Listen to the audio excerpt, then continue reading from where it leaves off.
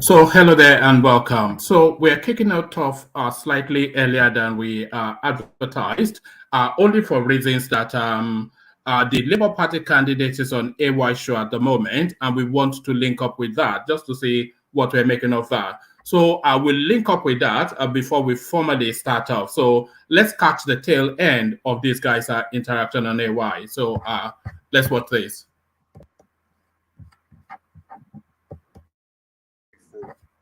There are people that are stakeholders, the secretariat, rent is due. The people that pick up bills, they are leaders, right? If you talk about me, Labour Party, in the next 3 years, I'm a leader. If you want something in Ikeja local government or in Etiosa, they'll tell you, go and talk to our leader, Buddy Bowens, because I've paid my dues.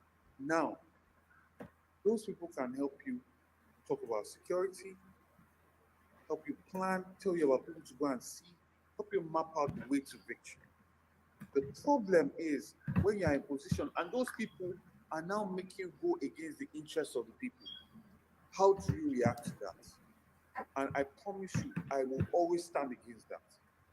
The moment any human being tells me or tries to make me do something against the interests of the people, because that's why I'm in politics, I tell people that, listen, if those four senators that addressed us that day when I marched on the Senate just pretended to care, I will not be in politics.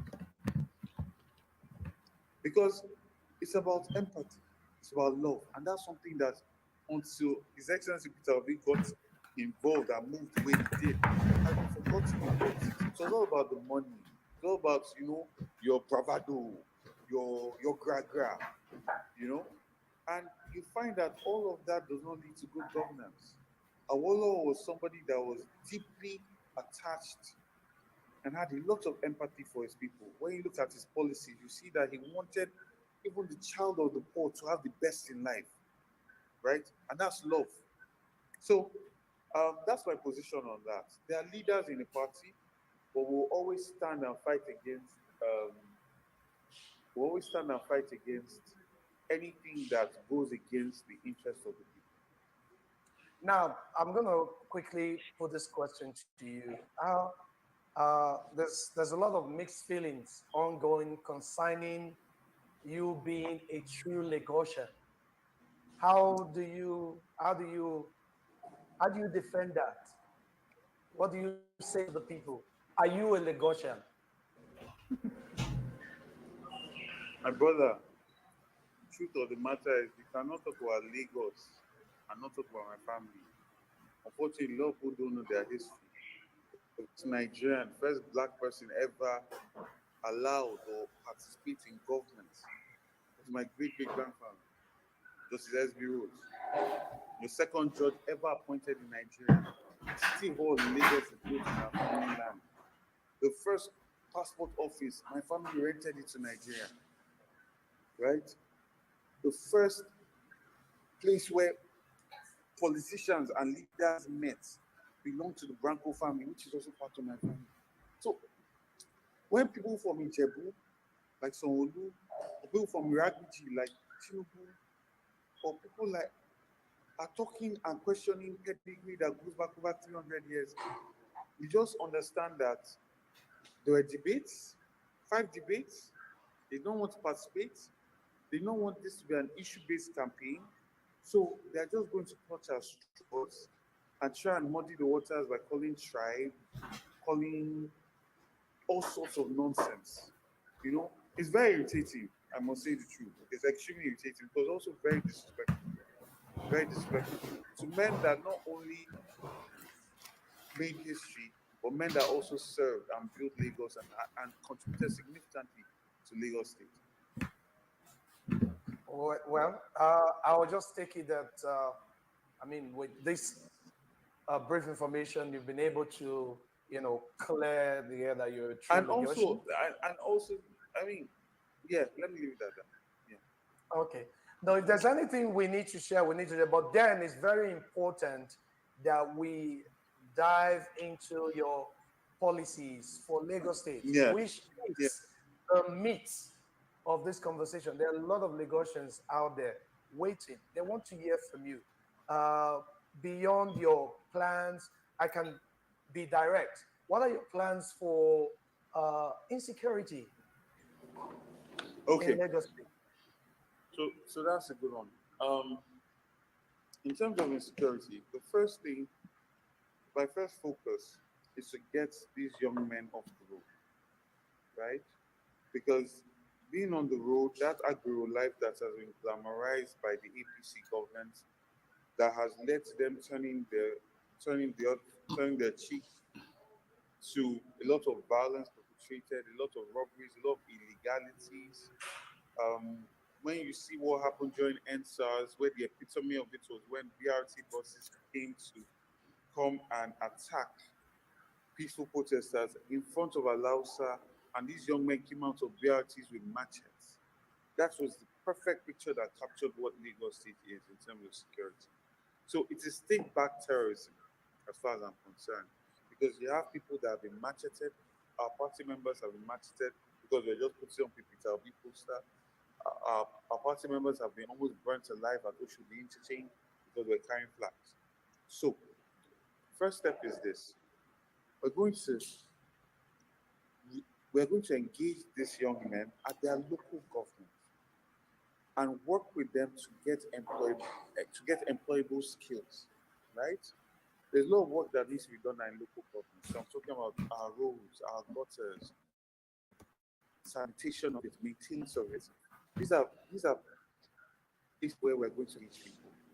Now, once they go through this process, we're going to incentivize any company that's going to work in that local government to actually hire these young men, right? And women. We're also going to give them capacity building that's going to be domiciled at its local government, right? Whether it's vocational training, whether it is digital training, whether it is actually becoming a craftsman or any form of knowledge across the continuum that can be used to earn a living, that's going to be domiciled at local government. It's very important that you understand this because most people domicile it at the state level. So the uptake of it is very poor. Domiciled at local government. That's the first thing. Secondly, we're going to formalize the informal gathering of information. So if you are at Ojora or Badia and your phone is stolen, right? There are numbers you can call, right? That will bring that phone back. So there's an information gathering system that's going on in all these communities. We're going to formalize that and bring it into the local government data gathering chain that then feeds the state government and then ultimately feeds the police, right? And then we're going to have a intelligence surveillance system across Lagos State. Because security really is not about seeing it, it's about feeling it, right? So when you're in London, you feel secure. Not because you're seeing police checkpoints every 10 stops. You feel secure. You see a CCTV camera, right? You know that you come out of your house and you go into a house that does not have a fence, that does not have burglary, they will find you. And that's the level we are going to get to in Lagos State. And lastly, we're going to fight urban poverty, which is extremely important. Because there are a lot of people are vulnerable. Like for instance, every time I meet these young men, I engage them, and the conversation is always that they need jobs. They're not happy being on the street. At least 60% of them, they just want a job, right? So it's about creating jobs, creating employment, and fighting urban poverty. And to achieve this, all the money that's currently being leaked, being stolen, or being appropriated without adding value to the state will be stopped, and those funds will be redirected to soft loans for people of Lagos to engage in productive activities, especially productive activities with the government, right? Because there are a lot of jobs that we need to produce for our young people. Okay, my industry will not forgive me if I am opportune to have a platform like this and also reaching out to you and don't ask any question concerning my industry, which is the entertainment industry.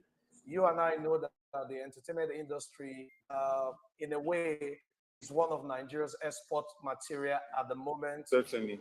doing us proud worldwide. Should you become the governor of Lagos State, what would be that thing that you're going to do to stabilize what we have been able to do individually and by way of gaining support from government? How do you think you can put a structure in place that will support the entertainment industry? That's fine. Lagos State is the capital of entertainment. Before I go into that, I also want to just add two more things to the safety question, which is light up Lagos with solar panels, and then have patrol cars. So we're not having checkpoints. We're having patrol cars that move around and give that people a sense of safety. But to your question, Lagos State is actually the capital of entertainment. Without, I mean, the amount of stars that have come out of Lagos and the ecosystem as well. I mean, you have the kind of tourist potential that comes to Lagos, not necessarily because of our beaches, but because of the kind of star quality we have here, the shows that we have here, the fashion shows we have here. So entertainment is extremely big for us. And we're going to partner with the entertainment sector as stakeholders in it. We're going to celebrate them. We're going to create cultural festivals for it, and we're going to curate it, right? So for us, it's about increasing that space because also it's a major employer of labor, right? And we're trying to create jobs. And like I said, we're fighting urban poverty. So creating a lot of funds that can be channeled into that, that can be tapped into it, especially funds that can tell the story of Lagos. Because for us, we're also very intentional about crafting a narrative of Lagos State, be it in fashion, be it in our history, be it in our culture. We want to craft the story of a Lagos that is a city state that tells the world about its rich history. The fight against colonialism started in Lagos. All the men who were here. So our history is rich, highly documented. That's why when you talk about people from Lagos, they're telling you how they are this, because it's well documented. And we need to tell these stories. So we're going to be funding a lot of that as well. And giving pride again to Lagosians, right? And entertainment really has a way of coding that into people's minds. And you see how people use it deliberately, even with comedy. You look at how America does it, like the way people think about the country. It's in the comedy, it's in the movies, it's in the music, right? So these are things we're going to be very deliberate and intentional about, and we're going to support because it's a very big industry for Lagos. I mean, think about all the content producers in Lagos State, how many people that they generate. Even when you just think about the market of renting cameras, because I've had to be doing a lot of content recently, the market of renting cameras is huge. So that's an industry we're definitely going to support. Yeah, I've seen a couple of video concerning your campaign and pictures and what have you. We're going to share that. But since we already talked about entertainment, in addition, we're going to have an entertainment break. And then we have people come online to ask you direct questions. It's going to be one-on-one.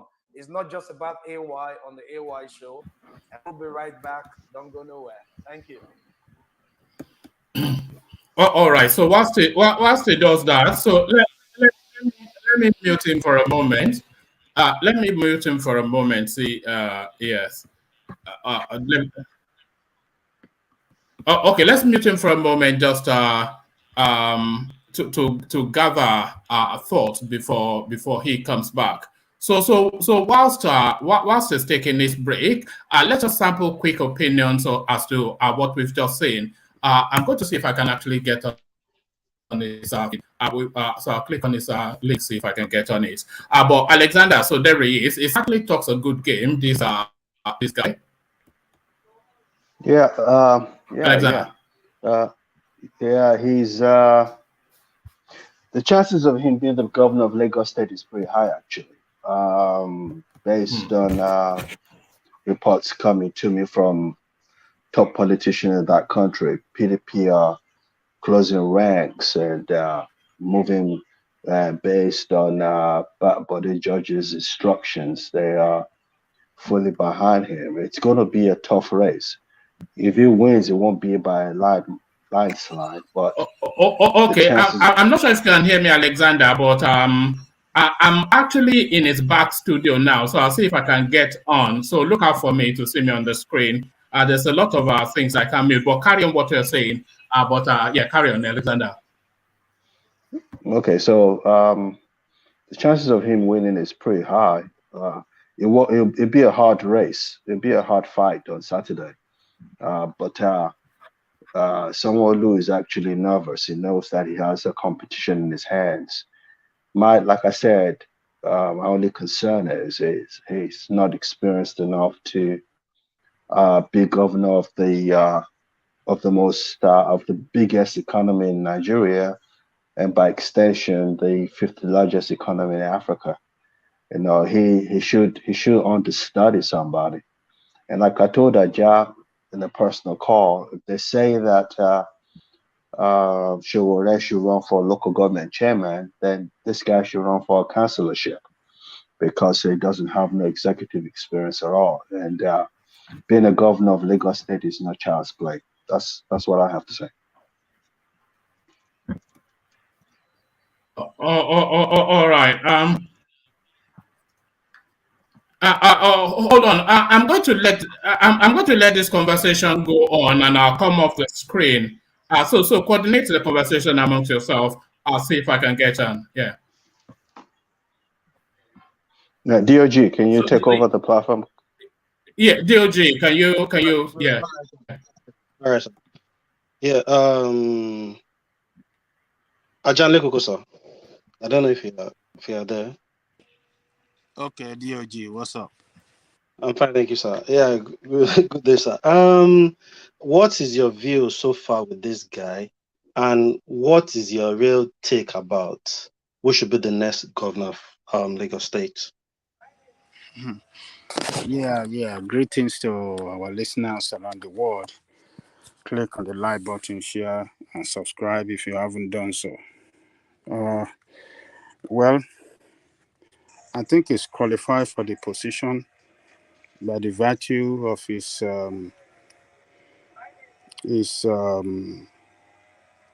him being a Lagosian, but I don't think that he's a guy that is prepared for the job because we don't know his working experience. We don't have a good record of him to show that he has managed anything in the past, and we don't know his team. You see, it's one thing to want to contest for the position of leadership, most exhausted position in the state, particularly Lagos State, the fifth largest economy in Africa. It's another thing to have a team of leadership with you that want to take over that the government and can run it well to the advantage of the people. You see, if you, as the topmost leader, the governor, if you have a good plan and you don't have a good team around you to execute the plan and pursue the plan in accordance to the way you really want it, you don't have a competent team around you that can do the job, then it's going to run the state into a state of disaster, economic disaster. So, and we don't want somebody like that to be leadership, to be in the position of leaders. And I've watched him, I've had him using Jakonde and Awolowo that Awolowo does not have public service experience. Jakonde does not have public service experience before before Awolowo become the premier of the West and Jakonde the governor. But he doesn't, I don't know who taught him that. I don't know who gave him that kind of,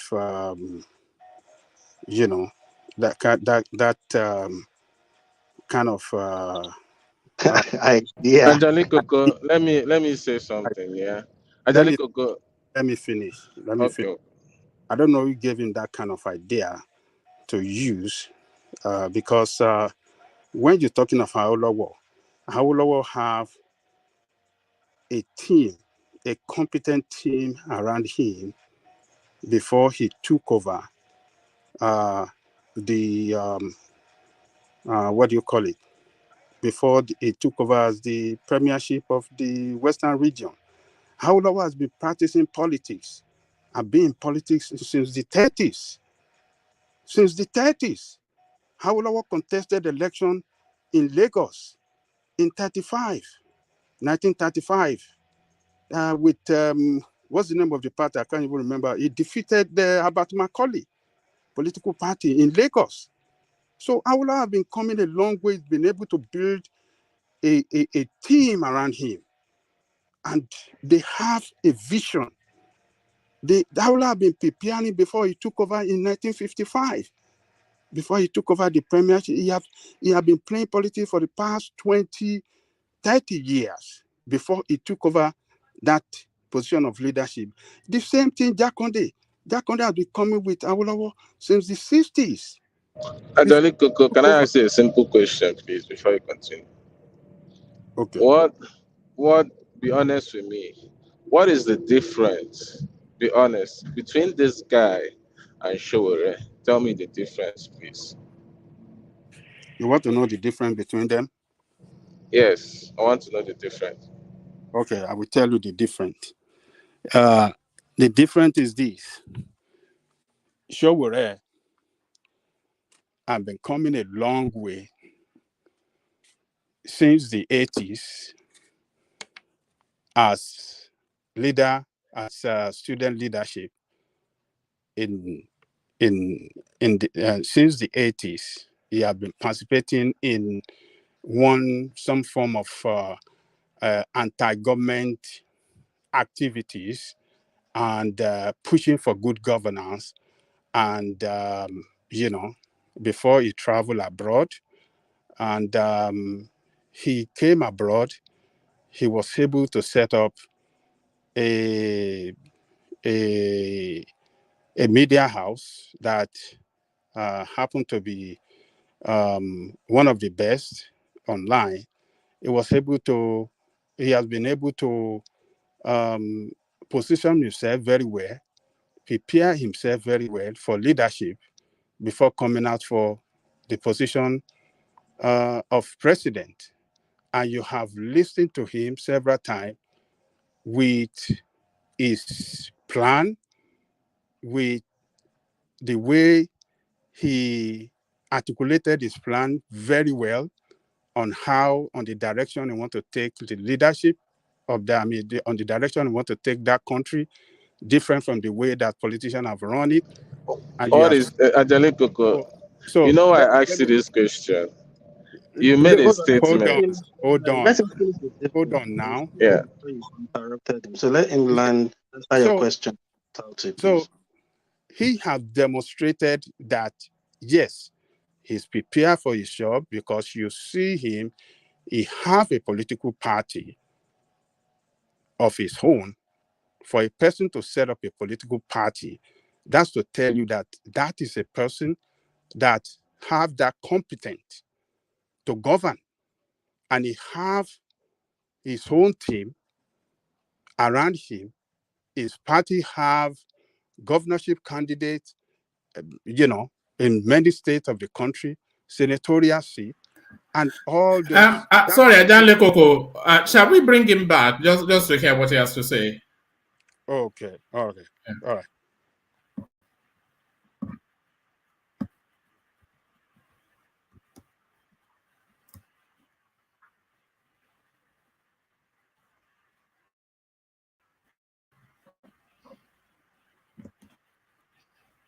The whole Ikorodu traffic going right to Bokosi. I've seen by London. I think pretty much anywhere surrounded embankments and walls. I'm happy that they work in New Orleans, which is perhaps one of the best examples of which has perhaps one of the best examples of waterfront development in the world, aside from Florida. Okay. So what are your plans as far as the waterfront? I'm really interested in knowing that you're a Yorksman. So I think first and foremost, it's quite unfortunate that a lot of our waterfronts have been privatized. So the public don't really have access to our waterfronts, at least in the built part of Lagos State, which is Lagos Central. And we must avoid that as we develop and open up cities. So boardwalks is passionate about. Also make sure that our water are clean, right? Process of clean our waterways. Certain organisms like clams, like bottom feeders into our water systems. They start cleaning the waterways. Yes. And then we also have boardwalks and also starting to bring in water transportation, dredging our waterways so that we can have industrial-sized ferries going along it and opening up Lagos in a way that realizing the planning of it. You and I have spoken about the coastal roads that should be linking Ikorodu to Ekpe and linking Victoria Island all the way to Ibejuleki and linking them by 6-kilometer bridges all across it. And this will lead to an interknitting of that entire portion of Lagos State. But more than anything, I also feel that we must start to think about the future, which is ecotourism, which is about preserving these landscapes and having places that we can escape to and really just sit in that beauty of nature. Clean water, sailing, beautiful tourist attractions that are there. I mean, look at what Gambia has built with its clean waters and hotels, So it's something that's going to be able to drive ecotourism, exactly. So that's it. And where we went, and also another part of this is also ensuring that the people that live in these riverine communities actually feel the presence of government. Right? I've gone back to back 2 days visiting riverine communities. They don't have water. They don't have lights. There's no form of affordable housing for them. There's no primary school. The ballet that I met today told me that in the last 6 years, they've lost 10 children. 10. Wow. Because they're just kidnapped. They're just kidnapped. Because the children, you have to go long distances, go on a boat, go to school, go on a boat, come back. It opens room for kidnapping. So you have parents having to take their children to school. Why that might be normal for some, a lot of people cannot afford to do that because they have to be at work, they cannot afford help, So we have to create a sustainable life for these people in these riverine areas. They must have primary health care. There's no reason why a woman should be in labor and have to be looking for a boat to rush to the mainland to have a child, right? There should be a mother and child in hospital center for the riverine community in that area as well. But more than anything, Valencia is currently ranked the #1 livable city in the world, right? And it has the exact same topography, coastline as Lagos State. So we need to do a lot more with our natural endowments that we have. Mr. Badamosi, thank you very much for that question. We have quite a number of people online too who are willing to ask GROV some questions, and we're honored to have you on the show. Let's go to 21 Forever now. 21 Forever is reaching us from the UK. You're not going to be here to vote on Saturday, but I'm just curious. I'm interested in knowing what your question would be for GRV. Hello, everybody. Hello, AY. We saw you in November when you came for your show. That was amazing. GRV, how are you? Hello, good evening. I'm great. Good evening. I've seen a lot of your interviews. I've seen you talk. I live in the UK and I'm very passionate about Nigeria. I'm so happy about the change, and I'm happy that we want a new Nigeria. We want people that are coming to serve our people, and we want them to be accountable. Also, I have somewhat of a similar background to you. I'm an Igbo woman married to a Yoruba man, and my first son is also Chinedu. So I'm sure that for the past few weeks, they've been going on about you being Igbo, meanwhile you're Yoruba, your father is a Yoruba man and you're an authentic Lagos, a real Lagosian. So like I said before, I'm very passionate about Nigeria. I would love to be, oh, everybody's gone. Where are they? AY, where are you? I'm with you. Yeah, how are you? DRV, where are you? Yeah, it's going to come online. I think a bit of technical, of course, is going to join us. But you can ask the questions when it comes. Yeah. When it comes to answer. So for me, I'm very passionate about politics. I'm passionate about Nigeria. You know, a lot of us live in diaspora. Of course, we all want to go back to, we want to live in Nigeria. There are all sorts of issues going on. But as a woman, I just wanted to find out if what his quota is in women being in his government. You know, there seems to be a lot of men in government in Nigeria.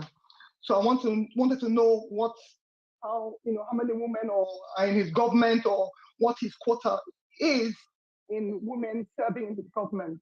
Because I would like to be one of them. I would like to be one of them. But okay. Yeah. We're going to keep that question until it comes back online. You know, technicals is still one thing that we're yet to get right around here. But I also have people backstage who are going to be talking.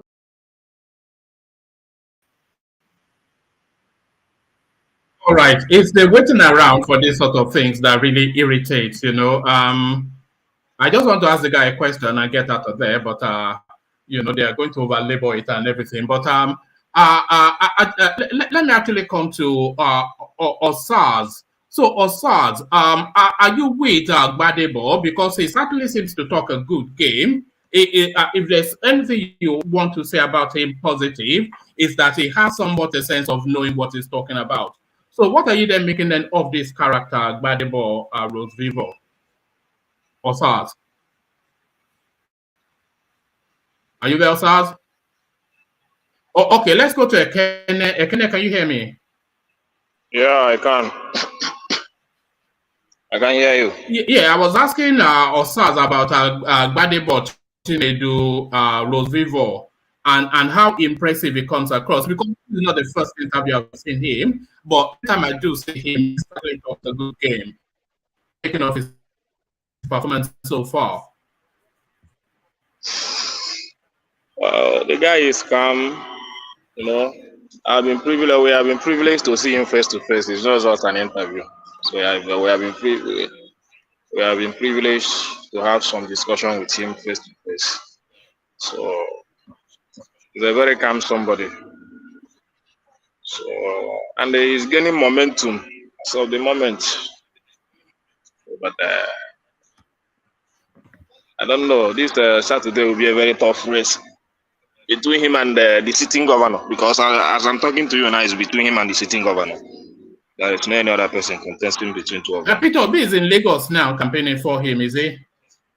Yeah. Peter Obi came to campaign for him today, but it's just like a secret campaign. So all right, just stay there. Let's get back to him. I want us to capture as much as we can. He will finish soon, or as soon as I've had my slot, then we'll abandon. But let's go back to him. So I have so many questions, really. But nothing I would say before you answer the question is that I can see you're a man of the people. You're very intelligent. You have the intellectual capacity, the competence, the character, the capacity. So for me, you are my, even though you're not, I don't live in Nigeria, you're the governor of Lagos, and I can see you are the future president of Nigeria, because we need people that want to serve the people. We want people that want to, want a better Nigeria. And so that's, I'm so excited being here, to be honest. So I leave you to Thank answer you the so much. question. Thank Yeah. you so much. First and foremost, we're going to start with a minimum level of 35%. That's the minimum of women involvement in government, right? And it's not so much an affirmative action type of position. It's just Yeah. the fact that make better policy when every stakeholder is involved. So not just women, differently able people. You have youth as well in government, so that when you make policy, everybody has put their input and has covered the interest of that particular group. But aside from that, there are deeper things that I'm very interested in looking at. One is to understand that women are the primary caregivers of our children, which are the future of the country, of the state. And one must always be able to support them as a government. Because the opportunity cost of a child growing up the wrong way is very expensive and much more expensive for the city or the state to pay on the long run. So we must gather data on women that are recently widowed, right? Women that are recently divorced. Because in Lagos State, as most parts of Nigeria, you can just up and abandon your family and you leave a woman having to take care of 3 children or 2 children by herself without any form of support. And then you expect that these women will be able to wake up in the morning and get these kids ready to go to school, which is not realistic, right? So we must be able to gather data, and this is where a social safety net comes in. Care workers come in, able to support women, because we're also thinking about the children that they're in charge of, or just even just for mental health issues as well, and just to ensure that there's support system that is there if they need it. So that's another thing. Another factor that we're looking at is in our fight against urban poverty, it always pays off more in terms of the multiplier effect when you give money to women, right? You now remember second wife wants to give money to a woman, more likely she's going to invest that's going to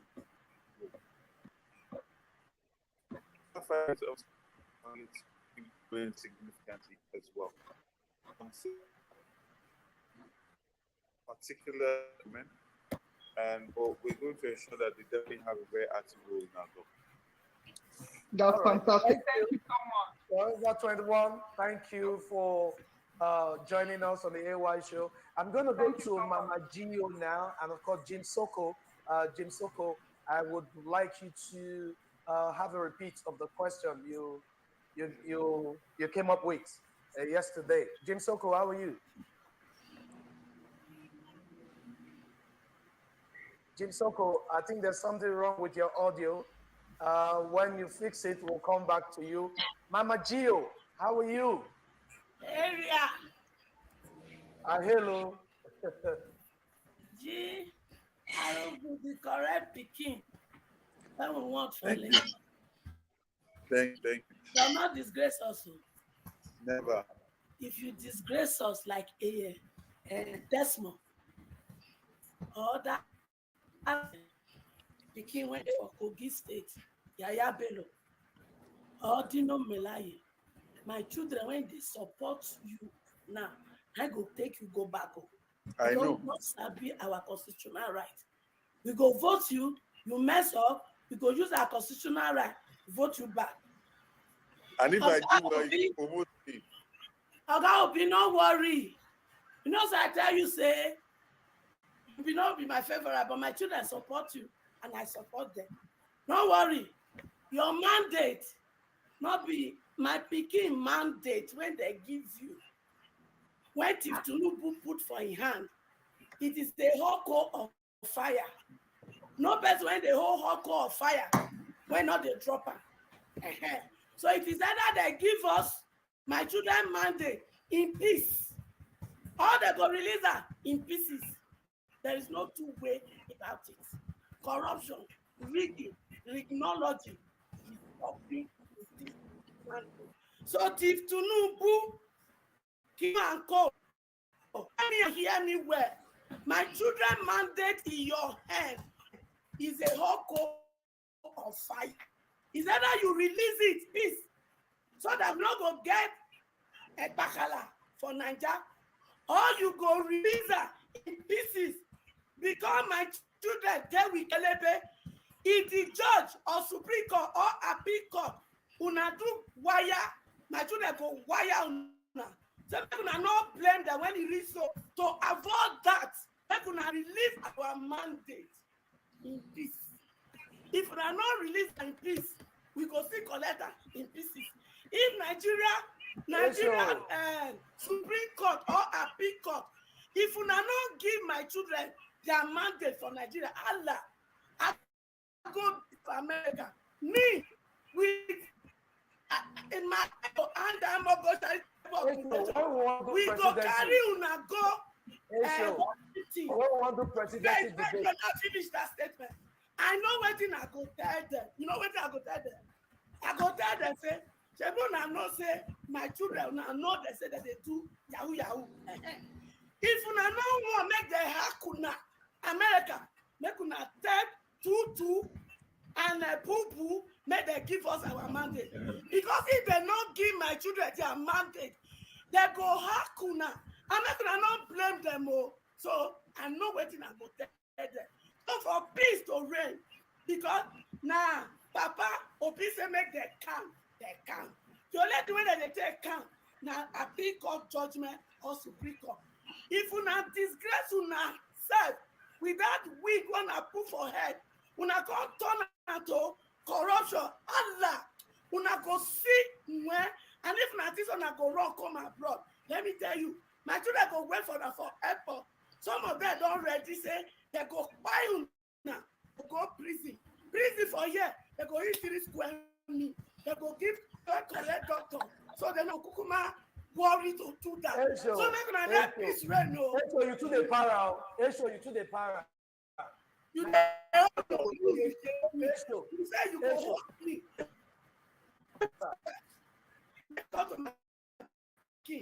Okay, relax. Calm down. I relax. I'm not going to do me. That's the one. GRB. Now make GRB tell us what he won't do. Since you say you believe in GRB, now we are asking the question now. Leave the one where you take cuts. For now. Wait, I just send them. Thank you. Thank you. For your show. Now they tell they say this very election, not business as usual. Now this your show. I also tell they say our money when they take create private CBN, it go talk to sawdust for the hand. It not happen. And I also tell they say if they not let be, Papa God go do the 3rd plague of Egypt. But this time we go need their firstborn and lastborn. You know they happen. So my talk for matter they back. Okay, now, so Esho, talk for this one now. We in Lagos State. I want to tell you, Vicky, you got plenty work to do for Lagos. As for enter, you don't enter finish. Amen. That is settled. But you got plenty work to do for Lagos. First, you see that Apapa Road, when be nightmare, be clear. But that because when I small, the time I did secondary school, when I come Lagos, to drive from Line 2 to Marina, all those places, now express, all of a study, some useless people carry container, they block everywhere. So when you want pass that road, you go first of all take Panadol, take Acetamol.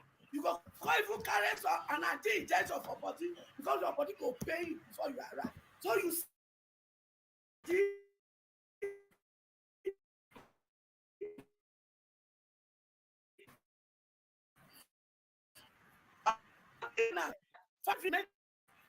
how you waiting place or how many months you could say that place clear. Number 1 question. Number 2 question. You see that there are other things in Nigeria can make so that they go job up opportunity of those places for that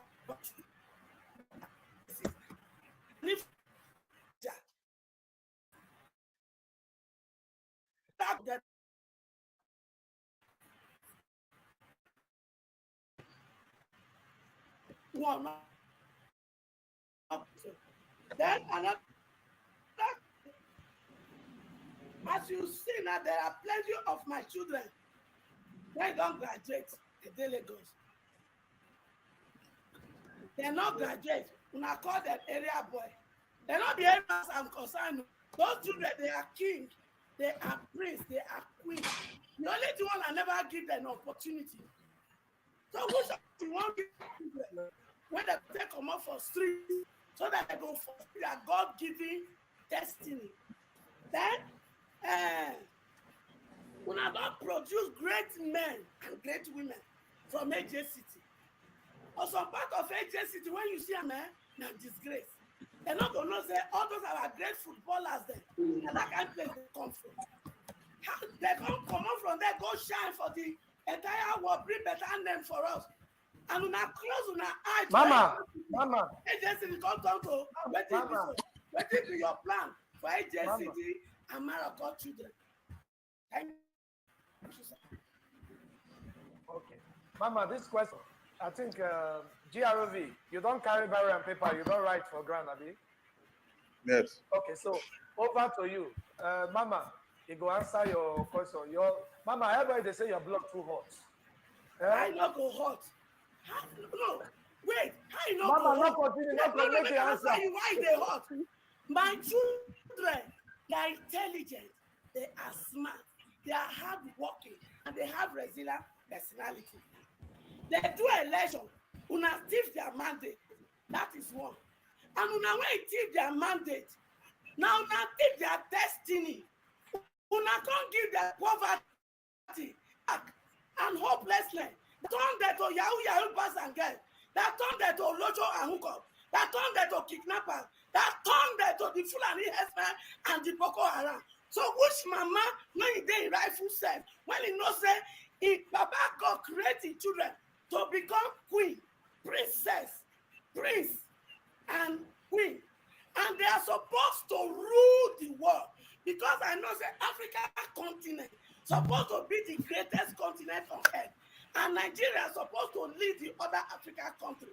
But no, all these are Jegudu Dera that their hair don't colo come to this because make they happy and not happy. Bible did say labor will labor you. My children really labor finish. He can't say he can't chief because he don't plan. No, my children can never labor in vain. Tutu, my children can never labor in vain. Therefore, Mama, we don't hear this one. Make him answer the question. We be like say the way we go do show, the next one I go do. Now me and you 1 hour. That's what you promised last time. No, 1 hour. Now I want to drop my number for you. Make sure you reach out to me. We'll go find you, won't find you. Now if you drop your number now, the word will call you. Because I mean, we'll go find you. Back to sender. No, wahala. We'll go. So, GRV, please, over to you. Mama loves her children. That there's no question about that. I think that's a good thing. First of all, the Papa question. Well, currently the federal government has gone to about 75% on the train, the cargo train that's connecting Apapa to Epitemeta. The state government is going to get involved under my government by getting more barges to get into the system, and also using dry ports, dry docks, Ikorodu, Badagry, don't open that up. We want to reduce the number of containers that are on the roads because we've lost so many people for too long, with all these containers taking over, killing people's children, brothers, sisters, and that needs to stop. So in the short run, we're going to be using a lot of barges to move things out of Apapa at that access. Another thing we're going to do is we're going to do the roads. Think of that Road, right? I was climbing up to that bridge that then going to Amodo. It's terrible. You see it's shown where I think I was going camping, and there was a truck, right? Container fell, but tires broke because the road was bad, right? But the road is bad because it's carrying a lot of containers, right? And the load of the container, the roads are not built to carry those load of containers. So you have this chicken and egg situation and this system that keeps going on and on. So we need to get a lot of those containers off the road, right? And that's what I've talked about.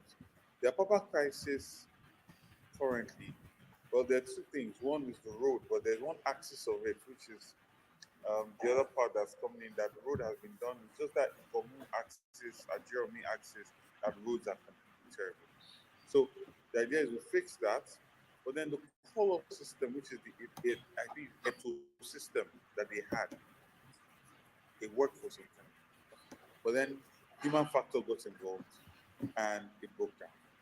Because there are lots of people, in fact, too many people make money from the mediocrity of that system. Too many people make money from all of those trucks being there. Like a lot of money. I'm talking about billions, right? Over a span of time. So we need to engage stakeholders again, enact a zero tolerance for it. Get to a point where if we set up a call-up system, when we set up a call-up system, people adhere to it, even though they are very stiff penalties. Usually what you see now is that there's a call-up system and then people go pay bribes for their truck to come in earlier, right? So there must be a monitoring system that ensures that that call-up system is followed to the T and there are stark consequences that are not human interface. So this goes back into intelligence surveillance that I talked about when we talk about security, right? I don't see, that's why I'm using the word intelligent. Intelligent in terms of peace, in that, okay, we can say in this your car is full, or there's only one person in your car, right?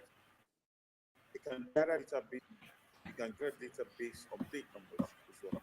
So if you have a call-up system and you come there, or you come there and know your turn, there's a bill directly linked to that plate number and that vehicle. You're having to bribe anybody. There's already a bill with you. That way people will be forced to actually follow their call-up and stay in that order, right? So that's one. She asked about ports across Nigeria. Lagos State, one of the reasons why Lagos State pushes for special status is that we get the opportunity cost of all this cargo that comes in. Like we just talked about, our roads are bad. The traffic, I mean, look at a Modofi, look at a Jeremy Fellow. You come out of your house and it's like you're in a trailer park. These are places that were supposed to be residential places, but unfortunately that's not the case anymore. So we bear the brunt and the opportunity cost of it. So that's why we'll be looking for special status. But the fact of the matter is that we will lobby and push for more ports to be created across Nigeria, because that will make it easier for people that live in Lagos, in that Apapa access as well. Area boys, I talked about this earlier on when I talked about security. I always go back and emphasize, like she said, these are people's brothers, sisters, potential kings, queens. They're not just agbios, right? Because that when you say that, it dehumanizes them. And I've said it every time. Last time I engaged with some of these young men, they just take that whole mask off of that whole alive business, and conversation is always about we want jobs. One of them was a graduate from Suka. The other one that stood next to him was a graduate from Unilag in our science department. I actually have a video of this on my Twitter. And this has happened to me so many times. And all they want is jobs, right? So we're going to create jobs by giving them skills. Because a lot of people want jobs, but they're not employable. They don't have the skills. In the world that we live in today, it's not about the certificates you have, it's about the skills you have and your discipline and your capacity to actually deliver. So we're going to give people skills. And I said skill acquisition centers in each local government. We're going to do food for skill programs. So we know that if you come off the streets, right, you might not be able to afford to eat that day. We know that if you come out of the streets, you might not be able to take care of the family that day. Because these people live on a day-to-day basis, which is pretty much hand to mouth. So there's going to be provision, welfare package for that period of time that they're doing their training, to ensure that they can actually, they're taking care of while they're getting these skills, right? And I've given examples of this. So I'm an architect and I also do construction. When we want to do good tiling or quality POP or quality screening, we get people from Cotonou, right, or Togo, because they have capacity for finishing. Now we need to get more Nigerians to have those skills and that capacity. And these are the kind of things I'm talking about. And then projects that are going to be that local government, we will prioritize companies that will work with those young men in that local government that are products of that program, right? Because the idea is to create a circular economy where the money that comes into that local government stays in that local. Well, And then I think the last question was about Jeremy Felugu, which clearly I've talked about that in terms of, because there's spillover from Apapa and Amodofin to Jeremy Felugu. So for us, it will be ensuring that the road network in Jeremy is good, handling the drainage system, because I don't know if you've been to Jeremy when it rains, it's terrible. It gets badly flooded, right? And then ensuring that we also have proper planning, right? I understand that there's no affordable housing in Lagos State. When I say for real affordable housing, so you find that there are parts of Germany where it's like sardines,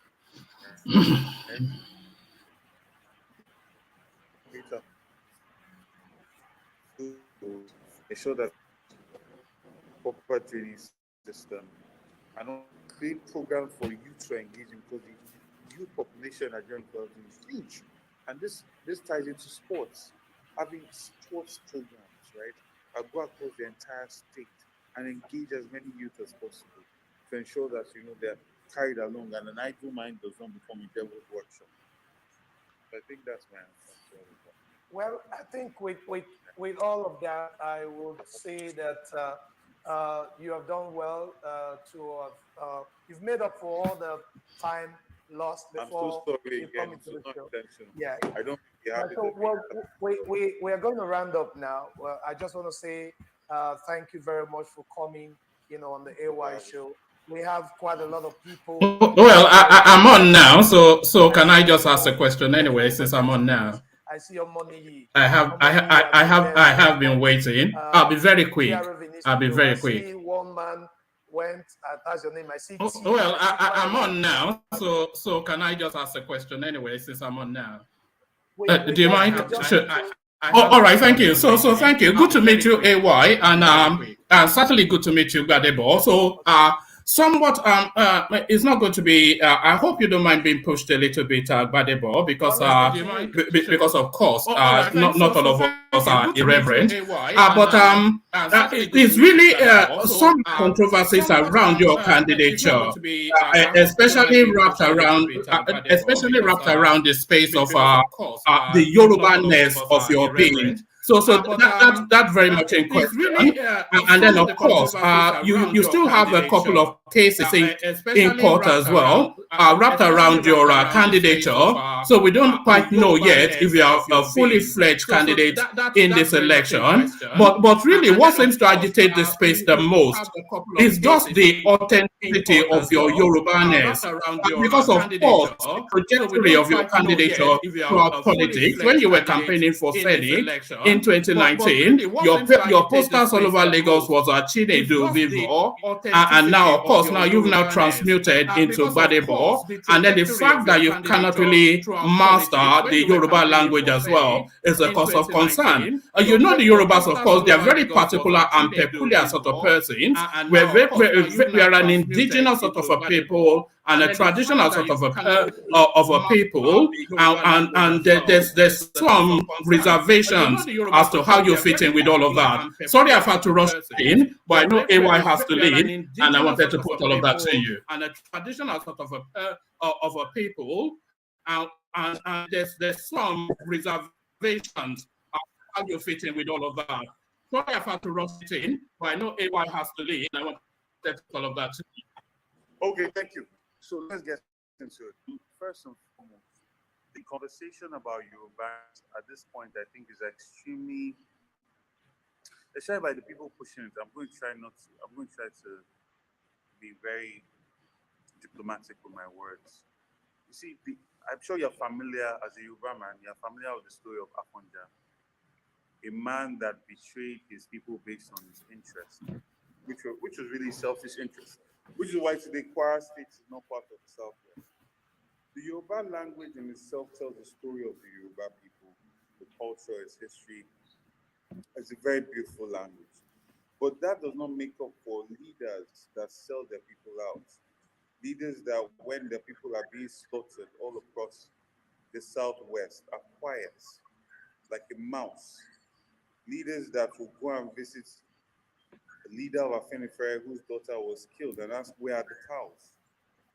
Leaders that when it was time to put Amotekun together, they were quiet. And then when it's time for politics, they remember Yorubaness. It's nauseating, it's sickening. Because leadership is about standing for your people at any point in time over any interest.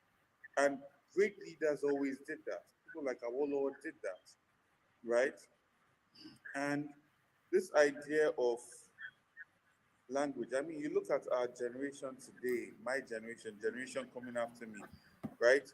You find a situation where in this same Nigeria that I went to ISL for some time, it was vernacular to speak Yoruba in school.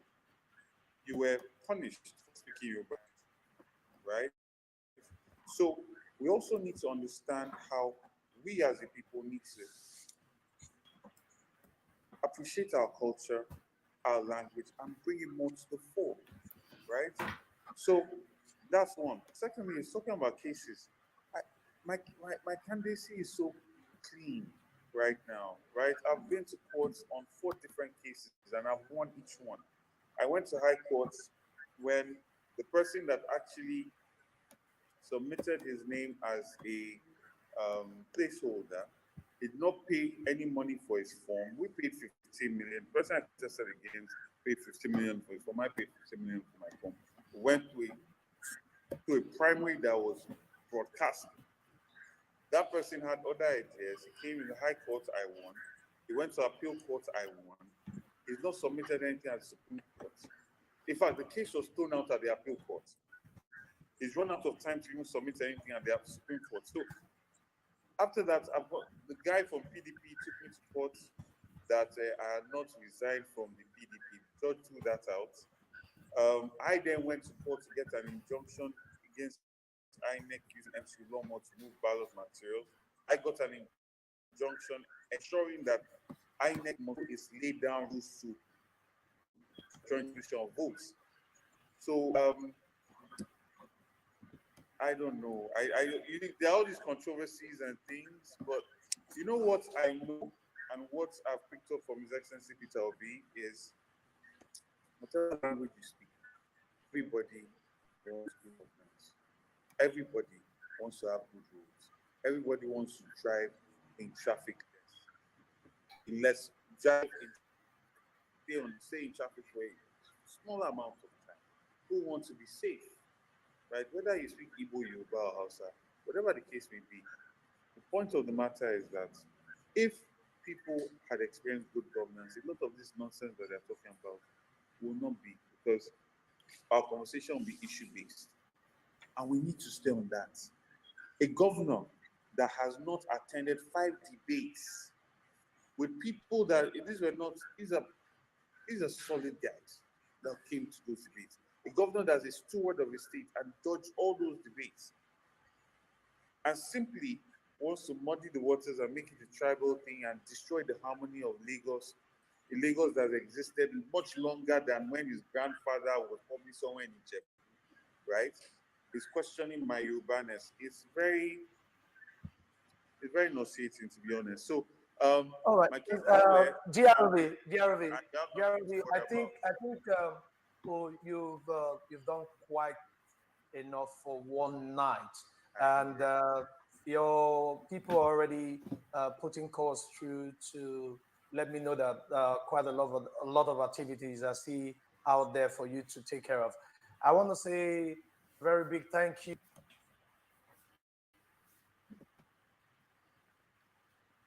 All right. So that was it. So let me end it this end. So that was it. So I managed to get in. I'm not quite sure what I did or how I did it. I just said blah, blah, blah, blah, blah. I don't know. They were pushing me, and I just had to say something. So so there was. Let's just take a quick reactions to that guy, and then we get back to the main body of the session. So let's kick it off then with Kenny Mighty. So Kenny, you're a new voice to the space. So what did you make of not so much my appearance, but this Gbadebo Chinedu guy on AY's show?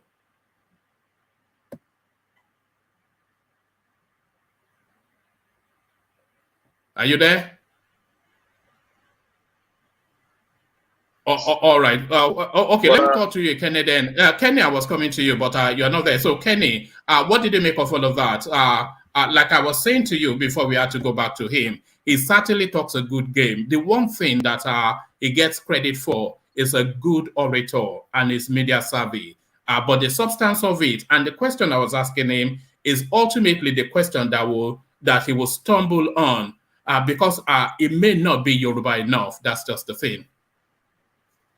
No. You cannot say it's not Yoruba enough. That noise is too much. That is not Yoruba enough. The guy is pure Yoruba guy. He's a pure Yoruba guy. All this noise that is not Yoruba. Where is he from? The guy is from Lagos. Which other place does he have an origin? His origin is from Lagos. So I don't know, the noise is not Yoruba enough. His father is a Yoruba, his mother is an Igbo, he's married to an Igbo woman. So is he going to come to Igbo land and live because his mother is from Igbo? Probably he will be in his fatherland, which is Yoruba. So I don't question his origin. His origin is very pure. He's a Yoruba guy. Maybe probably the guy was away for a very long time because he has been working with, he worked with Chinese company, all those. The question of being a Yoruba is not an issue. It's a pure Lagosian. So what we'll be talking is about his idea, whether we'll be able to perform all this and that.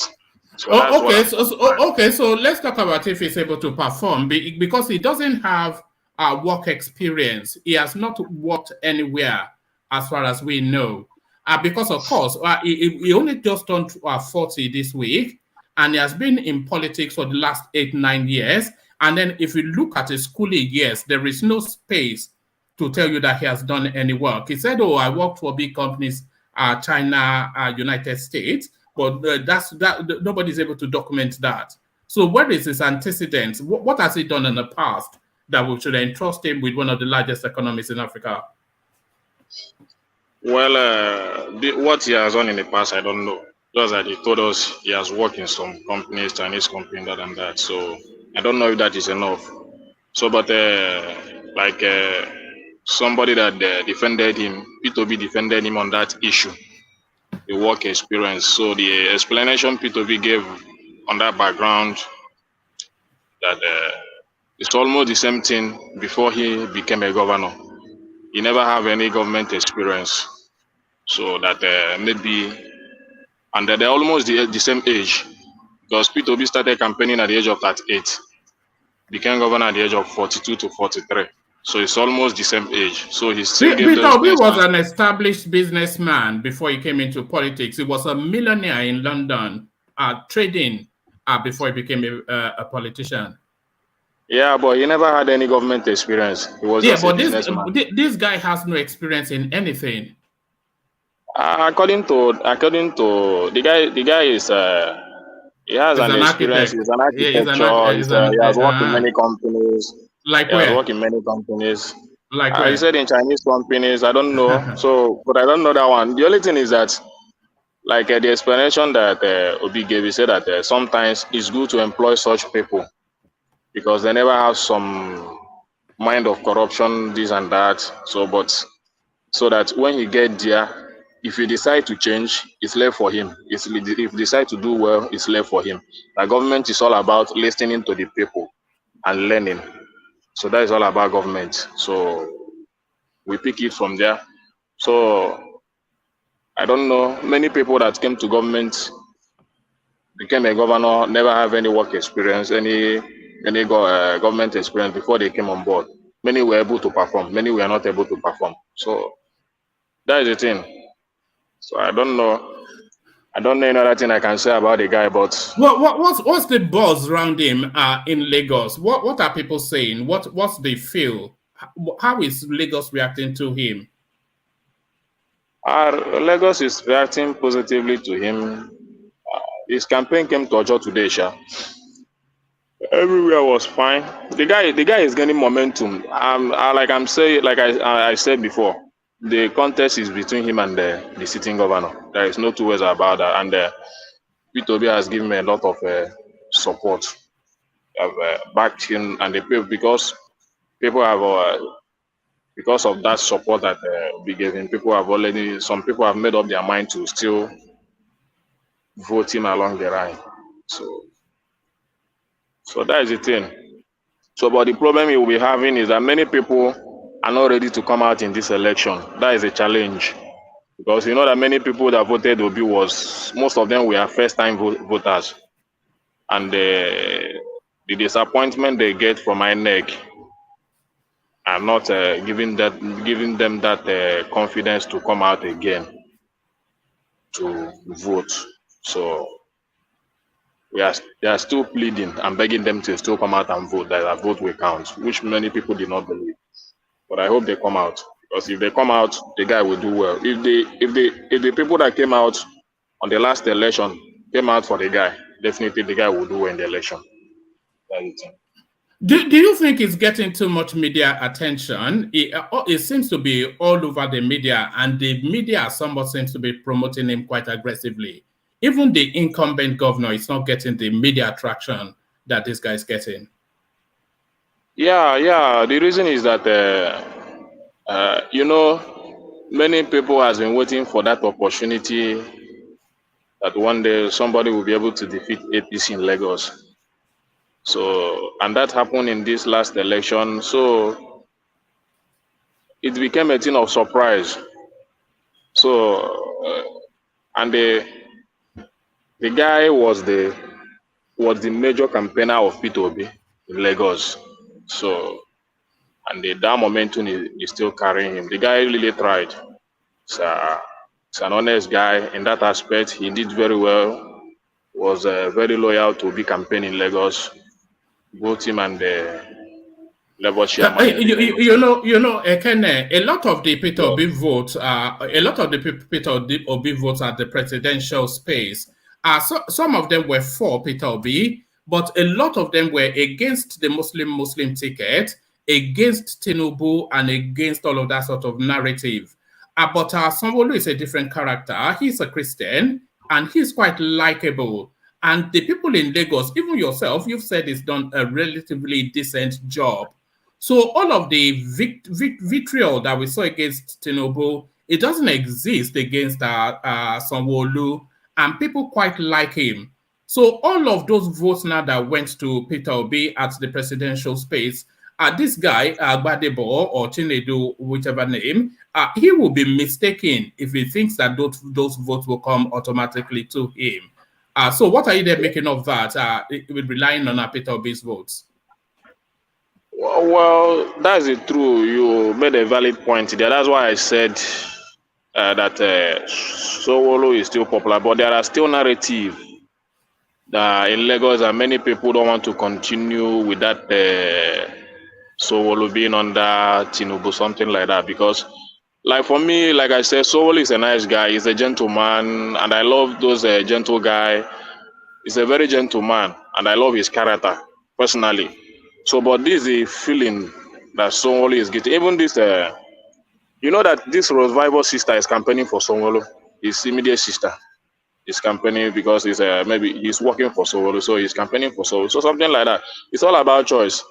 It's all about choice. It's all about democracy. So the decision will be made on Saturday. You know, when they count the votes, as far as it's free and fair election, then you know what happens next. But Do Someone you is a nice guy, but those only bad effects that he had that maybe many people don't want to continue with that Sowolu banking on Tinubu, something like that. But in terms of personality character, let me ask you a question. Do you think Lagos State will be scoring an own goal? Do you think they'll be scoring an own goal with the former Lagos State governor as the president, but then the Labour Party person as their governor? Would that be an own goal? Would it be an act of self-harm if Lagos State goes and vote for this character? no, I don't see it like that. I don't see, after all, if they sworn into Tinubu on the 29th of May, he has gotten what he wants. I think all his life ambition was to become the president of Federal Republic of Nigeria, which... Yeah, but Lagos State is his pet project. Lagos State is his pet project. I don't think because somebody that have gotten to that level, because if you see the type of work that Sowolu is putting up these days, type of campaign he's putting up in these last days, you will know that the guy is fighting for his own personal survival. I must tell you the fact. So he's putting a lot of finishing touches, which he never did even in the first time. Sowolu never campaigned in his just visited some places, but this time around, he's making a lot of moves. He's doing things that even people are very surprised. So that is the effects. He knew that something is happening, something is about to change. So you need to put up as in kick up his game, to be on top of his game, to be able to win Lagos. So, and I've never seen Tinubu come out to campaign for him. I've never seen Tinubu come out to campaign for him. So he's just doing the thing alone. So for me, No, Tinubu has gotten cannot what come out. Tinubu cannot come out anymore because his status has changed. Aregbesola is there now, campaigning hard. That is the thing. You cannot. But Yeah. But I believe Tinubu, if he come out to speak on behalf of Sowolu, people will respect him more than other people. No, So I don't think it should. Because there's a lot of controversy around Tinubu at the moment. So it would not serve Sanwo-Olu if he spoke at this moment, because there's still too much controversy, and Sanwo-Olu might get the backlash of that. well, I don't know, but I feel that is what is expected, because this guy now, Obi, the last few days, Obi has spoken about him, has given a lot of people confidence about the guy. So that is what I expected of other candidates, other presidential candidates to also do for their governorship candidates. So today, like what Obi is doing, Obi visited the Plateau State to ginger them to vote for Labour in that state, visited Delta, visited Abia State, visited Enugu State, and still come to Lagos today. So all those things are, maybe if you have been having doubts that maybe I don't know whether this guy will perform. But Yeah, sorry, yeah, don't you think Obi needs to do that because of the kind of party they have at the moment? There is no structure, and that party, most people even clamoring for Labour Party is not because of Labour Party. No, most of them are not even Labour Party member. They are just Obi supporter, and that is why Obi needs to run around, because that is why most of them, I see them like an opportunist.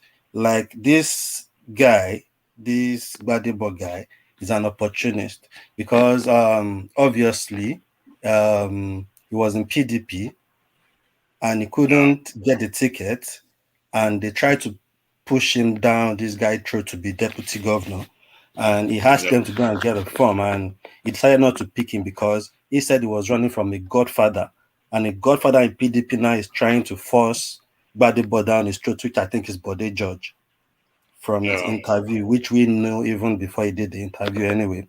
So I see Obi doing that for his people because everybody's just riding on that Obi name. And this is where I have the problem. Number one, this guy has no experience. Number two, I don't even see him winning. I don't even know why people are really scared, because it's a different ball game. And where you will know it will be tough for him, so we will probably even win again, is when you look at the presidential election, when you look at House of Rep in Lagos, you will see the people that is mostly APC that really won those seats. That tells you where the grassroots is. That's grassroots voters. Unlike the presidential, where what one man said earlier, the Muslim ticket, all the story behind Tinubu, the age. Then, if you look even online and anywhere, and even on AY show, if you look at the comment and you look at the names, they are mostly Igbos. And secondly, most of them are even abroad. So it's it's an entire different ballgame, and Obi going around is normal for Obi to do that. They don't have a structure, and everybody's riding on his name. Most of these candidates, we don't know them. The only person everybody know was Obi. So that is why I think he needs to be running around and etasketa like that. Thank you. All right, Yeah. brilliant. I understand. I understand what you are saying. That's why I said I will not put much confidence that the guy will win. But in terms of momentum, the guy has gained momentum. And that is why you have been seeing him every interview nowadays. Because if the momentum is not there, people will not be inviting him for their show, something like that. So that is the thing. And I don't think it's only Igbo people that are supporting him. The guy has supporters even among Yorubas. I know that the guy, because I'm somebody that used to, maybe if somebody come around me, I need to ask him some things to know their view concerning the election. So I still have some Yoruba friends that will tell me, yes, many people want to vote the guy. So that's the thing. So, and what you said about to be supporting his candidates, and yes, I know that's what he's supposed to do, because he needs those governors to also, especially now he has a court case. He needs those governors, which I know definitely he will get some. I know he will get some. At least 2 or 3 states. I know definitely he will get it. But this Lagos, I don't know. All right. All right. Thank you, Kenneth. So thank you, Kenneth. I want to try and take the question round to everybody. So I'll kick it off with that Dan Lekoko and take it round. But as I'm taking it round, I'd like to inform the comment section and the audience that the super chat space is now open. So you can super chat to your heart's content. I was listening to that funky guy on that Dope platform telling people to buy him coffee. So Elvis, I have plenty more ideas that you can, but some of the ideas that have come in, it may be beyond your capacity, but the minor ones you can use. But yes, no, so as you have been doing, let's say the super chat space light up. Let's take the conversation to Ajan Lekoko. So now, this guy, do you think he's getting too much media attention, this Gbadebo Vivo? Because it seems to be somewhat the darling of the media. And Jafar was telling me off that the questions I asked him were too trivial. So to that, Ajan Lekoko. Yes, I think it's playing the politics right, the way he can do it to push up his popularity. That is the same way that Obi did. Obi used a lot of media spaces to push up his candidacy, and we saw what ended up with him, from nobody in national politics to a person that came out with 6 million votes. So this guy is the talk of the town now. We can't rubbish him anymore, whether we like him or not. We are talking about him here. People everywhere are talking about him. Will that translate to vote for him? Saturday will tell. But the fact of the matter now is that he is the opposing party against the ruling party in Lagos now. He has pushed PDP away from the game. People are not even, PDP just look like non-existent in Lagos now. It is Gbadebo versus APC. Is it Gbadebo versus APC, or is it Peter Obi versus APC? Because if you removed Peter Obi from that narrative, this guy, nobody will even know that he's in the race. It's still the Peter Obi story going on, is it not? Oh yes, Peter Obi's story has pushed up Labour Party and their candidate across the country, candidate for governorship position, particularly in the state where Peter Obi performed well. I know in other states as well, where he performed well, like Benue State and other states, their candidate surely are the main opposition party against the ruling party. So Peter Obi's phenomenon have really helped the party, and it has contributed immensely to this guy's politics as well in Lagos now. And all the obedient that supported Peter Obi pushing the narrative for this guy. We have seen it, a lot of Easterners that support Peter Obi, this guy as well, strongly in Lagos. And but the concern here, and which everybody, the concern of everybody, and which I think every one of us should have as well, is that have no experience in anything. Where is his experience? He doesn't. How long does he even live in Nigeria that we know? Since his birth, how long does he live? Because he live long in Nigeria. He schooled most of his years in abroad. How come? What do you understand about the land you want to govern? What do you understand about the people? What? You don't have the experience in any way, talking about the politics of the land, talking about the people, talking about, how you want to get there with your team and direct the affairs of the state the way you are telling us that you want to direct it better than the people that are running it. We don't know. And everybody should be concerned about that. Emotion. When we run our support for candidates with emotion, we might end up having a wrong person.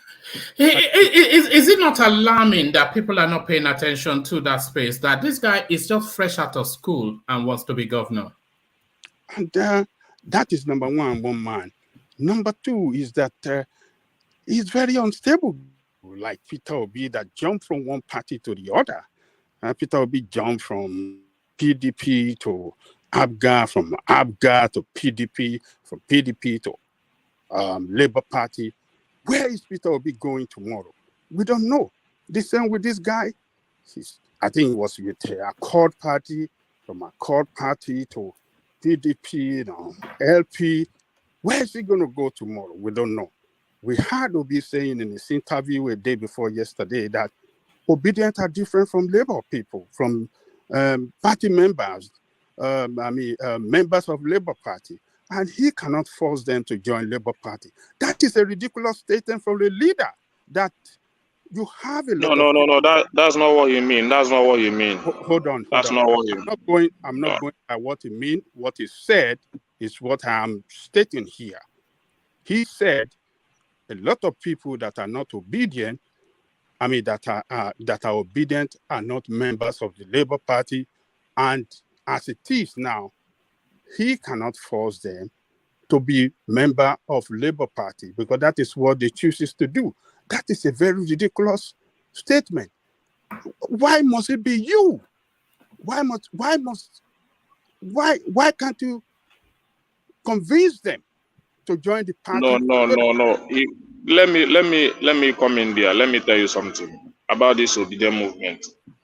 You don't say like that because you know this obedient movement. What he meant is that like you have the tent, the tent that is the big tent and all that. So there was a tweet made by Aisha because in this Enugu state they were having some issues who to support among the APUGA candidate and the Labour candidate. So Aisha came up to give a tweet that she's supporting the APUGA candidate. So it was just trying to bring some controversy. So Obi has to make it clearly that he stands for his own party, that's the Labour Party. So definitely there are some people that are not members of that. And Aisha made it clear before she joined the campaign that she's not a member of the Labour Party. She made it clear. So she has to put that statement to clear that most of them came to support him because of him, Peter. So he mentioned some other people. Even there was a woman she mentioned in a Cross River. The woman is in PDP. The woman gave him also support that made him to win Cross River State. So he also campaigned for the woman on that platform. So what he was trying to say that, and before the February 25th election, Labour Party came out to put up a statement that there are some of their supporters that are in PDP and in other parties. And the reason for that is that they don't have candidates in some states. So in those states that they don't have candidates, they have supporters that are in other parties. You understand? So, and they are willing also to support those people in their own election, as far as they don't have candidates in that state. And it is happening today. So, and Obi made it clear that any state that you see him is where they have candidates. So right. anywhere you don't see him yeah. is where they don't have candidates, and they are free to support any candidate in that state. So it's not a bad statement. All right. Back to you, Janle Koko. So, well, everything that Obi says is always right. So no problem about that. So, but what we are trying to say here, woman, is that this guy demonstrated his unreliability, unstable political activity from one party to the other. And I don't see any team around him. No team. This is one thing. It is one thing to say, I want to be the governor or I want to be the president. But to effect your plan, as you are telling the people to come and vote for you, you must have team around you. Team of people that believe in the same plan, that have the same commitment, because it's a matter of commitment to serve the people. And the manifesto and the plan that you have, that you want to effect, you must have competent people around you that be able to effect this thing and make the change that you are promising the people. We saw how Buhari failed Nigeria. Buhari said so much. He said so much, rather. He promised change, but he got to power and got himself surrounded by incompetent people, and they run the country down. We have seen it. So the same thing this guy is saying now, where's his team? We don't have his team. We don't have his working experience. We don't know anything about him. And then you see this Obedient that run a campaign against Sowore that, he have no experience. He doesn't deserve to, he should go for local government and develop his political career from the bottom up. Now saying this guy should be the person to vote for in Lagos. That is contradictory to me and double standard. So this guy is, I don't think he's ready for the position of leadership yet.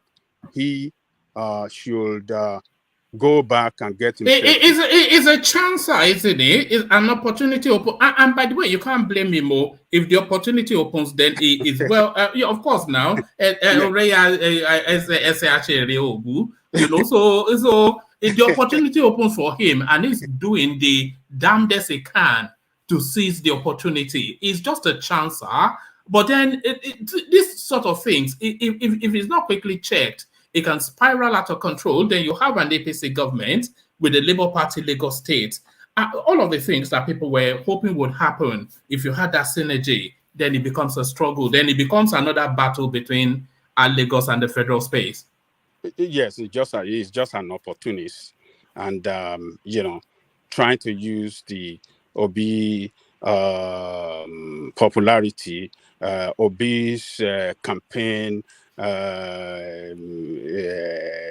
against Muslim ticket, Obi campaign against how do you call it?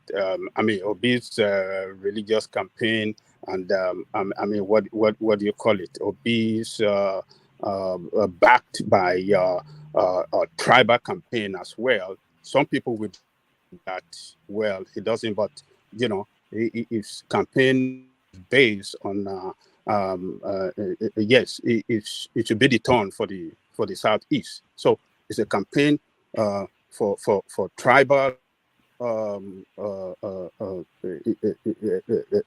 tribal purpose, and as well as religious purpose, and it's that and we saw in so many places people voted.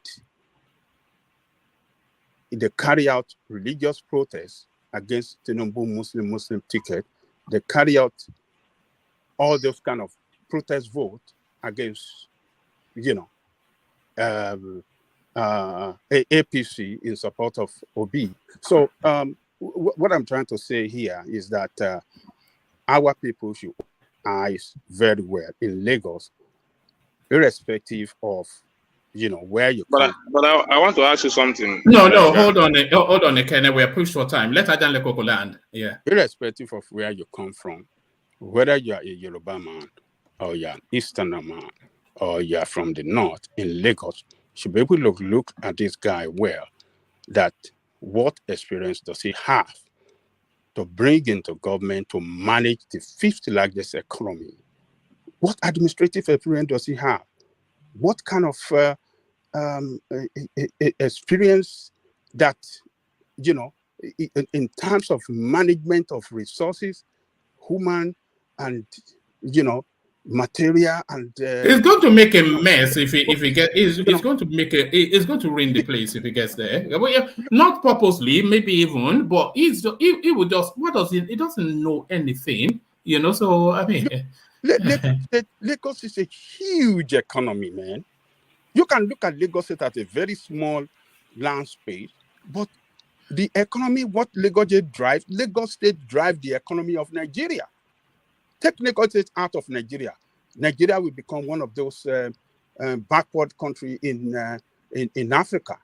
Lagos State is the economy of Nigeria, and somebody that wants to manage that economy must have that experience in the management of human and resources, human resources, and other resources as well. This guy has no experience, and I don't know who gave him the idea to use Jakonde. That Jakonde have no experience. I was quite irritated when he was referencing Jakonde and Awolowo. Did he cross the line there? He wasn't born when Jakonde governed Lagos State. Who gave him that experience? Who was telling him all this kind of crap? Who gave him that idea, rather, to start using that? He didn't know anything about Jakonde, where Jakonde was coming from before he became governor of Lagos State. He didn't have idea of where Awolowo was coming from before he became the premier of the West. He doesn't know any. He doesn't have any. He should go and read the history. This is what we're talking about. When you have somebody that experience of something and is talking about it, it doesn't have experience of. It doesn't know. It doesn't have no knowledge about the history of these people. Jakonde has been coming with Awolowo since the 60s. Since 50s. And he went to jail when Awolowo was jailed. He was one of the political associates of Awolowo with Bola Ige and all of them. They all slammed them in jail. And he ran. He was one time the chairman of the Union of Journalists. He ran Nigerian Tribune up to the highest place in that media house to the editor-in-chief, and he got his own media house. And what's he talking about? Awolowo has been playing politics since the 30s. Awolowo has been in politics since 30s. Since 30s, he defeated the political party of what do you call it? Herbert Macaulay in Lagos. In 35, he defeated his party. And look, these are the people. He doesn't have knowledge about where they are coming from. And let me read Jafar's super chat to you. Give a very brief response to it, just a very brief response, and then I'll go on to this. I want to take the Chinedu space around. But Jafar super chat to say, it says, the APC cannot afford to lose Kano, Rivers, and Lagos. Kano is gone. Rivers likely to go to PDP. They will retain Lagos at all costs if they want to be competitive in 2027. Labour Party will do better in River State. So yes, a lot that I agree with, except that Kano is gone. Kano is not going anywhere. The vote that Kwakwanso got in Kano was for Kwakwanso. It's nothing to do with whoever the governorship candidate is, so forget that. They will come their traditional third.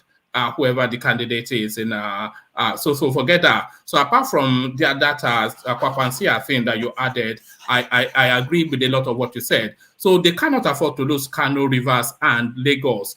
But Rivers already belongs to the PDP, and there's a good chance that APC might take it, but not Labour Party. But I don't see them taking Lagos as well, but they will sweat Sanwo-Olu hard. But no, Kano is not going anywhere. It stayed with the APC. But a very brief response to Jafar, and then I'll go on to Desmond. Look, you have to listen to Jafar. Jafar is right. Kano is gone. APC. You think so? I know so. Gone where? To Kwakwanso? Yeah, Kwakwanso party going to win Kano. They already win. On what basis? Okay, on the ground now, they won the majority of the House of Assembly and the Senate seat. I think they want like 2, or maybe, I think it's 2 senators. They want 2 Senate seats. That's to tell you how strong they are out of the 3 in there. So they want the majority of the House of Rep. They are very, very popular in Kano. They're going to take Kano. And I believe that they're going to take Kano. And Lagos, it's true. They will take Kano. I don't see them. I don't see Labour taking Lagos, because as of today, I mean, in the last election, APC won all the senatorial seats, and APC won absolute majority of the federal house seat. That's to tell you that the vote that Obi got was just a protest vote against Tinubu, against the majority of Yoruba people, against Tinubu. Exactly. Yeah. But can I tell you something about APC winning? No. I want to move it on quickly. You know, there's so many people. I just want to make a quick comment. All right, make it very brief. But before you make that comment, people are still welcome to interject, but please keep the interjections just as short and to the topic as well. So keep them short and to the topic, so that there's a natural. Hold on. This is not only for you, for the whole space. So keep them short and to the topic for the natural flow of the thing. So let's hear you, Kenneth. Please. Okay. That seat you are talking about in Lagos, you know, Labour Party don't have those seats in their listing in there. They don't have those logos in their ballot paper on the day of that election. So probably because that day, if you finish voting Labour Party presidential, I'll be looking for people to vote for the other ones. So that's how did Banky W lose a seat? How did they lose its deposit? Yeah, in some places. Like when we get to the collection, no, I'm telling you the facts. Like the time we get to the collection center. The time we get to the collection center, I was asking the man, why didn't you people have candidates in this area? He said that they are having some issue, that many of them, their cases are in the courts. They were not able to resolve it before the election. So that's all right. Can we make a clarification?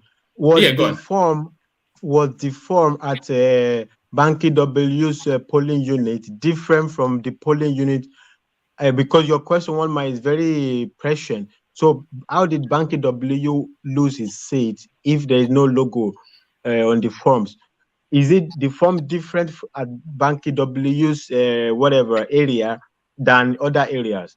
Are you saying that the forms for Banky No, W's I'm trying, were different? like the senatorial they have, but they don't have Yeah. candidates. That the other one, they No, don't have not even, candidate. they don't have Form, even the that form. they don't have the logo at all in the other ballot paper. They don't have the logo of Labour Party. Yeah, I the know, other one they have. but they No, had no, it for no. Banky W. Hold on, Most of hold them. on, hold on, Ekene, hold on. The question Okay. that Fatai is asking you is that the form is one uniform form. The ticket, the ballot paper is one uniform ballot paper, unless you are suggesting that they printed a different set of ballot paper for Banky W's polling unit and then a different one for the rest of them. Yeah, that's what I'm trying to explain. That in the senatorial and in the presidential, in the ballot paper, there is logo Not of senatorial, the logo of Labour Party. The same senatorial, was it different at Banky W's place than the other places? Not presidential senatorial. Senatorial and House of Rep at Banky W's place, are they different from senatorial and House of Rep? Yeah, the ballot paper now, they're different. There is 3 ballot paper you have. 3 ballot paper. You have to vote. So when you pick the 3 ballot paper, the presidential, the senatorial, and the other one. Okay. So that is the thing. It's So not one of them presidential we are don't have talking about, but leave it. There's no answer. Yeah, one of them don't have do you not see the inconsistency in what you're saying that Jafar is Fatai is highlighting? You don't see the inconsistency. He's telling you that it's the same ballot paper, isn't it? That they have. I don't know if they have the individual names on it, but it's one uniform ballot paper for each state. So how can they have one set of ballot paper that has Labour Party's logo, but then a different set of ballot paper that does not? I'm telling you what happened. You can make inquiry. I'm telling you what happened. The 3 ballot paper. No, you're not telling me what happened. Okay, was Labour Party on the ballot on the senatorial in your space? Was it missing in your space where you voted? The senatorial was there, this presidential was there, but the other one was not there. You will not see the logo. In your ballot, and even the ones. Hold on. Let's be in your polling unit. It wasn't there. Yeah. Yes, it wasn't there.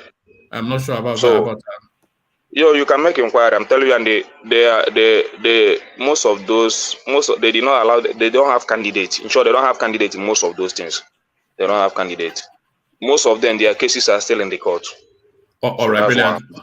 All right. Round off on Jafar Super Chat, Ajale Koko, and then I'll go on to Desmond. Yeah, so Jafar is right. Kwankwaso is very popular in Kano. He has been the most formidable politician there, and we saw the result. And I believe that he is going to win Kano. And those guys that were with Tinubu in APC, that run out of APC to NFPC, they have their reason for doing that. There was one that was the maybe the chairman of Tinubu campaign in Kano that run to join NMPP. They know that Kwankwaso is popular in Kano, so and a lot of them have won rep seat and senatorial seat, and that to show the strength of the party in that state. So Lagos State, the APC, by the results, by clearing all the 3 senatorial seats, showed to me that yes, they will usually, they will surely win Lagos when it comes to governorship and most of the state of assembly. So they want for to be what was responsible. They knew it was people that are dissatisfied with Tinubu, and they really want to show you. A lot of Yoruba people voted, even more than the people, more than the Easterner vote in the last election. So with the campaign that is going on in support of what do you call this guy now, Sowolu, I believe that he's going to win because people are saying they don't want disruption of his plan, the way he's running the affairs of Lagos, the gigantic project that is embarked upon. Lagos is going to have the biggest pediatric children hospital. You know they're building a real futuristic airport in Lekki as well. Yes, and the biggest ultramarine children hospital, massive children hospital is being expanded. They are expanding it, and it's going to be the biggest in Africa. And the train is on the way, and a lot of project is of the future, Fort Mainland Bridge, and a lot of things. People are looking up to a lot of things that this guy are doing, and I don't see APC losing. And if APC should lose, there's nothing we can do. We just accept Gbadebo to run the state the way he said he want to run it. But I believe that this time around, this is going to be a different election. Tinubu is not at play. Obi is not at play. It is local election, and APC did well in that local election, the last election. 3 senatorial seats were cleared, by APC. Majority of rep, National Assembly seats were cleared by them. So that's why they are still more popular in the state. And I'm looking forward to Sanwo-Olu getting the second time in office. So that's my take, Wama. All right, brilliant. Thank you, Ajanle Koko. Well put. So, thank you, Ajanle Koko, and thank you, Jafar, for the super chat. Keep them coming. Others can join Jafar in the super chat as well. So others can join Jafar in the super chat as well, as others can also join Ayo in the Buy the Coffee as well. Because, of course, as you know, just as soon as the session starts, you know what happens. That is Ayo clocking in. So that's Ayo clocking in as Sally B continues to attack me on Instagram. You can come on the screen, Sally, rather than attack me on Instagram. So let's take, and thank you for the coffee, Ayo. So let's take the conversation now in the direction of Des. I'd like everybody to come in on this space. Des, the question is, if Sanwo-Olu is not re-elected as the governor of Lagos State, with Tinubu sitting in Aso Rock and and Gbadebo Chinedu, whichever one, Rosvivo, and he is the governor, would that be an act of self-harm on the part of Lagos State? Would that be an own goal by Lagos, Des? Yeah, thank you, Woman. Good evening, everybody. I don't think so. With your question, I don't think so, because I think Bola Tinubu has probably removed his eye from Lagos, and basically I think someone said that's why you see all this campaign that Sanwo-Olu is doing right now. If Bola Tinubu's, if his picture is still there, I don't think he would probably be hoping that his boss, would pull some weight for him, but I don't see that happening. So he's trying to pull his own weight. Yeah, I think Lagos is his own state, and anybody that's gonna manage Lagos, we ought to be looking at Lagos, not Lagos and presidency. I don't think it should work like that. That gets me to say that we are not really seeing the whole picture, right? Because this guy, to me, he's very, very intelligent. I've watched a lot of his interviews, and he is a very brilliant mind. There's no question that I've seen him answer that he didn't. Yeah. Would you rather say he sound intelligent? Because I've not seen him really do anything to say, oh, this guy is he sounds intelligent, because talk is cheap. People can come and sound intelligent and not achieve anything. So for now, I'd rather say he sounds intelligent, but he's not done anything to say, oh, this guy is intelligent. What has it done? What can you point to? I will set you back to Ajali Koko's comment. If, assuming Showore was this person, it should have been the same old. What has he? He sounds intelligent. He speaks a great deal. It should still be the same thing. That's why I feel like Ajali Koko But is some shooting things himself still in the speaks for foot. Showore now. There are some It, things nothing, Showore can still nothing, point brother. to as achievement. What? Sahara reporters? Is Sahara it Reporter politics? is Sahara battle all the reporters? while. The No. way he Sorry. anyway. This guy has been Yeah, an an obedient, I activist. don't Let me expect tell much. you, this guy has been But an carry on, carry on. activist for since 2016. Des, He led. take this question with you and go along with it. Do you think the guy? Do you think he's smarter than you, or do you think he has more experience, cognate I experience? mean, Hold on, cognate experience more than anybody that you know on this platform, either in the private sector or in the public sector. Don't talk about Lagos now, but on this platform and yourself inclusive. is obviously more educated. Also, sorry, before you go on, you still have the floor, Des, but add this as well. This is just a snapshot of the CVs. So that's Babajide Sanwo-Olu, Treasurer, Leeds Merchant Bank. So these are the bullet points of his career. So that's Babajide Sanwo-Olu, Treasurer, Leeds Merchant Bank, Head Foreign Markets, UBA, and then DGM, Federal, I think it's FCMD, I thought that was Federal Mortgage Bank, Chairman, Baywater Group, Special Assistant Corporate Matters, Lagos State, 2003, Commissioner for Economic Planning and Budget, 2007, Lagos State, Commissioner for Establishment, Training and Pensions, that's still Lagos State, MD CEO, LSDPC, and then Pioneer Chairman,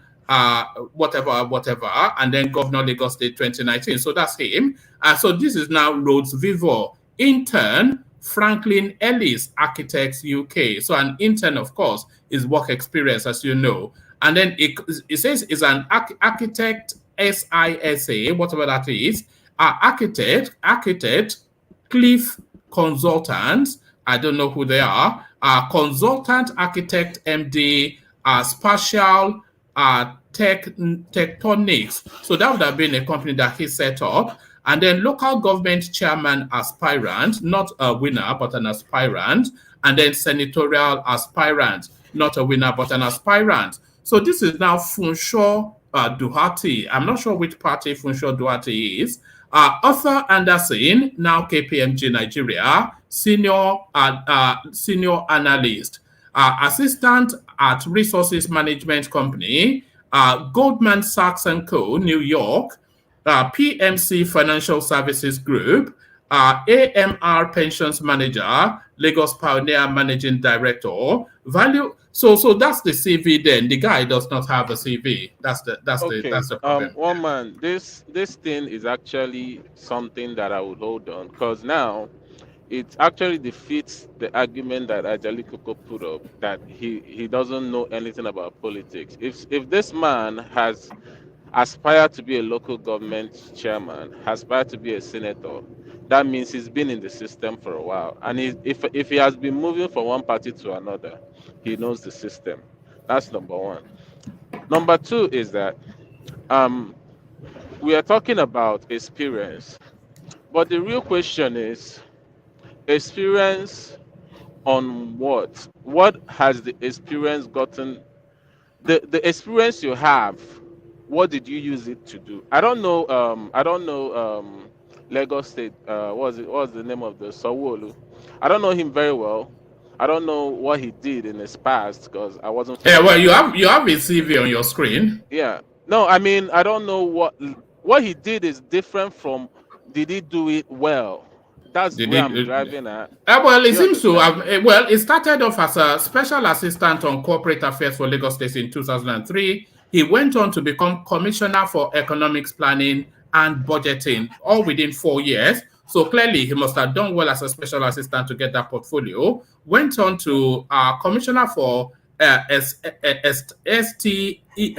establishment training and pensions, and then MD LSDPC, and then he went on to be governor. So you can see progression. So you only progress listen. if you are doing well. One man, no, it's not. It's not true. If You, that you, is true, if that so is true, is one man. okay. It was If being that is rewarded for true, failure. Was it being rewarded for failure?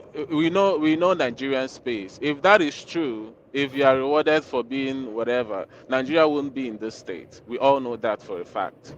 So if you are saying that all these corrupt leaders that they did so bad in their local government and they get rewarded with a governor and they get rewarded with a senator, we know that it's been bad, but they're still getting. We don't even know how, but they're still getting into political space, into power, with a bad track record. We see that time and time again. Sorry, what's the noise? Sorry, that was me. Carry on. We see that time and time again. So, like I said, I don't know the Sowolu. Every place he participated in, I don't know if he did well, because we already know that Nigerian politics is not necessarily must that you do well and you get rewarded. But if he did well, kudos for him. And now coming to what Ajari Toko said about critics saying something about Showore not having because this was the topic. You've not answered my question, Des.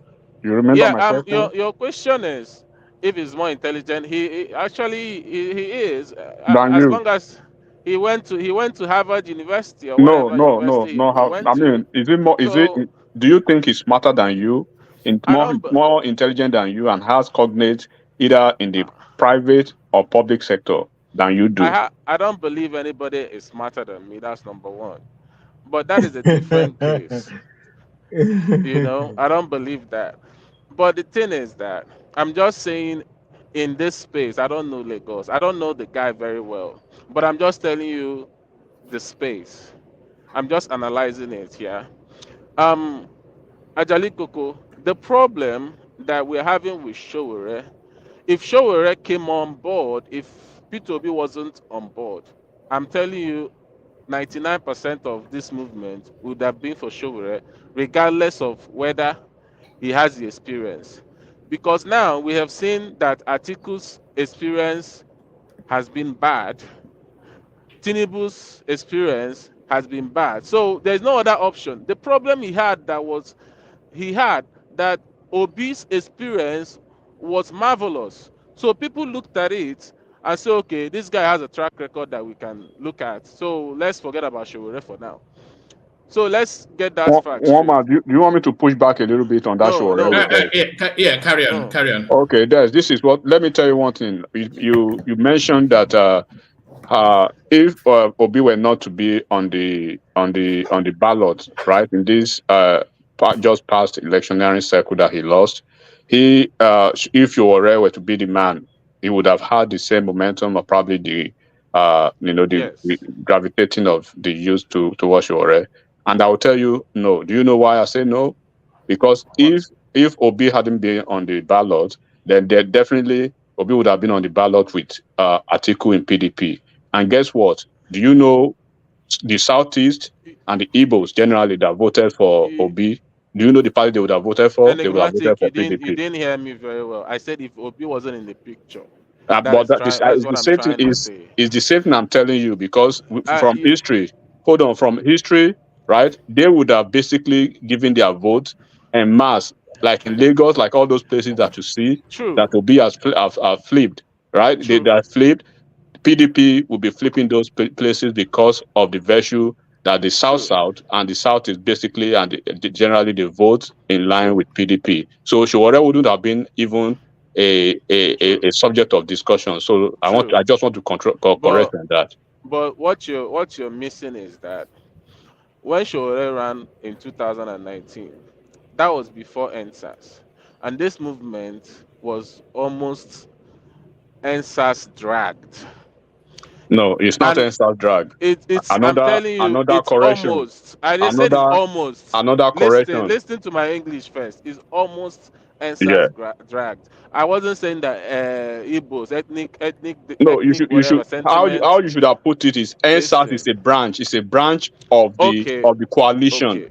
that morphed ENSA. into this movement. ENSAS is one Okay, of the now. coalition, the branch. Okay, Okay, that's what you should, because when you want to look at the branches, ENSAS is one, IPOB and Biafra, another, right? The ethnic and the religion, the churches, another branch, right? The ethnic divide, another branch. So when you look at the branches, almost 6 branches forming this obedient. Should I And put, that's why let me you see put No, it after there up. is this Let me put another it one up. election, branch. There is Let another me one branch, enigmatic. which The one? branch of the Godfathers, the Obasanjo and Co. Yeah, And so Showore would not have gotten that. listen. Forget Obasanjo. Obasanjo wasn't the people no, that you, made. you can't Let say me you can't say we should tell forget you. Obasanjo. Let me explain something to you. Adebanjo and Co. Yeah, Let me explain but something to Shiwore you. wouldn't have had he wouldn't have had the support of OBJ, of all those folks supporting him. And then the same guys that you guys are saying, you are talking about godfatherism. This guy is being sponsored by godfathers. He does not have his own money. He does not have his own finance. People are pushing him. But they George, Akerelo Bokno, and those tendencies in PDP that has always been the tendencies in PDP since 99. So he has godfathers, he has godmothers. So do not push. You guys shouldn't push any narrative. You like him. You guys like him because of the coloration of his politics that he's bringing to the table now. He's representing what you guys want. Just not competence, not I'm not character, not supporting all these things. anybody. I'm Yeah. just Okay. analyzing. Okay. That Okay. is what I'm doing. Okay. I've never said I'm Then, analyzing him. That I have no problem. It's not my business. I'm just analyzing this politics that we have on all right. ground. Take your time. Go That's ahead. just what I'm doing. But whether you want me to put it with your English about NSAS is a branch, whether you want me to put it under English on branch, I'll put it like that. But even if NSAS is a branch, NSAS was massively, arranged in so many states in Nigeria. So if Showore had that momentum, I can almost guarantee you that he would have won Lagos, just the same as Labour Party won Lagos. That's what I'm trying to tell you. But No, you wouldn't now, have won Lagos. The South, I mean, it's not tribal. the The South, Igbos community Igbos in are not Lagos that much. would not have voted for him en masse as they Yes, did but for Peter how Obi. much are the Igbos compared to the NSAS? They're not that much. NSAS are No. varieties of You are okay. NSAS. Anyway, Listen, continue. NSAS are varieties of all the tribes. Do you understand? They are not Igbos in Lagos are not that much compared. But now let's get to if he's going to win or not. One man, to be honest with you, this guy has the highest chances of winning. In I'm gonna tell you reason why. Reason because, or maybe I would say if this so thing happened, then he would win. Like Kenneth said, if people that voted for P2B come out the same way, I can guarantee you that this guy is going to win. If they come out the same way, But they are because not the going to truth come is, out the same way now, Can I based interject, on. please? that's what I'm saying. Yeah, but they are not. Do you know why they are not? Woman, can I interject? Yeah, come in. Yeah, see, I totally disagree with what my brother is saying. You know, me see the reason why Obi got those votes at that time is because of what woman said before. Religion is part of it. Yeah. So there's no way most of those most of the Yoruba people that they fought for Obi because of hatred they have No, for Tinubu. brother, don't say that. Honestly, Don't say religion is not. Lagos is one of the people that religion doesn't really. They don't really take religion that I mean don't Christian don't and don't say Muslim. that, Des. Oh Don't say that, God. Des. The they don't. churches. I don't think Oh, the Des, churches are I'm there. private. Let me Yes. The tell you what I'm churches private fought to. Let me tell you for what Obi I'm private massively. to. I am private to memos, right? Passed around by churches in Lagos State, by big churches. And that's why Ade Farasin had to come out at the time to probably chastise the churches. The churches en masse they gave direct instruction to their members as to how and who to vote for Vote on for, that very yes. day. So that thing is not going to play out. Look, this election, right? As you can see it, as you can see it now, there are so many things that went wrong in the presidential election. First of all, you have to understand two factors. This guy sneaked, you know what, when you say he sneaked on them and he caught them unawares, the kind of politics he was bringing to them, they never expected it. They were playing the normal politics of issues we should do, big boy politics and stuff, but they never knew he has gone beyond, preaching. Hold on now. Hold on. Hold on. Wait. Hold on. Let me Hold tell on. you. Okay, finish. Hold on. So what you're gonna see, right, is what you're gonna see in almost not only in Lagos, because we always want to be focused, probably fixated on Lagos alone. What you're gonna see in so many places that you see a very good numbers from Labour Party is probably what you see in Lagos State. It's gonna be like an offshoot, a replica, because now they know it's politics. And I told somebody this afternoon, if they have to rerun this election, the numbers he got, he's not gonna get the numbers because they now know his politics now. The politics that they never knew that, oh, this guy, this is what he does and stuff like that. As you can see, all of them are going to the trenches like he was doing. They were doing the big boy. We don't want to go to churches. We don't want to preach. We don't want to do religious politics in the politics. They are doing it now. But enigmatic. They are all doing it. Let So me if tell you. You people are making a mistake when it comes to Lagos religion or whatever. Muslim ticket has nothing to do with Lagos. Okay. The main problem. Let me finish. The main problem Tinubu had in Lagos was Tinubu. That was the main problem Tinubu had in Lagos. And this is the same problem he's having now. Let me finish. Hold on. Let him land. Go on now. This is the main problem that he's having now with most people trying to get Lagos out of Tinubu's hand. This is number one reason. Yes, religion is part of them, but the main reason people voted against APC was Tinubu. It's probably, I would even go as high as 90%. That's why they voted. Let me ask you a question. Hold on. Tinubu is not on the ballot, though. Yes. Thank you, one man. That's one of the questions I want to ask him. Is a popular governor. I know that. I'm coming to that. One other thing I want to tell you, Des. Have you seen the forensic report and the general report from APC Lagos? Have you seen the report? They are after the election result. Report. Have you seen it? Yeah, they are questioning Labour Party's results votes. Don't even go there, my guy. Because if you see the result, if you see the report from each polling unit, from each, Sorry, hold on, enigmatic. Who carried out the forensic report? It's APC, because look, immediately after the election, it's APCs. They have to do after the election what went wrong, right?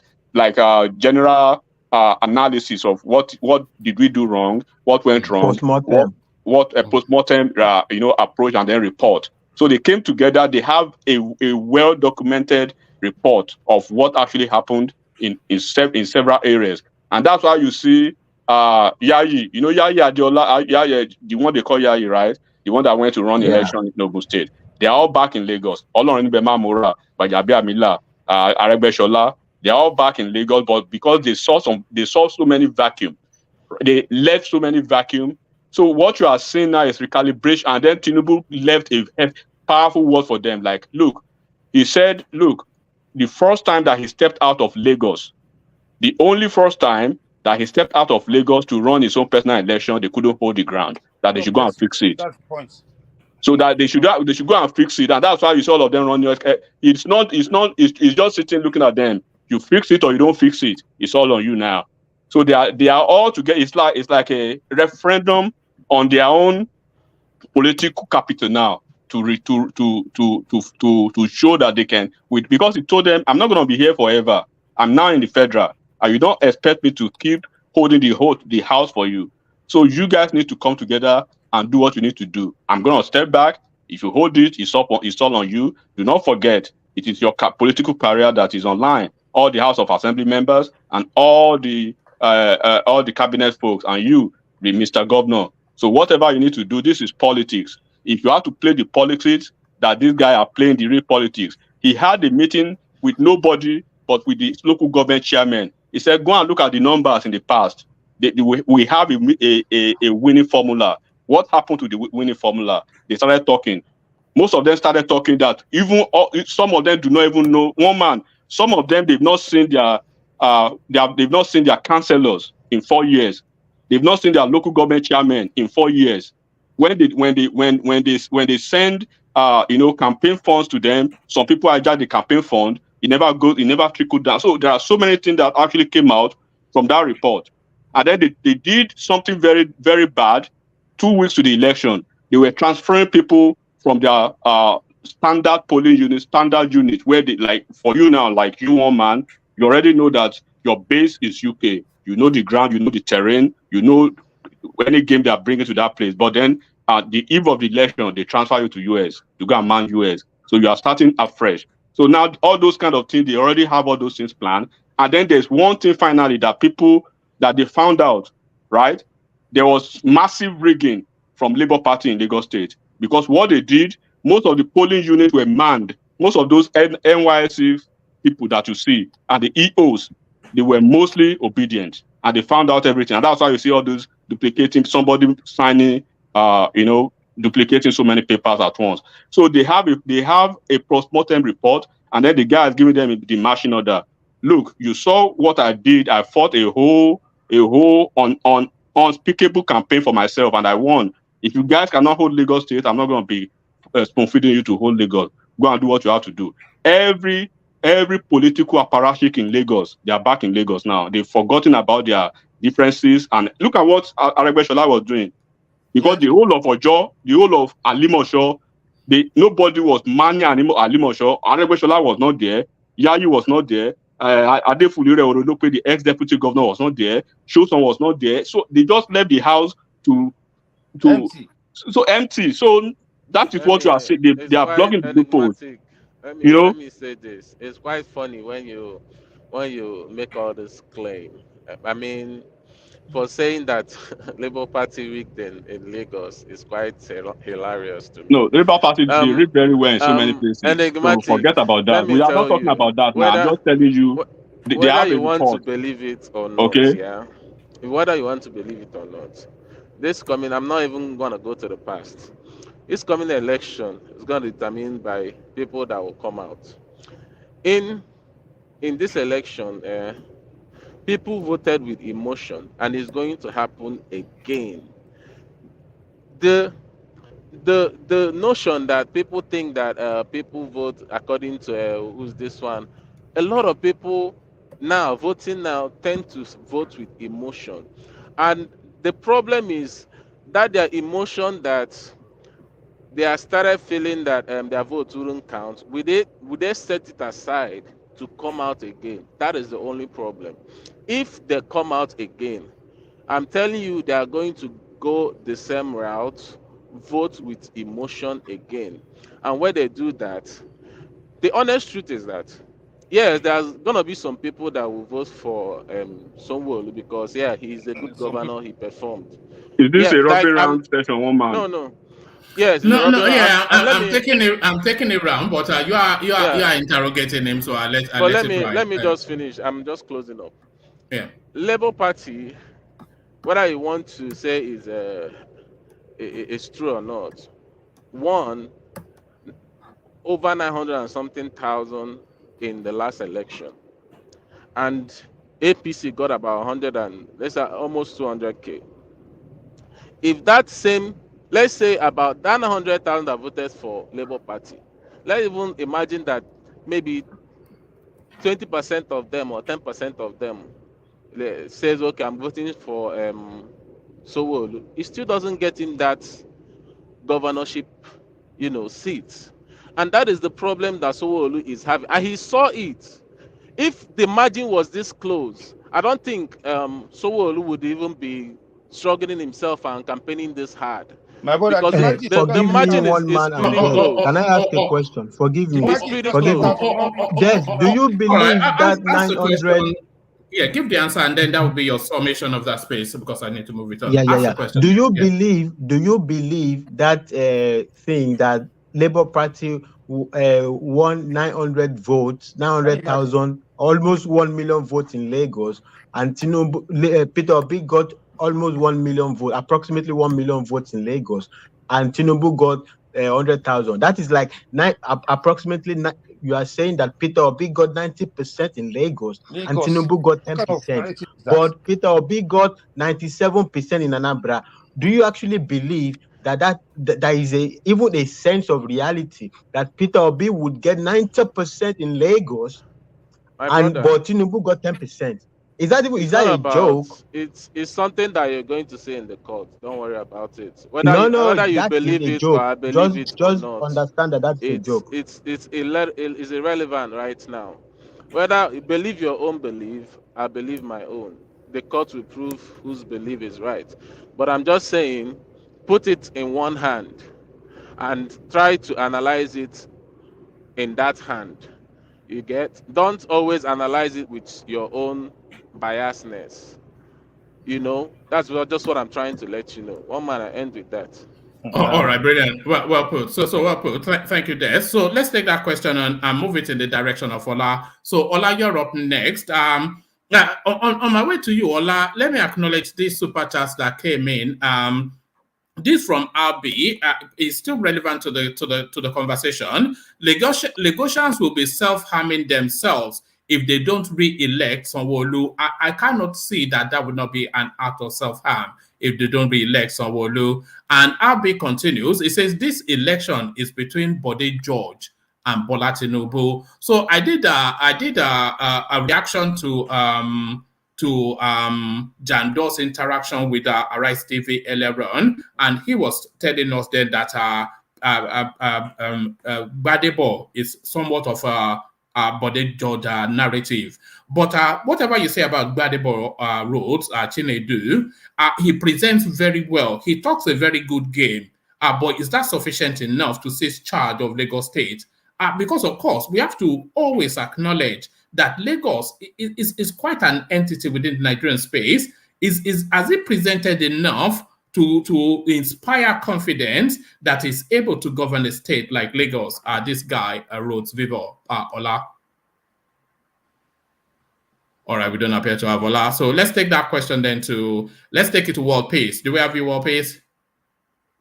Okay, then we take it to Fatai, who I'm sure we do have. So Fatai, to you, hopefully we do have you.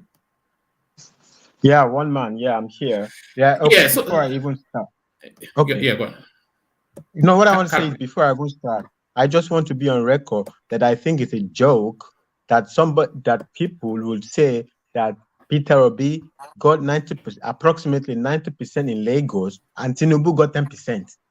But in Anambra, Peter Obi got 97%. But in Tinubu's own area, he got 10%. I mean, they're not even saying, the whole thing, look, sometimes we just like, okay, for academic purposes, we'll do all the argumentation, everything like that. But is that not a joke that you will come and tell the people who are being pre-returned, the process is the rigging, that. They are the same people that come to tell us that Tinubu got 10% in Lagos, but Peter Obi got 90% in Lagos. Let me ask you this That's question. A joke. How many percent did he get in his polling units, Fatai? Tell me, please. What? Let me tell you, tell me how many percent. Let me tell you, in his polling unit, okay. In his polling unit, do you know what happened in his polling unit? Fatai, People hold on. who don't Fatai, live hold there. on. Wait, hold on. Let him address what they put to him first. No, does he know what the question? One man, ask this: where is Tinubu's polling unit? What do you know his polling unit? That is what I want to address. Hold on, Fatai, because polling unit don't believe Let's even put it down to Bordelon. How many percent did he get in Bordelon? Is not his polling unit? Let's get it down to where he lives. No, that is not his polling unit. So you get it wrong. That one. I'm talking about enigmatic. Bordelon now. Let's leave it at Bordelon. Yeah, you are right, enigmatic. That's not his polling unit, but let's leave it there because it's his residence. Okay. Bordelon, right? We live in Lagos Island, right? So everybody who voted in Bordelon, can you tell me here that they live in Bordelon? So they bus people in who don't live in the area, right? And they say Tinubu, the people who live in Bordelon, in Bodin on Ikoyi. That is those people that voted. They don't live there. They don't live there. They don't live there. So people they bust. This is really what happened in Lagos. Have you voted they before bust in people Nigeria? in from all over the world have you to come voted and vote before in Lagos, Nigeria? and they are thinking they won Lagos. Have you voted before in Nigeria? What? Have you voted before? Have you voted before in Nigeria? What's the relevance of that question? Because if you have voted, you would know that your polling unit is not far from your house. It's And not those far people, from your house. no, It's no, more no, like no, no, trek. It's no, more no, like no, a no, stone no, no, throw. no, Bro, I no, beg, no, no, no, no. finish, I beg. All right, let me take you. Let me take you back. Just answer that question. Right. Did you not?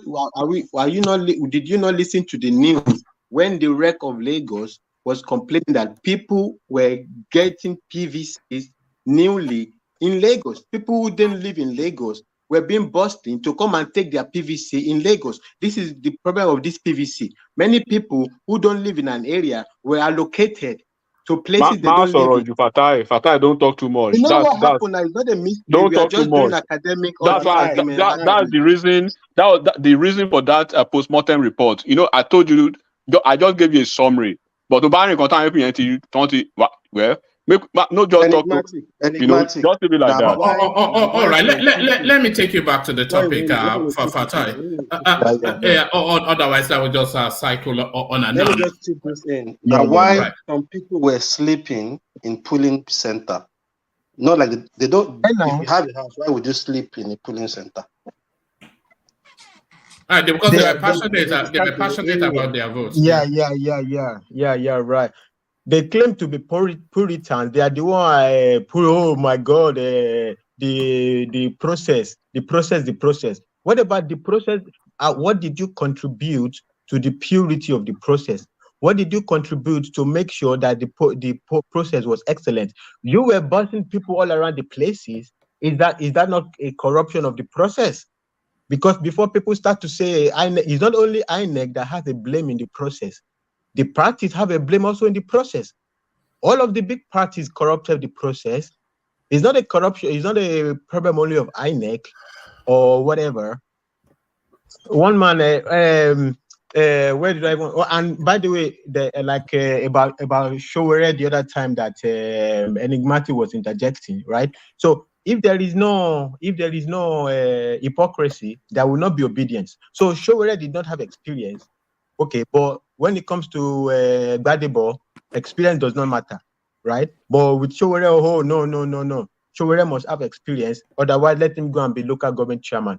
And isn't a dumbing down of our electoral process that being a failed senatorial candidature, a failed local government candidature has now become a CV material. Oh, I failed to win local government chairman. Oh, that's my CV work experience. My work experience that I failed to win local government. That's my work experience to go and become governor of one of the largest economy in Africa. That is an experience. So experience. It's the whole thing is incredible. APC is going to question when they go to court. APC is going to question Lagos State, Labour Party's votes in Lagos State. I'm having a look at Lagos State on iRev portal as we are speaking. It's quite ugly. I did a little reaction to Atado Peter Side's appearance on Arise TV earlier on. It was bringing out evidence. If you see what I'm looking at in Lagos State, it's quite ugly. But carry on. Carry on. One man, it's incredible. It is incredible. But how they are able to rig this blatantly in Lagos, Tinubu's homestead is maybe they are just letting them have it, just not to. I don't know. One man.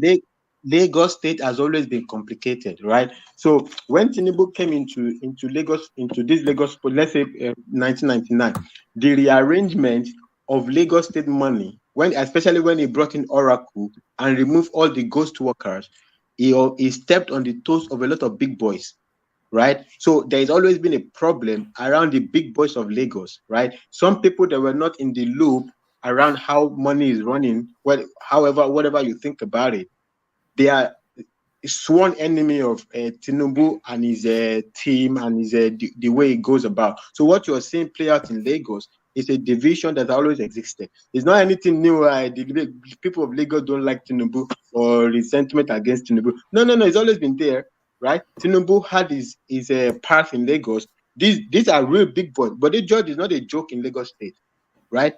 These are people that were always. It's not today there is opposition to Tinubu in Lagos. There has always been opposition, but you have your enemy, you have your friends. But Tinubu's friends has always been bigger. It's always been a game of numbers. All right. Let me ask you. Let me ask you this question, Fatai. If Rhodes Vivo was the APC candidate and Sanwo-Olu was the Labour Party candidate, would you be singing a different tune? And I'm only asking this because every time I see Rhodes Vivo or hear him present, is quite impressive. I'm impressed anyway. I don't know if you are, but he certainly talks a good game. He talks a good game.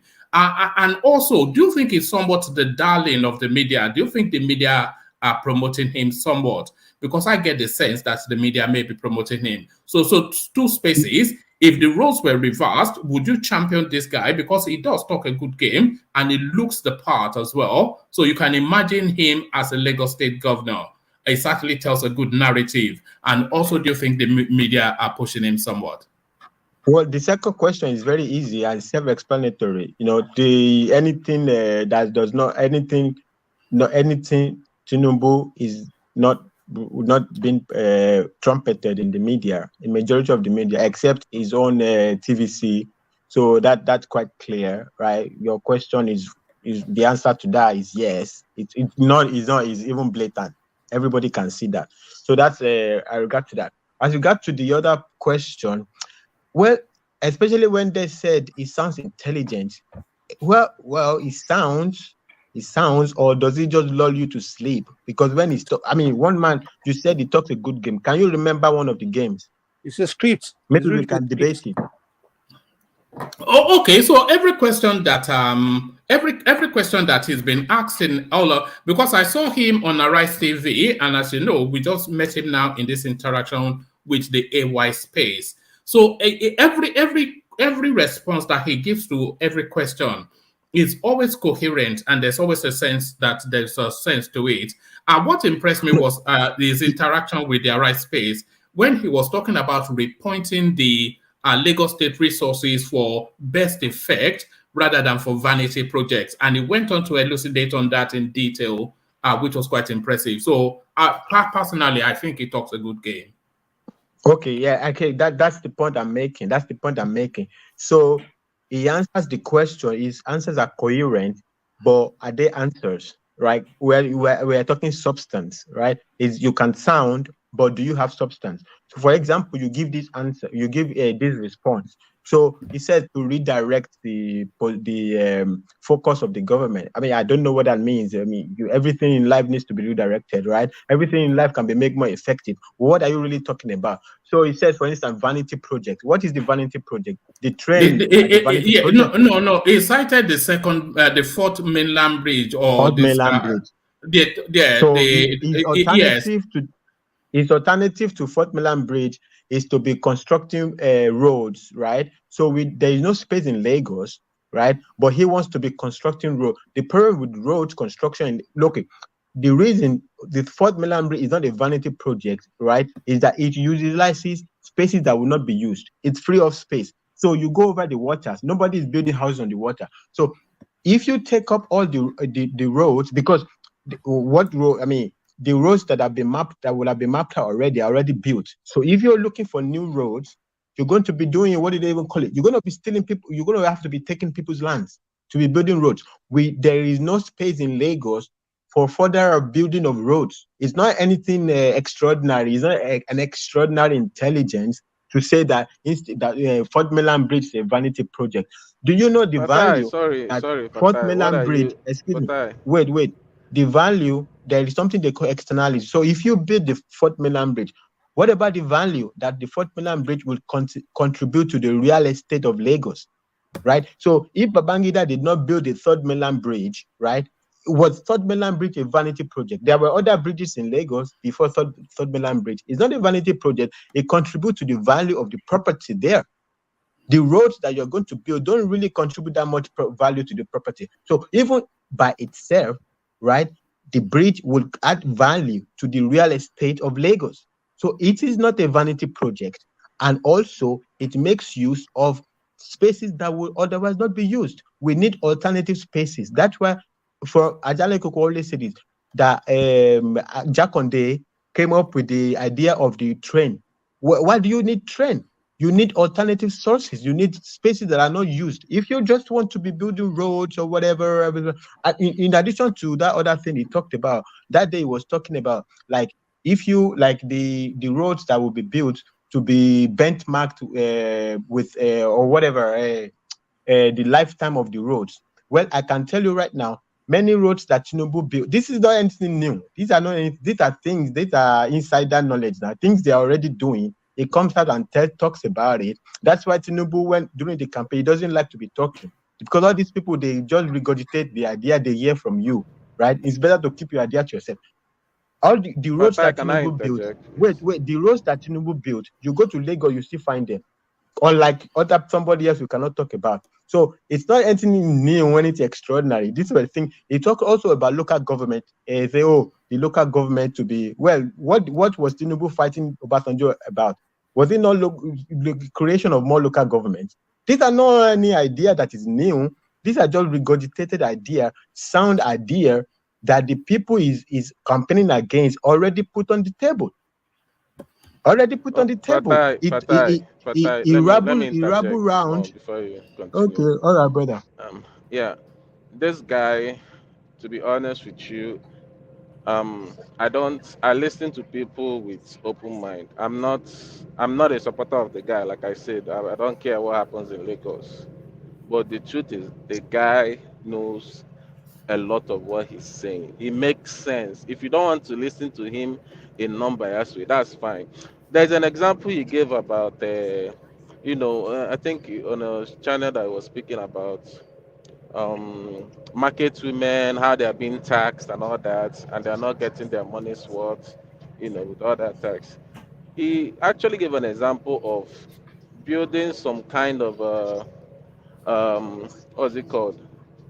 A daycare, whatever, for the marketers, a very massive one that they don't have to be carrying their children and be selling goods. It's something that he said that if you enter, How it's is gonna that be like a whole practical? new. How is It's that not actually Agbado? listen. It's actually because now these people are paying taxes and they are not even benefiting anything from the taxes. But now when you give them something that they'll be okay, this is releasing a stress. The guy actually explains a lot. I can't just remember, but Okay, so you are going to build. talks a big deal. No, I'm You just are going saying to one build. question they Okay. asked him. Do you understand me? This is just one question they asked him. They've asked him so many questions that he's actually answered in a very reasonable way. Whether you want to see it or not, that's fine, Fatai. No. You can It's not continue. whether we want to see it. Like enigmatic ask, is it? Nobody is saying he's not intelligent. Nobody is saying that. Nobody's saying that his answers are not intelligent. First question is, are they original to him, or he just copy paste from what it's already been done, or what was already deliberated upon, right? And the option was not taken. That's number one. That's number one question. And what you're saying, you say he wants to build special, I don't know, health care or whatever, for market women. Well, how many special health cares are you going to build? You are going to build special health care for market women. Are the market women the only people paying tax? Everybody's paying tax. Even the It's not health care. I did not say health care, Fatai. No. All right. I don't want us to labor that space too much.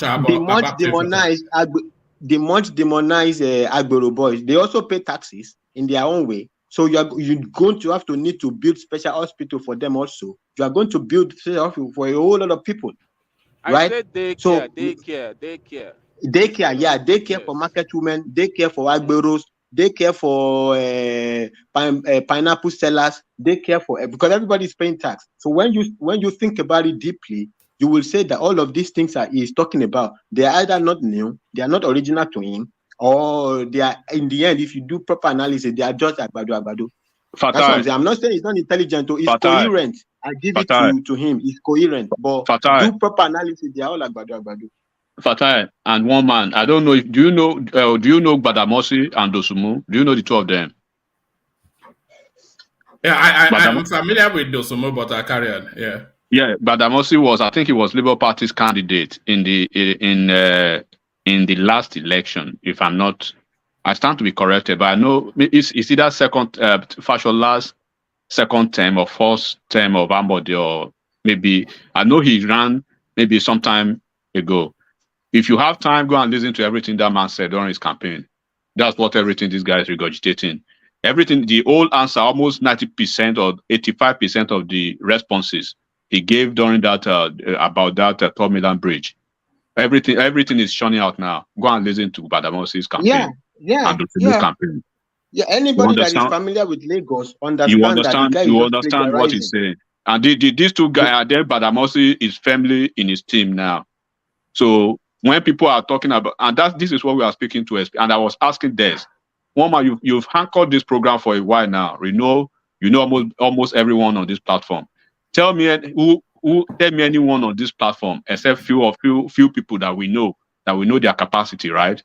Who will stand on who will be in Arise TV or AY show, and then who wouldn't have the opportunity or probably the mental capacity to flesh out ideas and responses better the way these guys are without even having to read anything. Tell me, you've seen people on this platform. Enigmatic, thank you. An averagely intelligent guy can flesh out, can at least make a coherent sentence. The point is making, can we fit it into the space called Lagos?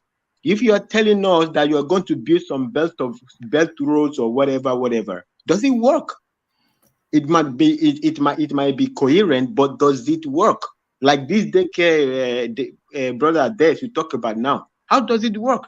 You are going to be being partial if you're going to build a daycare for a particular group of people who are paying taxes. What about the other group of people who are also paying taxes? Sorry, Des. I don't want to label that childcare something too much. I don't want to go there. But the argument of whether he's regurgitating what's past, I believe that it shouldn't really be an argument. Nigerian politics has always been regurgitated. We all know that.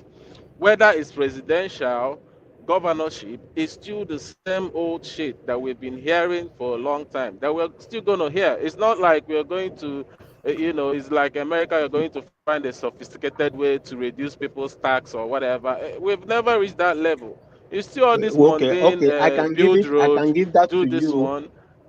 No, I can give that to you, except that you are the one championing this guy's super intelligent. He's so intelligent. If he's so intelligent, he should contribute original ideas. Mean, if you said that, you should contribute original ideas that work. All right, Fatai. I want to show you something. It's a bit of an ugliness. What I want to show you. I want to show you a bit of ugliness. Watch this. Since 2011, you know where the dead bodies are buried. So you know if from all the results, opinion polls and so on, the trends, whether Labour Party is supposed to do well in Rivers State or not, whether APC is supposed to do well or not, you can look at all the trends. So when you suddenly see people screaming that all that was done was that the two numbers were switched, APC's tiny votes given to Labour and Labour's tiny votes, Labour's huge votes given to APC. So the whole thing balances. So again, I'm just presenting information. I saw it on INEC, I looked at the information, it looked like it had been altered. So that's what I'm saying. So I'm answering your question, am I satisfied by that? Of course I'm not satisfied, I would like more investigation. We can look at Exhibit 3A. Right, well, let's look at Exhibit 3A, because we need more information. I mean, you can't, there may be anomalies in one or two sort of polling booths, but we need to see more. So let's see Exhibit 3A then. Yes. Yeah, Exhibit 3A is going to Bauchi. Because I'm going around the country, just a few examples to show you why some of us are not happy. Exhibit 3A, you see a polling unit results in Bauchi. Forget about all the things INEC announced telling you that Labour Party scored almost nothing. With Bauchi were not a player at all.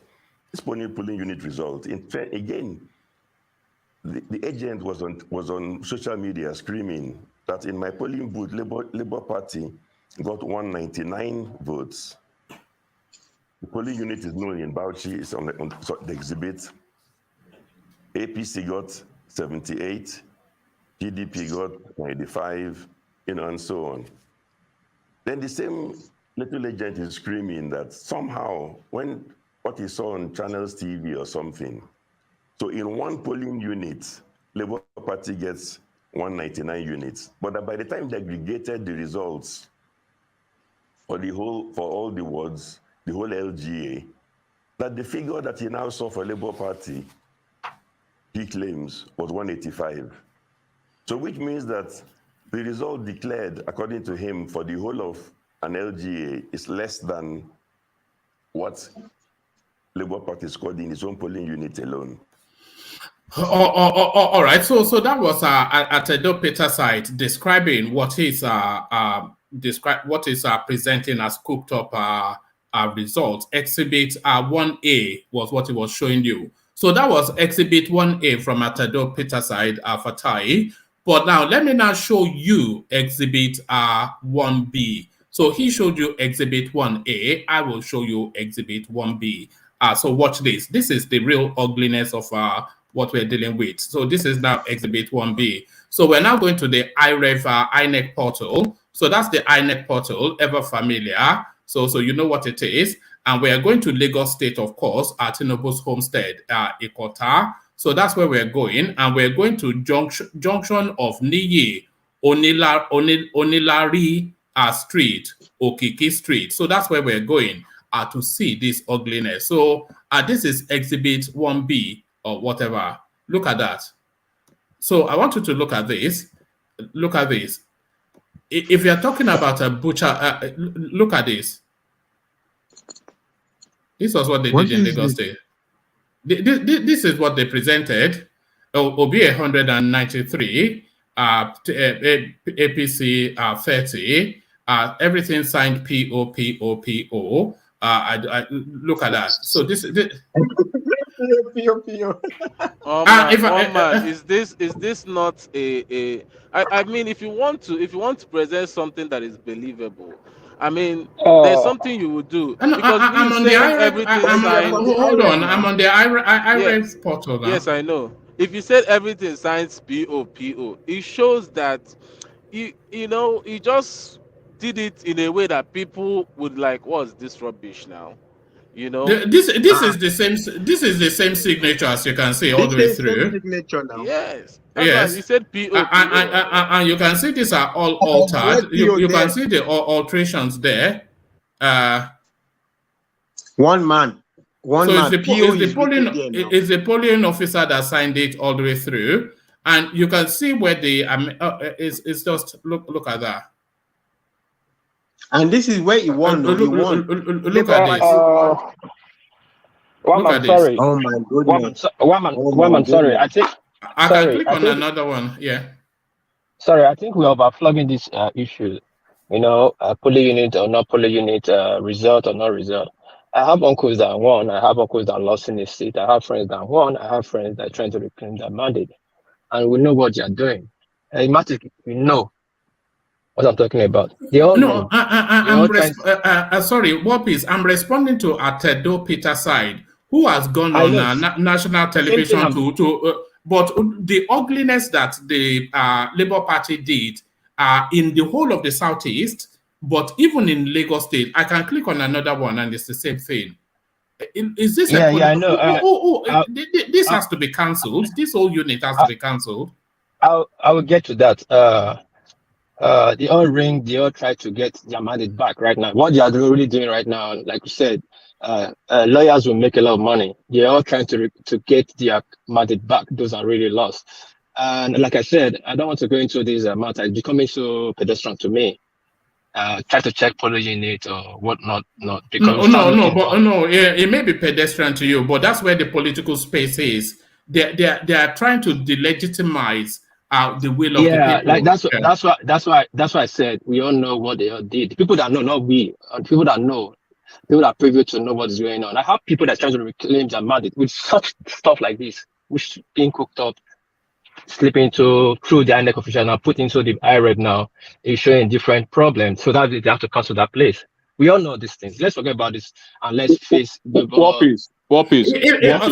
Sorry, before you come in, enigmatic. If you look at the final figure at the bottom there, I hope it's legible enough for you to see. You can see that they wrote one something. You can see that they wrote one something, and then they superimposed two over that one. You can see it cutting through, and then you can see there's something like a 5 under that 7, and then they've superimposed a figure on top of it.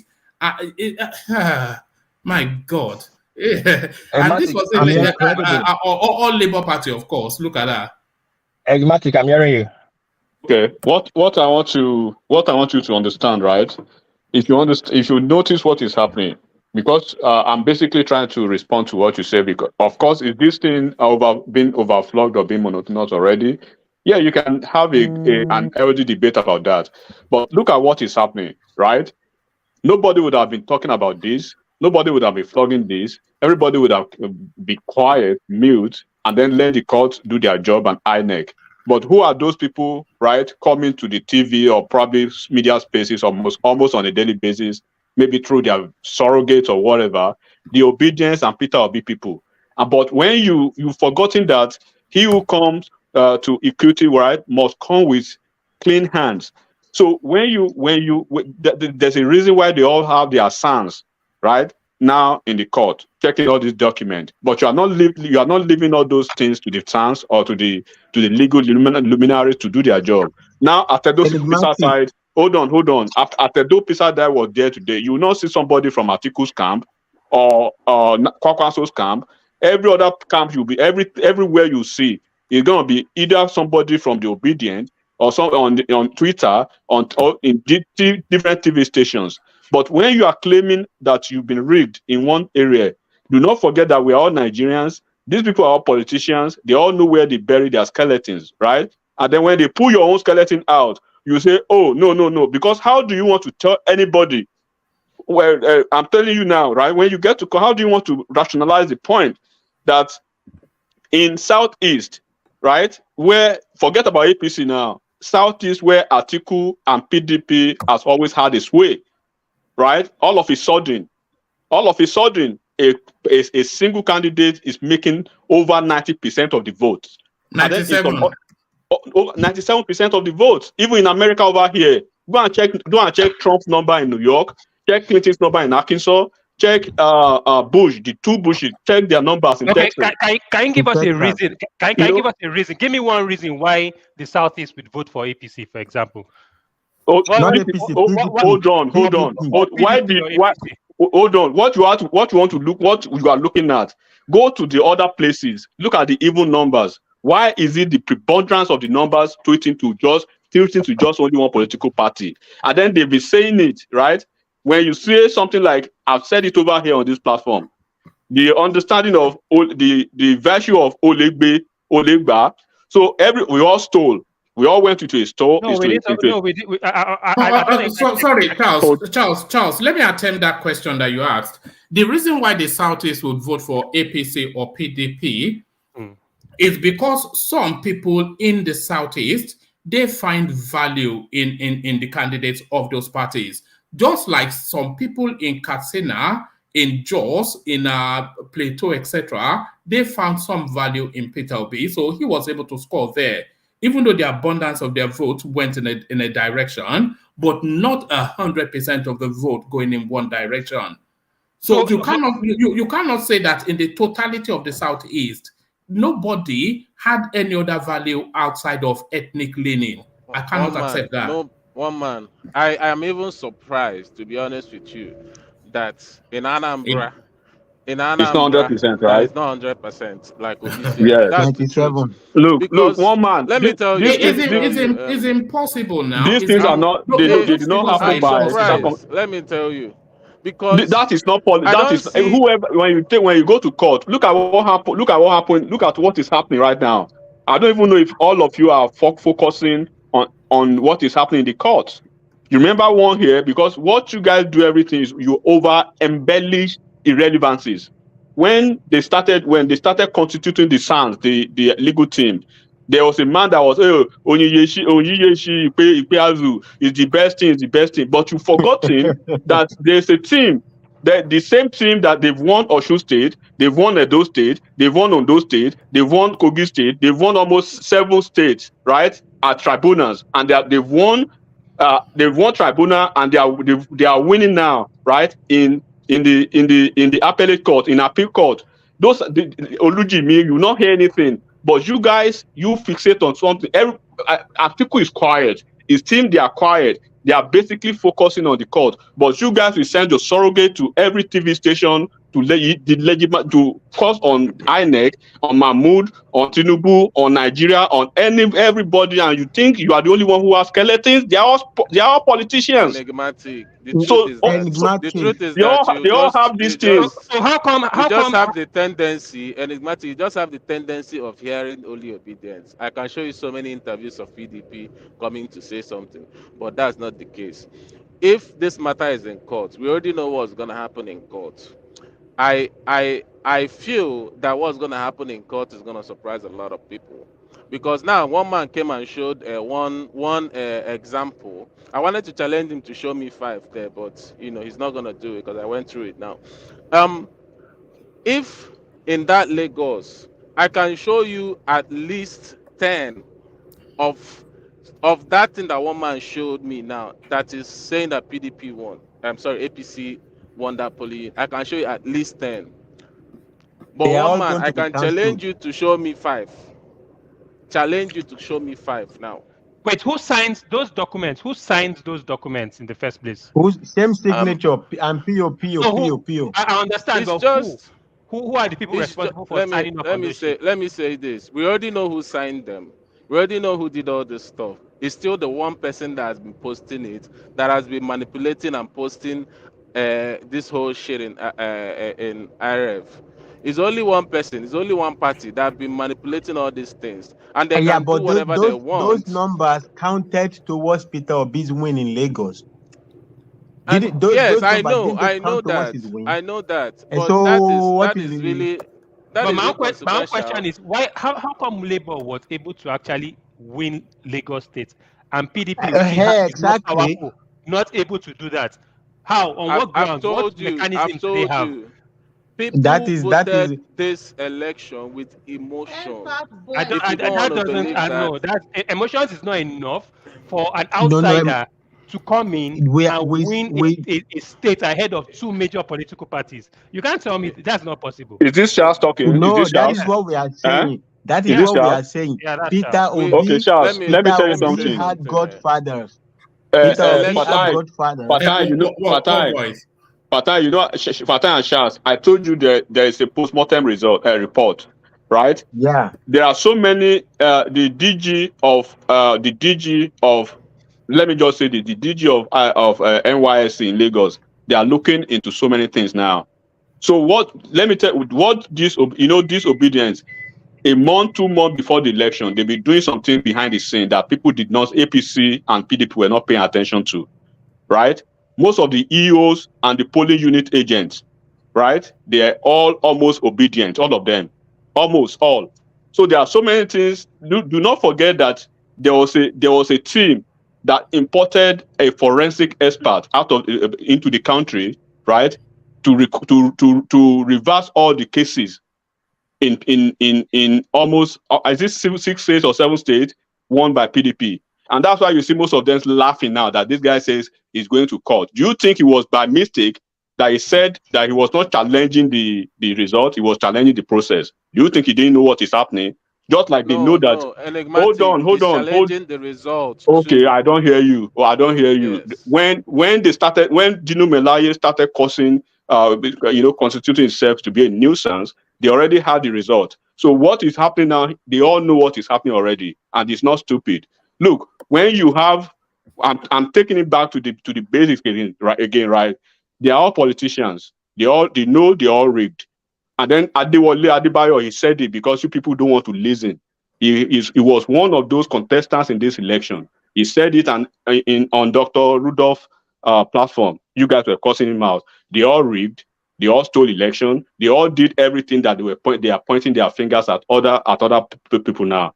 But at the end of the day, right? You cannot tell me, nobody will tell anybody that in a certain region in Nigeria, Peter Obi was making over 97% of the vote. Atiku made 88% in Anambra or Imo during his own elections. Why didn't you question that? Atiku, in one of the Southeast states, got like 88% in 2019. Okay, that was okay. You just mentioned in 2019, but look at the scenario now, because there are so many things that will happen in the court that Obi is aware of now, but he's just dragging disobedience all along. They don't even know what is happening. Look, bro, it's common sense, right? Look. Under the grounds, on the current situation of things, Obi should actually even get 100%. Because I don't understand how. I don't understand how a PDP, if most of the votes come from PDP, everybody knows that PDP in the Southeast betrayed them. They looked at betrayal. So automatically, we all calculated that those votes, even when doing the analysis, we already calculated that those votes are going to Obi. No, we are not. I'm not disputing that on this platform, right? We never disputed for once that Obi wasn't going to win. So the only person disputing the 99%. If you look, are you? One man. Enigmatic, can I answer that question? You disputed Enigmatic. That this guy is good. Carry on, Fatai. Yeah, go on. It's very simple. If PDP have had the trajectory of progress in an area, right? So since 1999, they've been building their base. So by 2019, it could be sensible that they could win 80%.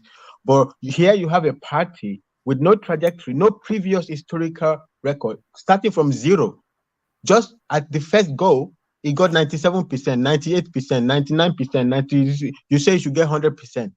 Based on what? It's not been building any. So the party who since 1999 has built structures, has built affiliates, has built all of that, couldn't even get 1%. But the one just out of the blue, one go. It's one go. Look, you can accept it. Nobody is saying you cannot accept it. It's a homeboy, brother. Let me just land this one. It's a homeboy. Look, brother, it's a homeboy. If you say he won the state, nobody will argue with you. It's a homeboy. You as a homeboy, the district can shift. But when we are talking common sense, you know that it is not. It is in reality, it is impossible for somebody to spring out in one day and clear all against a party who over the years has maintained 90%, 80%, blah blah blah, has built it up over the years in that space. But if you want to take it like because it's your own boy, that is why it went like that, it's okay. My own question is this: so your own boy got 97% in your place, but you are telling me that our own boy got 10%. I find this a joke. I find it a joke. So your own boy, wait. Your own boy got 97% in your place, right? My own boy got 10%, while your own boy, not only in your place, also in my home, also got 90%. And you're telling me to just take it like, people were angry, people were this. It's unbelievable. Look, we can academically be talking about it, but it's a joke. It is a joke. Hold on, Des. Let Ola put a question to Fatai. We've not heard Ola's voice yet. I was actually going to ask Des, why didn't Kwankwaso win 90% in Kano State? Thank you, my brother. Of all the candidates, it's only Obi that is competent to win 97% of the state, but others, they were so bad that they were not even loved by their people, and they performed. Hold on, and the only person that has the believability of getting 90% is Kwakwanso. Let me say something. You guys, is that nobody here is an Anambra person. That is just the truth. So I understand maybe you guys are saying it without knowing. Yeah, that is a No, boogeyman. We are not you're Anambra people. enigmatic. Well, of You're course, we are not. not You're Anambra people. enigmatic. You're not from Anambra, so You are don't not. say You are that. not Of from course, we Anambra are not either. You from are from Edo Anambra. State. You are from Edo State. Oh, You are not wahala. from. You are from Edo. I know Anambra than you do. Than you Wahala. do. I'm from Anambra, You are not from enigmatic. I've Anambra. You are said from it Edo so many State. times You here. are from I Edo don't know State. why you want me to repeat it. I went to school in CKC Onitsha. Okay, So but I I don't know know why I know you that place than you want me to do. keep So how repeating it. come how I come grew how up come in Awada, Atiku has Onitsha. been running elections since before you were born? He couldn't make 90% in Adamawa State, and Obi will just go 97%. Are you guys This okay at is all? it's a different case Are of you seeing guys how are you guys people. are you guys normal at all? It's very But we've already possible. pointed those facts of the We already failures There of are pointed no it there are PDP out. no and there are no PDP logical now. facts to that, bro. No There logical is facts to that. there are Enigmatic. logical facts I to Let don't me that. know say why you this. guys are You are even even Let wrong me on say that, Yeah, this though. here. At least. one misconstruing voice though, this. one voice. Let, Yeah, one voice. let me say this. Let's even use Kolata spreadsheet. Kolata, we know what he gave Peter Obi in Anambra, which I feel like it would have been more if he was trying to be, if you understand how Anambra people is, especially when it comes to Peter Obi. Anambra people, the way they take Peter Obi, it's unlike anything you probably would have never seen. When you're talking about Do you in believe Kwankwaso, Anambra people had a question as regard to Peter Obi's government when he was governor? They were all onkidori. They were all happy with how he no, governed listen, Anambra State. There was no single one everybody, person who didn't like the way he governed Anambra State. Why this same Peter Obi couldn't deliver two of oh his God, candidates in successive elections, and let then me tell, this same Peter Obi, right before this obedient movement, before this hypocritical movement of you guys, right, we could see everything that Anabrarians were writing on the stuff. People that lived in Anambra State, I know my what was brother, on ground. You do not live in Anambra Don't do State. And even when you went to Nigeria, the last time you went to One voice. Nigeria, you were not even in One Anambra State. voice. Yeah. You were not even in okay. Anambra State. The last time you went to Nigeria, you were in Lagos. So I know I've Anambra than you told you, do. enigmatic, you don't know Sorry, Anambra than gentlemen. me. Guys, can We we must move have. on, Let me please? Can we let me move on, say Yeah, this. please? yeah. I Let's hate move it on. when Guys, someone Hold on. guys. We must have one voice at a time. Otherwise, it's just a rowdiness. Can I But interject 1 minute? yeah. Come in, Ajanle Koko. Look, what the result of that election indicated is that Igbo voted more tribal than every other group of people in that country, or let me say every other ethnic group of people in that country. I don't know why you guys are contesting that Obi got 97%.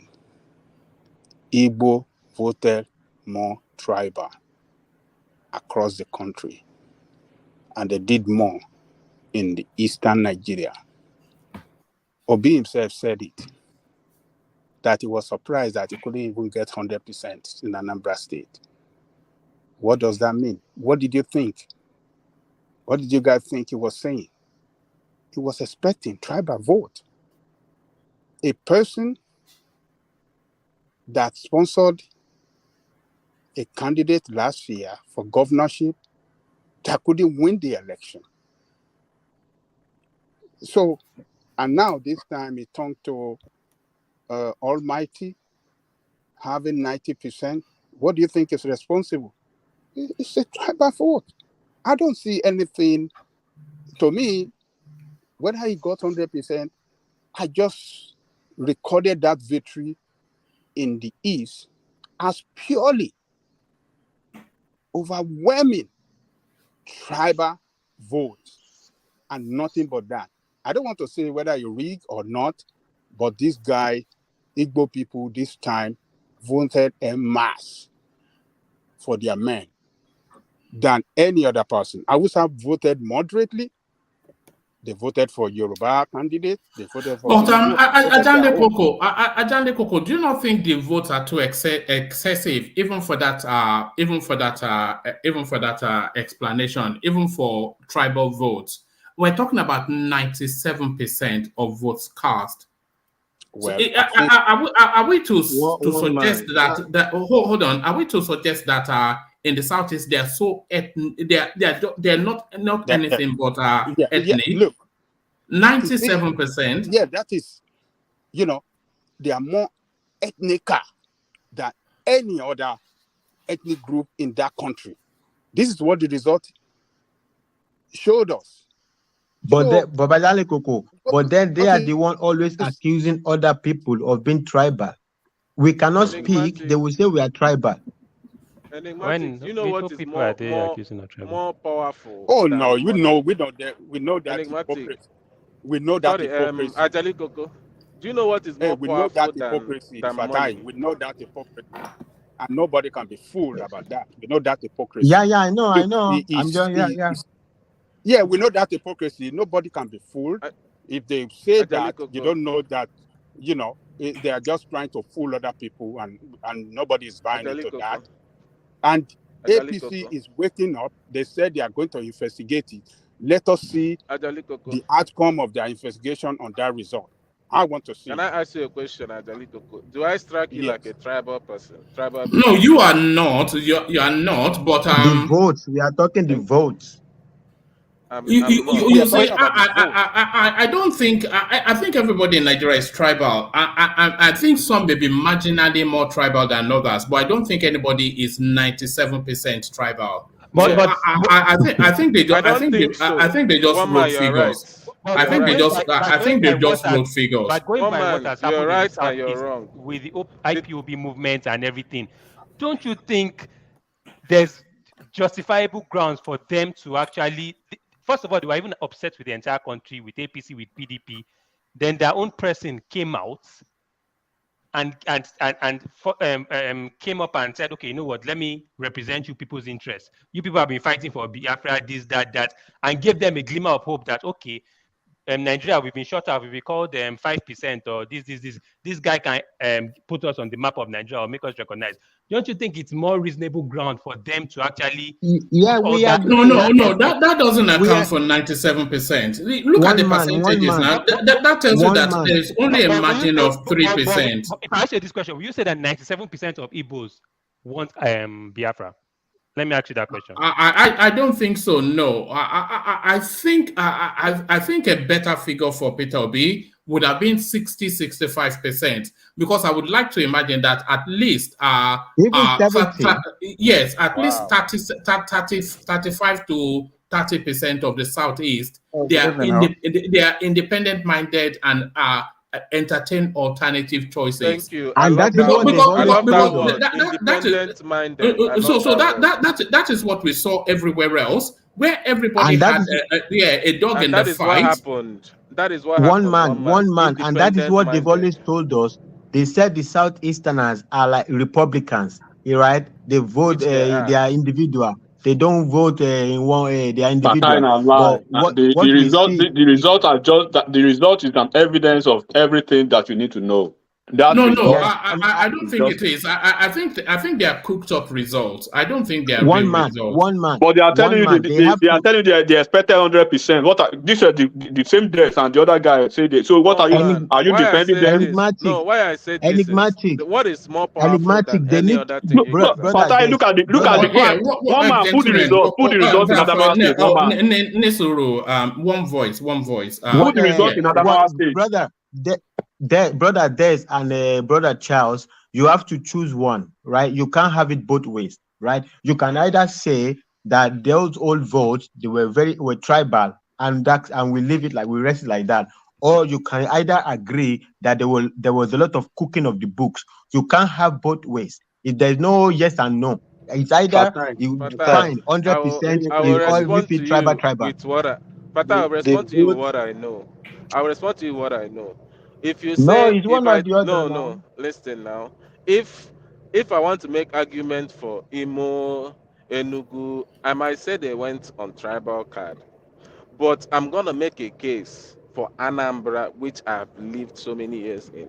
And I'm telling you for a fact, majority of votes that he got in Anambra, it's more of love than tribe. I'm telling you this. What does that mean? What does that mean, love? Okay, why can't you in the North States? In the North States that Peter Obi got less than 5% and everything. Wait, in the northern states where Peter Obi got less than maybe 5% or whatever, why can't you dispute that is not a clear representation? No. Because the votes were shared out. Yeah, the votes Other were people shared from out. other Yeah. tribes got votes. Shared out It's not the equally, or one. No, You but see, not for me, today. my No, own do you not see opinion where is the on issue this is, thing. Charles? Do you not see where the issue is? 97%. That means only 3% of the Southeast are able to, because you cannot say that 97% of the Southeast think that Peter Obi will do an excellent job. I don't think you Not can say that possible. because No man is possible. no, that's patently it's not Hold true. on. Let me talk, Abi. You see, where it's possible, I think the Igbo are more tribal, and this thing we can see it transpire into other parts No, of oh, Nigeria. DOG, they have to answer that question by themselves. They have to tell us if that is the They won't case answer you or that directly. the They won't numbers were But they actually will not picked answer up. you directly. Now you know They how won't you know agree how they throw because out they throw don't should themselves answer. around answer. the same question. in the votes in the Southeast was purely tribal. It was because of an Igbo man contesting. Now. That was it. 100%. So So what is don't happening in accuse all of Lagos? us of being tribal. What is the craze about GRV that has zero experience? Is it not because of his Igbo coloration? What are you guys talking about? That is Doherty there. Doherty has a 4. Go and look at it. But Yorubas have more representation in Lagos than Igbos. No, we are not talking. No, why are they? I know a lot of people. Like there was a guy who was speaking the other time, and almost when you go on Twitter, when you go to Instagram, or all over the places, go and look at the preponderance of numbers. If you count 10, you will see more than 8, at least 8 of them. Go and look at the names championing this GRV in Lagos State. A quick question. So the those people that stood for House of Rep and Senate, they get a kind of 97% vote. So if they didn't get such kind of vote, so what happened to that? Are those people not their people? So what's changed? All right. Let me bring Emmanuel's. It's just I wanted to bring Emmanuel's voice, but I think his system just dropped. Charles, you take on what Ola just put forward. Yeah. Sorry, can you throw that question again? The question is this: some people stood for House of Rep and Senate, right? So why didn't Labour Party get the same kind of representation, 97% or at least 90% to win? So because at least to show the total support for Obi, why doing that? So at least this guy was standing for Labour Party, right? So and you have some people in the rep that to the federal. So why didn't the senators and honorable to be? Why didn't those guys get like 97%? Because I think the movement for Obi was Obi is only known for the presidency. Labour Party. The truth about it is that Labour Party. The only thing people know Labour Party of is because of Obi, and the only thing Obi represents or is contested for is because of the presidency. Any other thing outside of that, Nigerians would not have even given credence to Labour Party at all. Charles, answer this question too. Thank you. Answer this question too. Why? Because I think was you the one who was talking about 100% love for him or whatever? Why is it that Obi, right? Obi, in successive gubernatorial elections in Anambra State, his candidates have probably come third or with abysmal numbers. Then less than a year ago, this Val Ozigbo that is running around with him now, he contested the gubernatorial election with Soludo. Go and check his number. I don't even think he made one local government. So, and then the same guy that is always, I think he's one of his very close friends, Oselo Kalbazi. Go and look at his numbers too. So all of a sudden, right, you are the only one. Check the numbers around the country. We are not the ones saying it now, but the numbers do not lie. When only you in the whole of the East. In the whole of the East, APC came back. Okay, in Ojuzo Kalu's senatorial district, Ojuzo Kalu had over 30,000 votes, right? In the whole of Abia State, APC had 8,000 votes. What is the meaning of that? See, I won't lie to you. The Southeast have been, throughout this APC, this thing, has been unfairly treated by, what do you call this guy?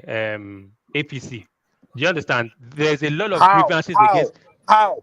See, look, if you're talking about the whole how did army infiltration of people's states, calling them the 5% or a drop in the ocean, what did Buhari call them and everything, prescribing the whole country a dot in the circle, prescribing the whole Southeast as terrorists, making them insignificant.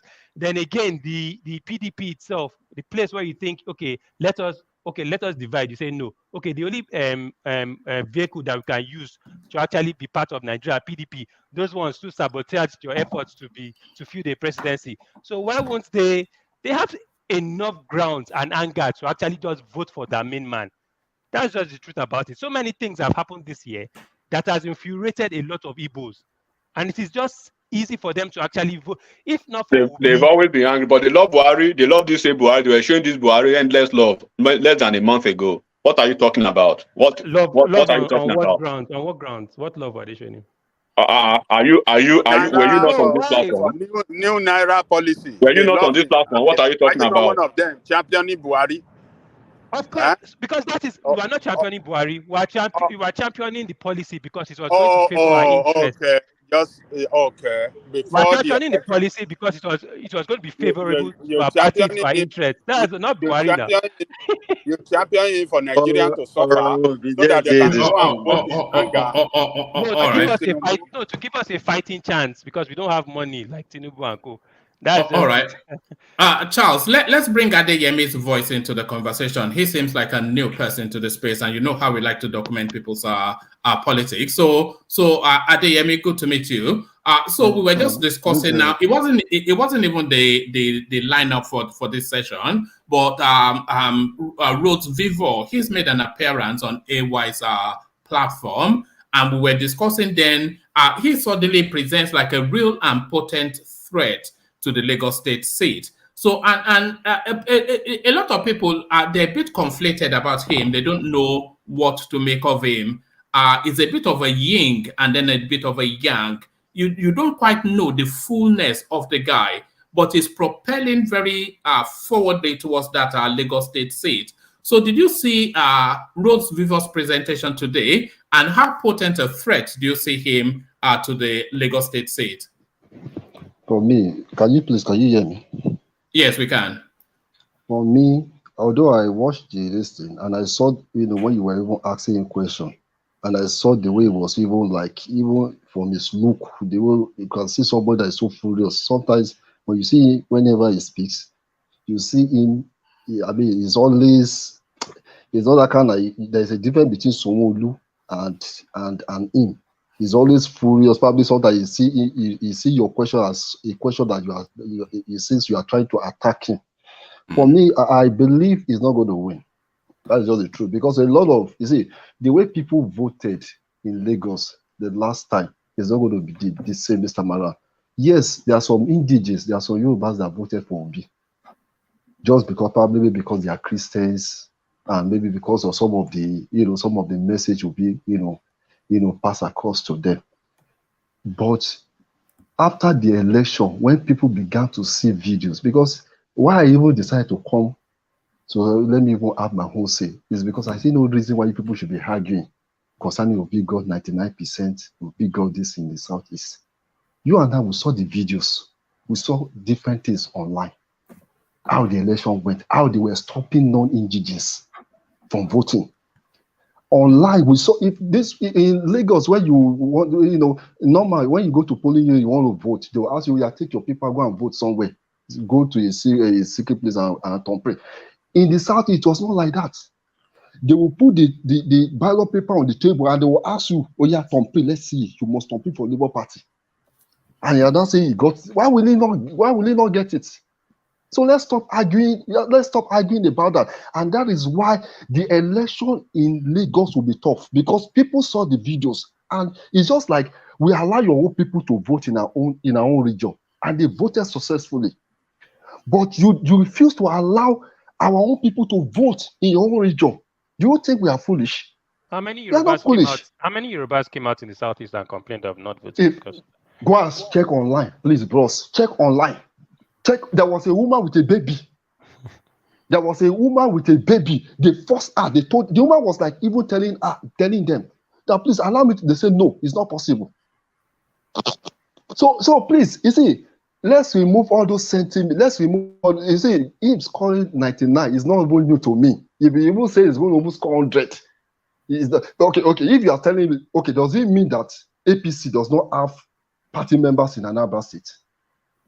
Thank you, my Who brother. are party members? Who are party members in So why Anambra? can't Does it mean they don't? okay? They The other don't, they don't question have? is why can someone like Tinubu hold on to Lagos State for as Okay, long no, as let me isn't let that me ask you. unjust? No, Please, you boss, always got 50. let me He even doesn't ask you a get question. 90% in Let me Lagos. No, let not me at even ask you a 90. People question. never get 90% One in voice, Lagos. Bros, voice. bros, Yeah. let me even ask you a question. For every poll unit, you must have an agent. Every political party will have an agent, and I know APC has an agent in every political unit, in every unit in Southeast, at least the some of the Southeast. But is it not surprising when you are now saying in a unit, you are saying APC is calling 0? Does it mean that even the agent did not vote at all? Because I know for anybody to vote as an agent, you must be registered, you must be a registered member in that particular unit. See, let's forget about that. See, let me tell you the truth. Election in Lagos will be tough. I have to be very, very sincere. It's No, going me, to be tough I because won't like. the indigenous, let me tell you the truth, the indigenous are ready this time around, and it's going to be a payback time. No, I won't. It's I going won't to lie. be I won't a lie to you. I won't lie payback to time. you. Labour Party can't win in Lagos. As a matter No, of they fact, cannot even win. I don't They even cannot think. even win. I don't even think they actually even thought they had a winning chance in Lagos, because even their choice of candidate, as far as I'm concerned, was not well thought of. Do you Of understand? course, now. If you really Of course. wanted to win that state, what they would have done is that remove that Igbo, forget that the guy Of himself course, is not now. even qualified. They He's would not have even got, if qualified they now. wanted to get a qualified person to actually challenge APC, do it rightly, but not getting someone that can't speak Yoruba. Then he's now Of Igbo. course. His wife is Igbo. It throws this. The party itself already has this kind of Igbo sentiments to it. So it throws everything, and it's working against the party right now in terms of ethnic sentiment. So as far as I'm concerned, he's not going to win, and I think Labour Party drops the ball. I don't even think they actually has. You know what? The real reason why they picked that guy, do you understand, was because of his age, one, and because the obedient movement was more championed by the youngsters, by people young. So I think that is one of the reasons why they actually picked that guy.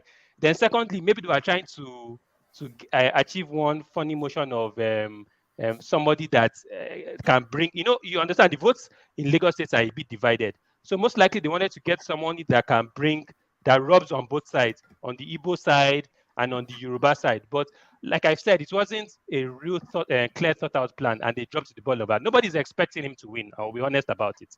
That's just it.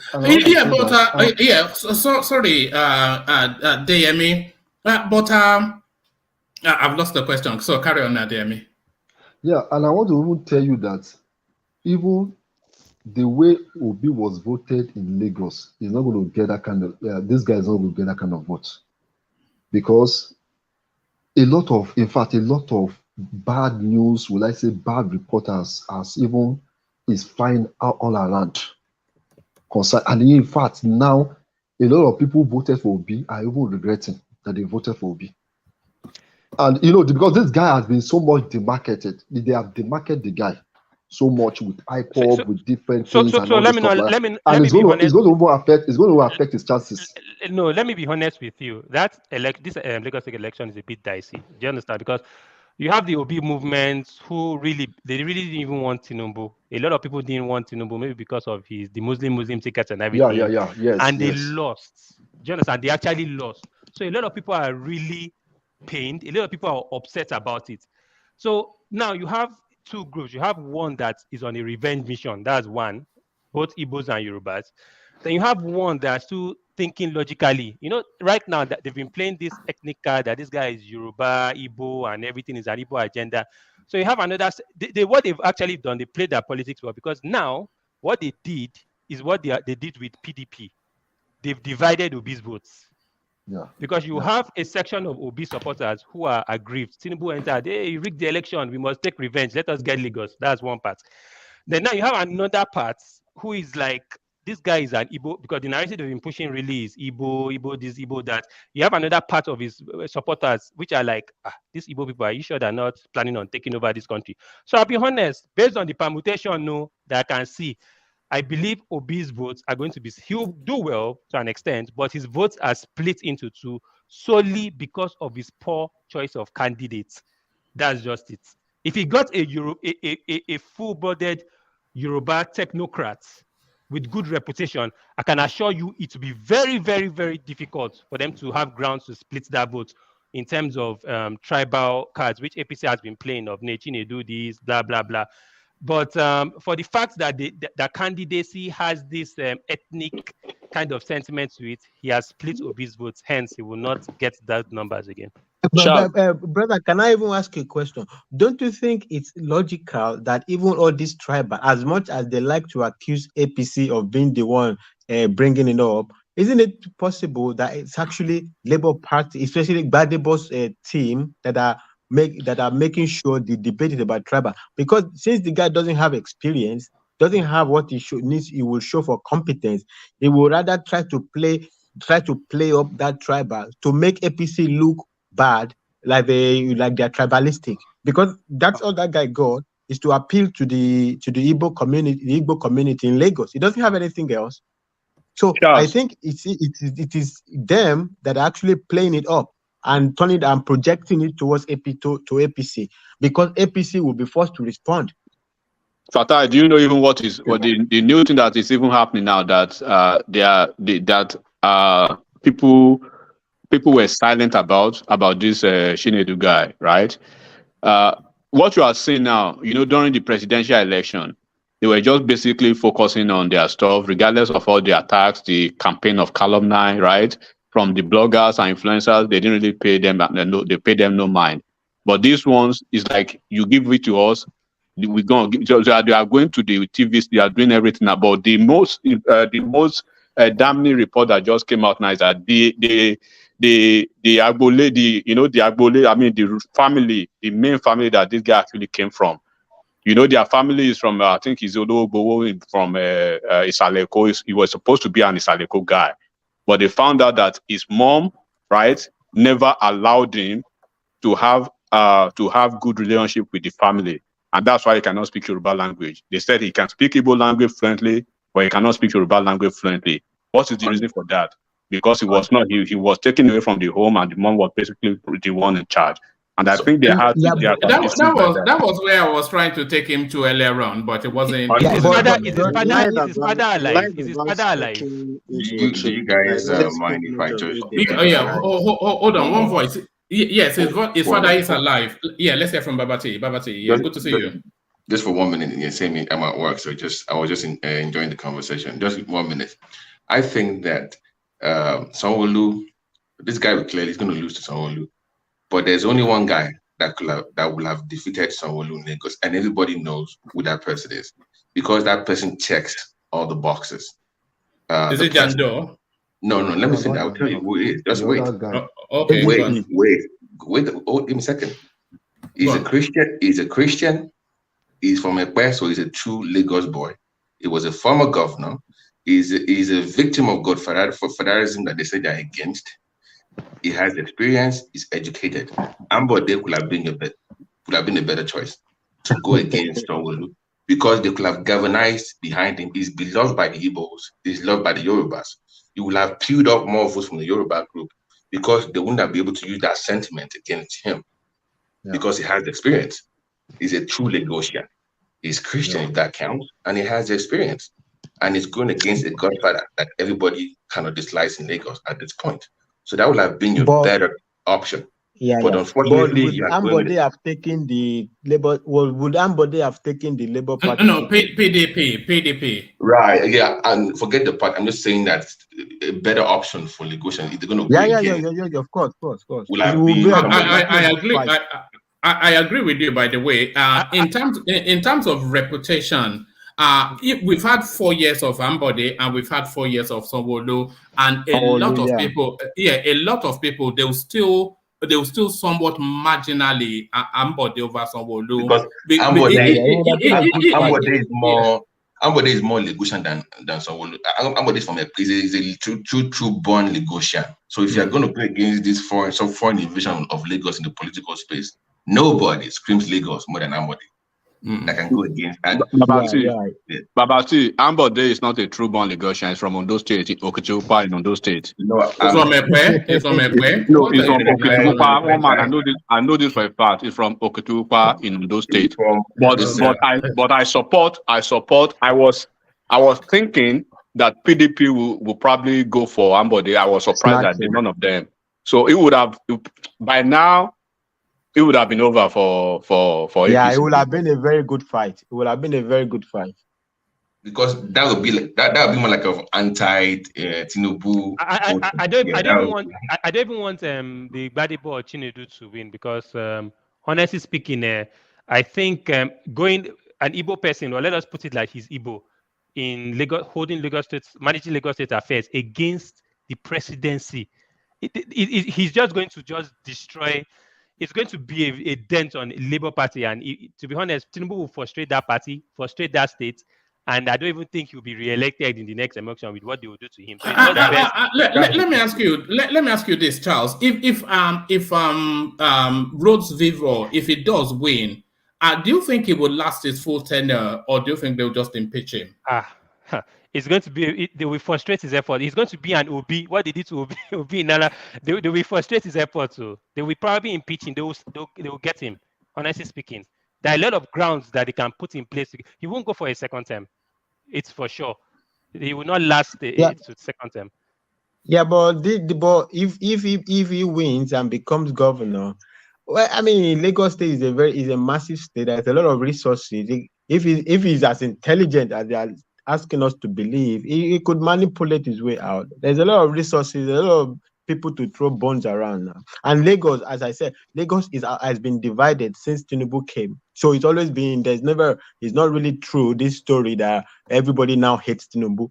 There are many big boys who hate Tinubu. It's not intelligent. It's not more intelligent than you or than Charles. They tell us he's intelligent now, my Forget brother. all those They say he's nonsense, intelligent. Fatai, one thing that people underrate about Lagos is Lagos presently is underfunded. And as it is underfunded, we should just appreciate those people that are managing Lagos now, even though people don't want Ola, thank you. This point, I've always wanted to bring it up. So now, Obeti Dele. So now that people have made Lagos to be generating money. Now is the time to tell. Now they don't like Tinubu godfatherism. That same godfatherism is the one that is bringing created the architecture to be bringing the money, right? So no, godfatherism is not good though. Why didn't you reject the 60 billion per month? Say, okay, we don't want all the 60 billion per month because we don't want the godfatherism. No, you want to inherit the 60 billion that the guy used his brain to create the way to generate it. And now you say, oh, Tinubu's in Lagos, he's been holding Lagos to ransom. Let me be honest with you. I doubt if Tinubu used his brain to do any of it. I think with what I've seen with Tinubu, with his utterances and anything, I think it's the people he surrounds himself with, the technocrats, which I give him hand for, that are responsible for actually making those. Is that a joke or a serious comment? No, I'm serious. The technocrat before he became the governor. What are you talking about? I don't understand what. But somebody that is not coherent, that can't communicate too well. I don't think he has the capacity to think. One voice. Was it like this when he was governor? Was the technocrat before he became the governor of Lagos State? What are you talking about? This the person that managed who was the treasurer of Mobile. What are you talking about? Do you know what that position means? To be treasurer of Mobile is nothing. Which one is treasurer of Mobile? It's nothing. Forget it's nothing. It was a treasurer of Mobile. This is what we are talking about, one man. When these people run have in oil and gas companies, it was the chief auditor. I can bring you the video clips. The person that interviewed him, he's come out. He said they fought tooth and nail, but he said he was going to politics. It's a big deal. Mobile, what are you talking about? The biggest or one of the top three biggest oil companies? One man, it is clear he doesn't know. We are arguing with people that don't really know what is going on. No. No, he knows. I'll give it to Tinubu. I'll not go lie. I give him to Tinubu. He actually surrounds himself with technocrats and his choice of leadership. What I'm just trying to say is that we shouldn't. What I'm trying to say. Hold on, Fatai. Yeah. Hold on, Fatai. Charles, is that not the core essence of leadership?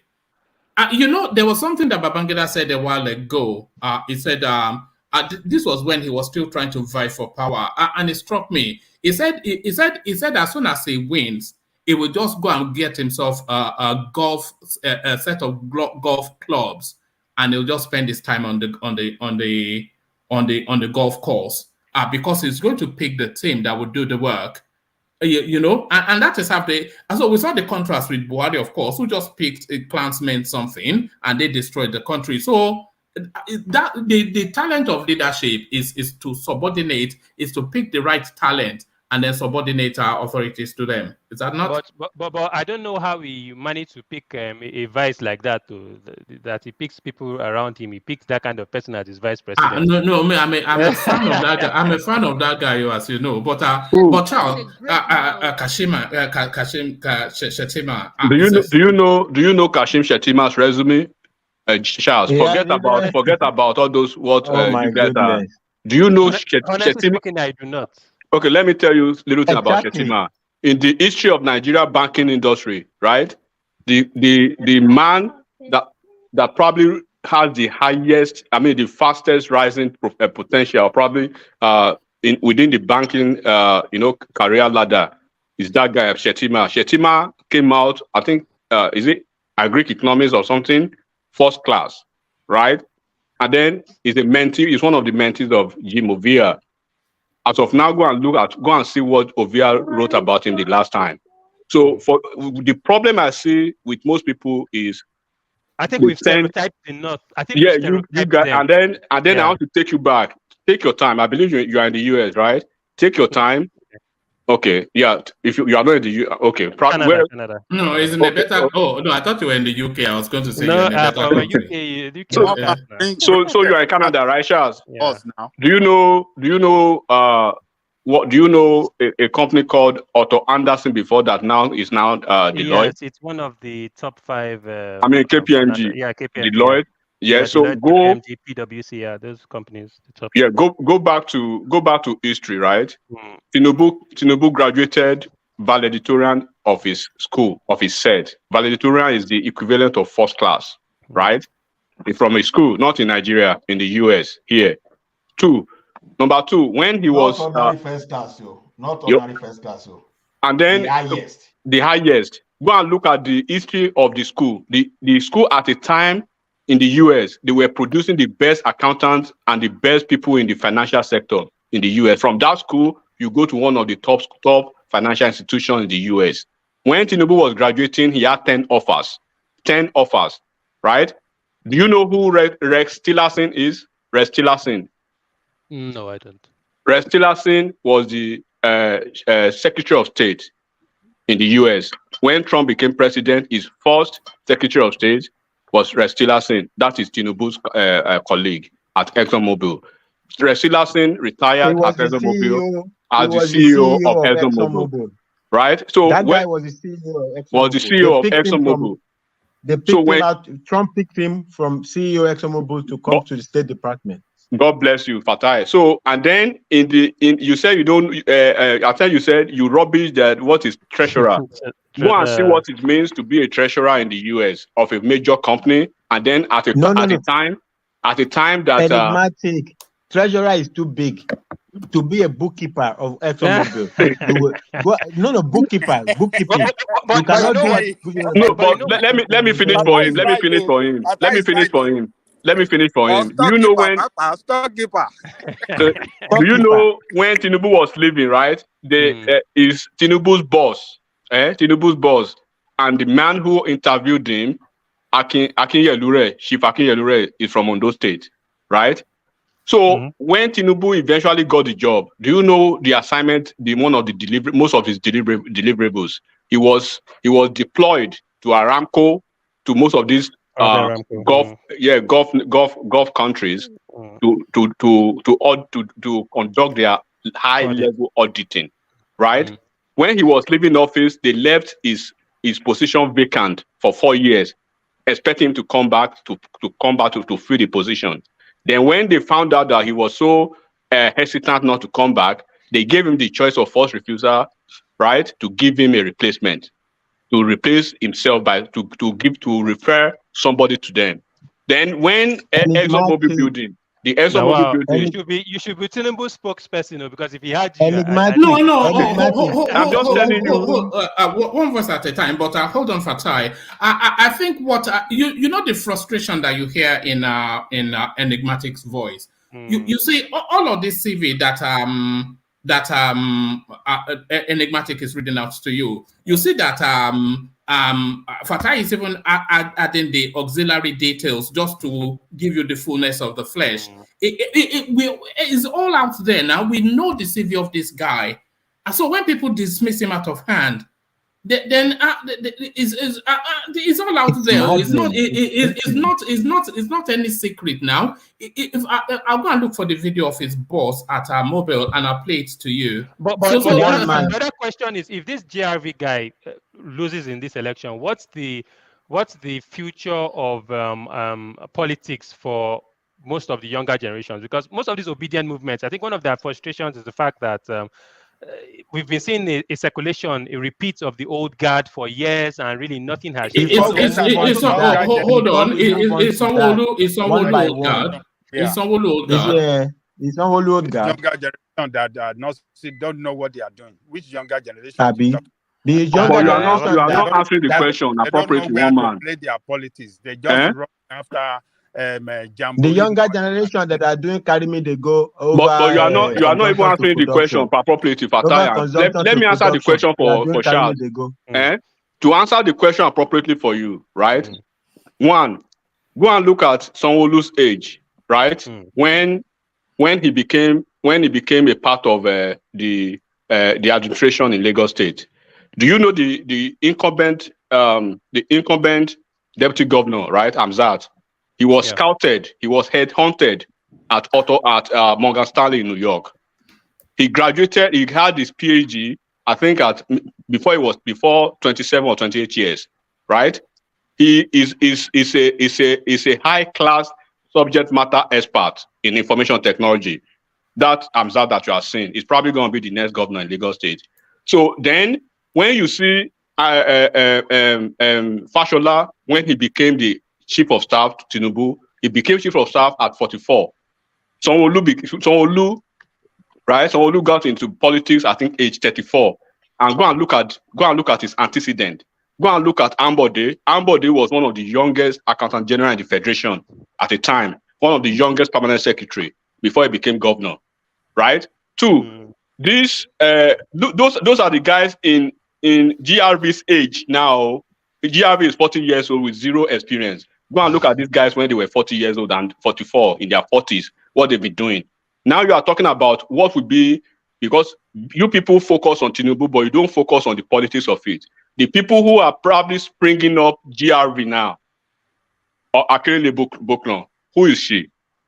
Bode George, who is she? The Duhatis, who are they? Right? They were the people who are being PDP, and they've been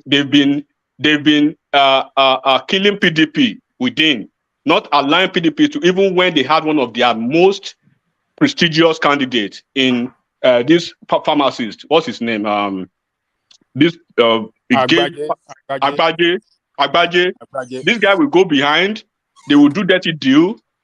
They will make sure PDP never wins any election if it's not their candidate. So GRB that you are seeing now, GRB is a candidate of Bode George, of Akerele Boklon. They are just another branch of Asiwaju's enemy in Lagos and APC's enemy, Saraki, all of them. So it's not even let's assume that the guy will become governor. You are not going to. He's not going to be the one in charge. Governor. Yeah, sure.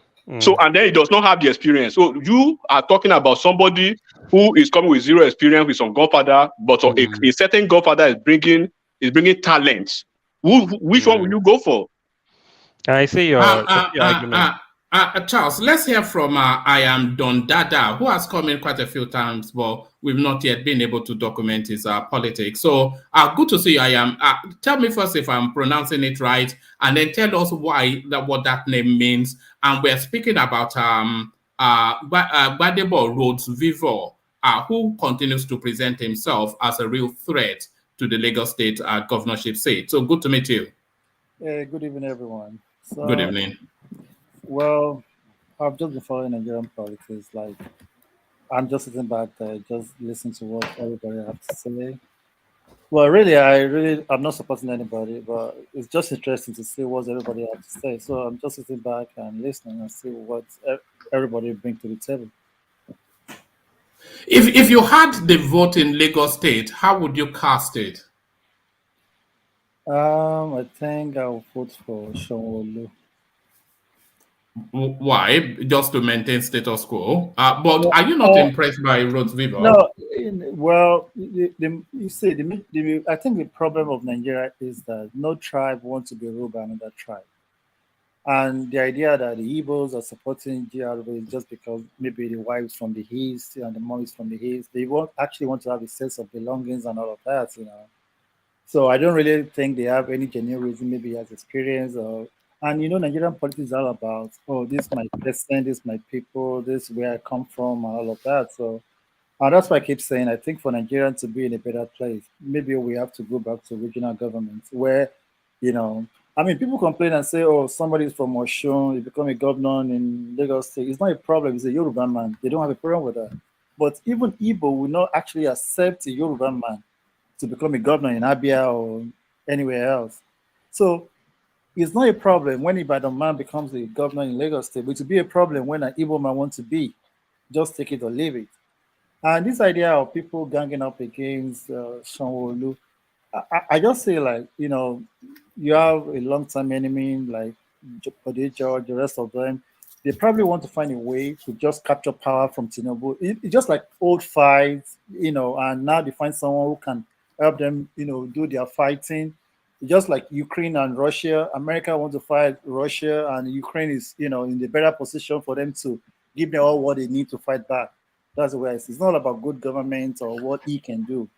So, sorry, how do you pronounce your name? What are we meant to make of it? I am Don Dada. I am Don Dada. So are you Don Dada? Dada. Don Dada. Oh, yeah. Okay. So I follow a guy, a Kenyan guy called I am Mawa. So yes, what happened to this this thing about Lagos being a futuristic cosmopolitan state that has gone beyond that has evolved out of the parochialism of tribalism and ethnicity, and it's a meritorious space. Yeah, I've listened to a lot of arguments about Igbos claiming the borderland in Lagos. They contributed to.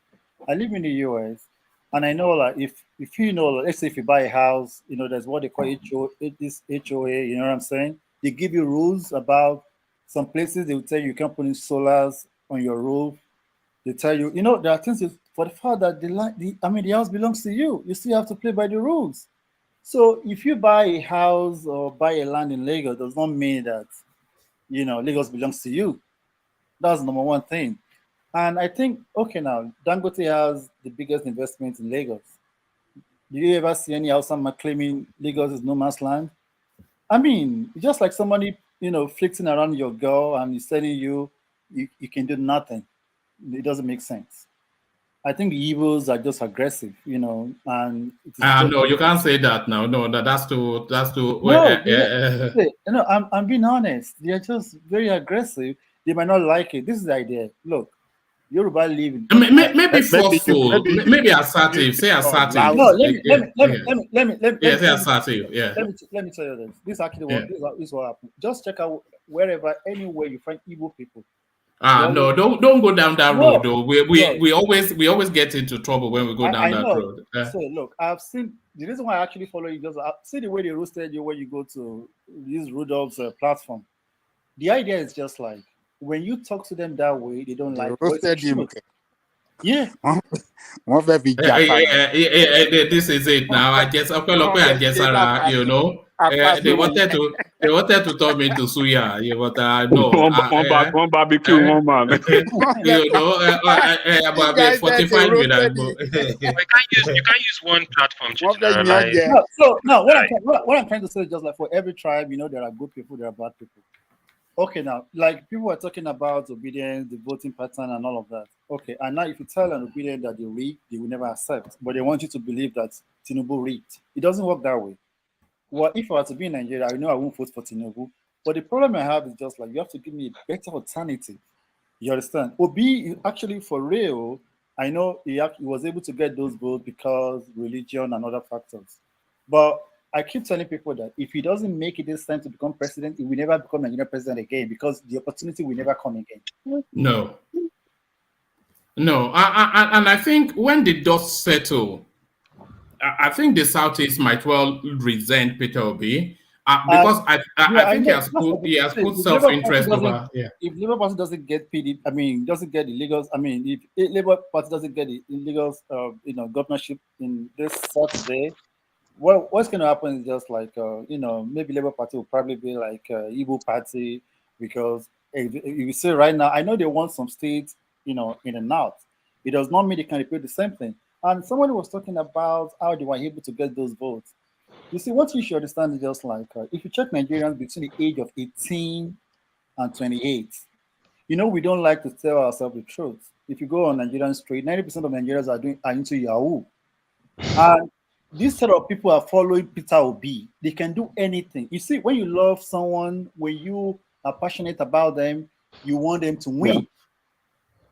Yeah. And that's exactly what played out during that election.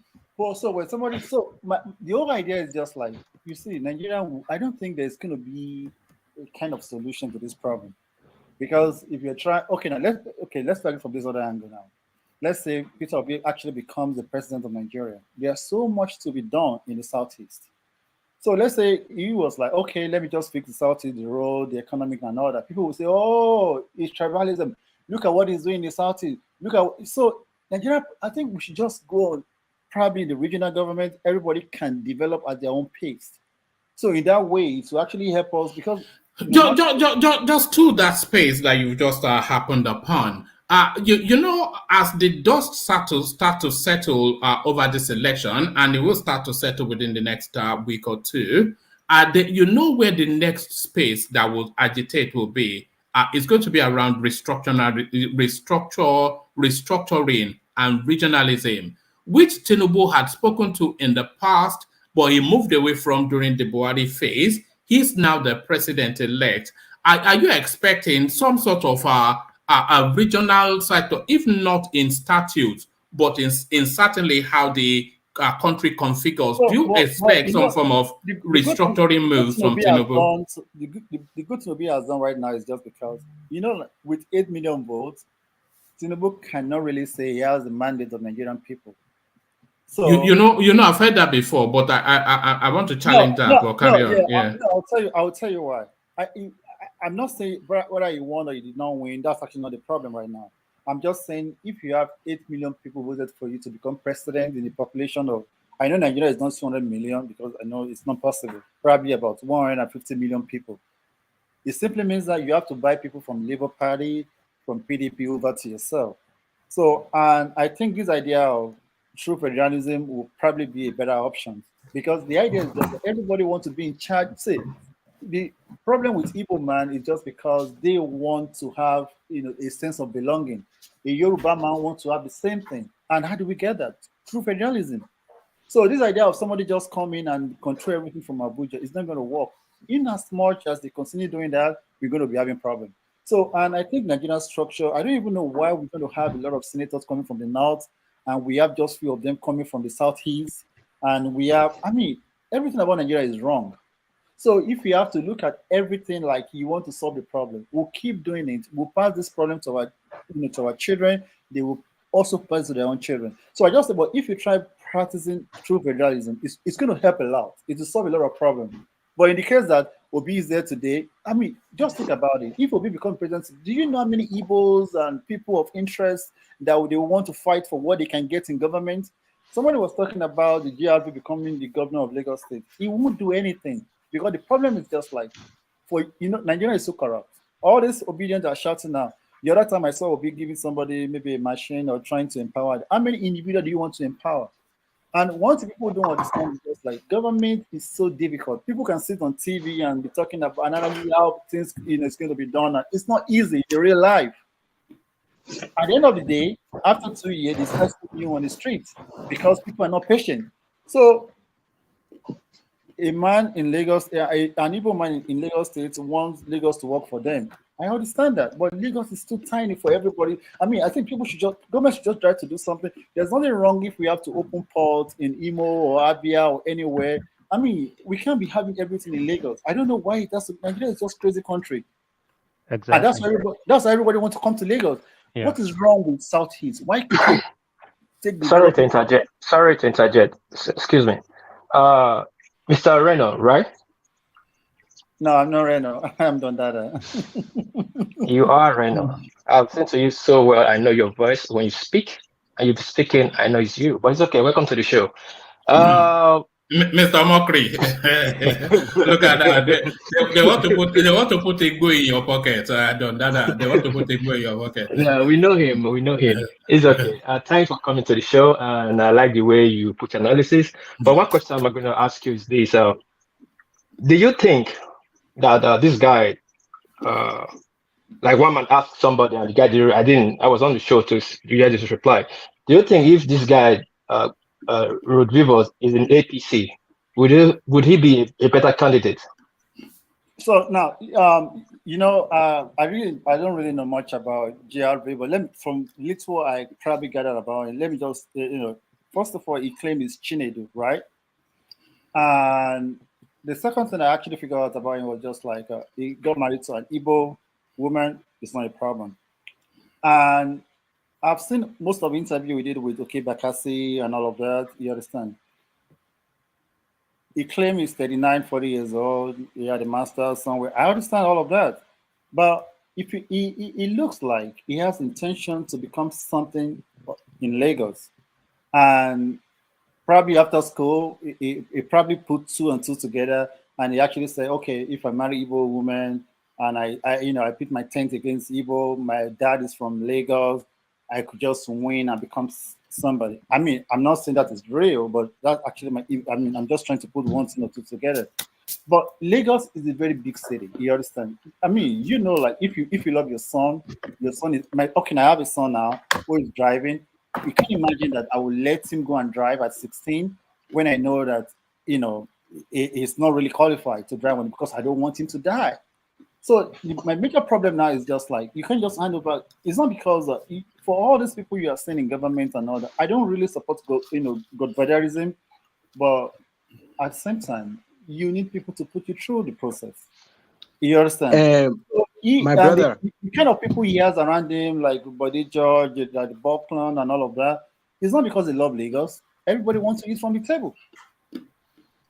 My brother, can I answer the question? Because I think one man put that question to me, and I think there was a lot of other answers about.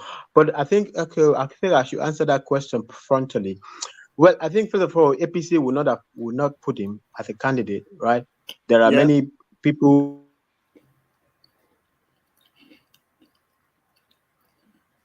Have we lost you?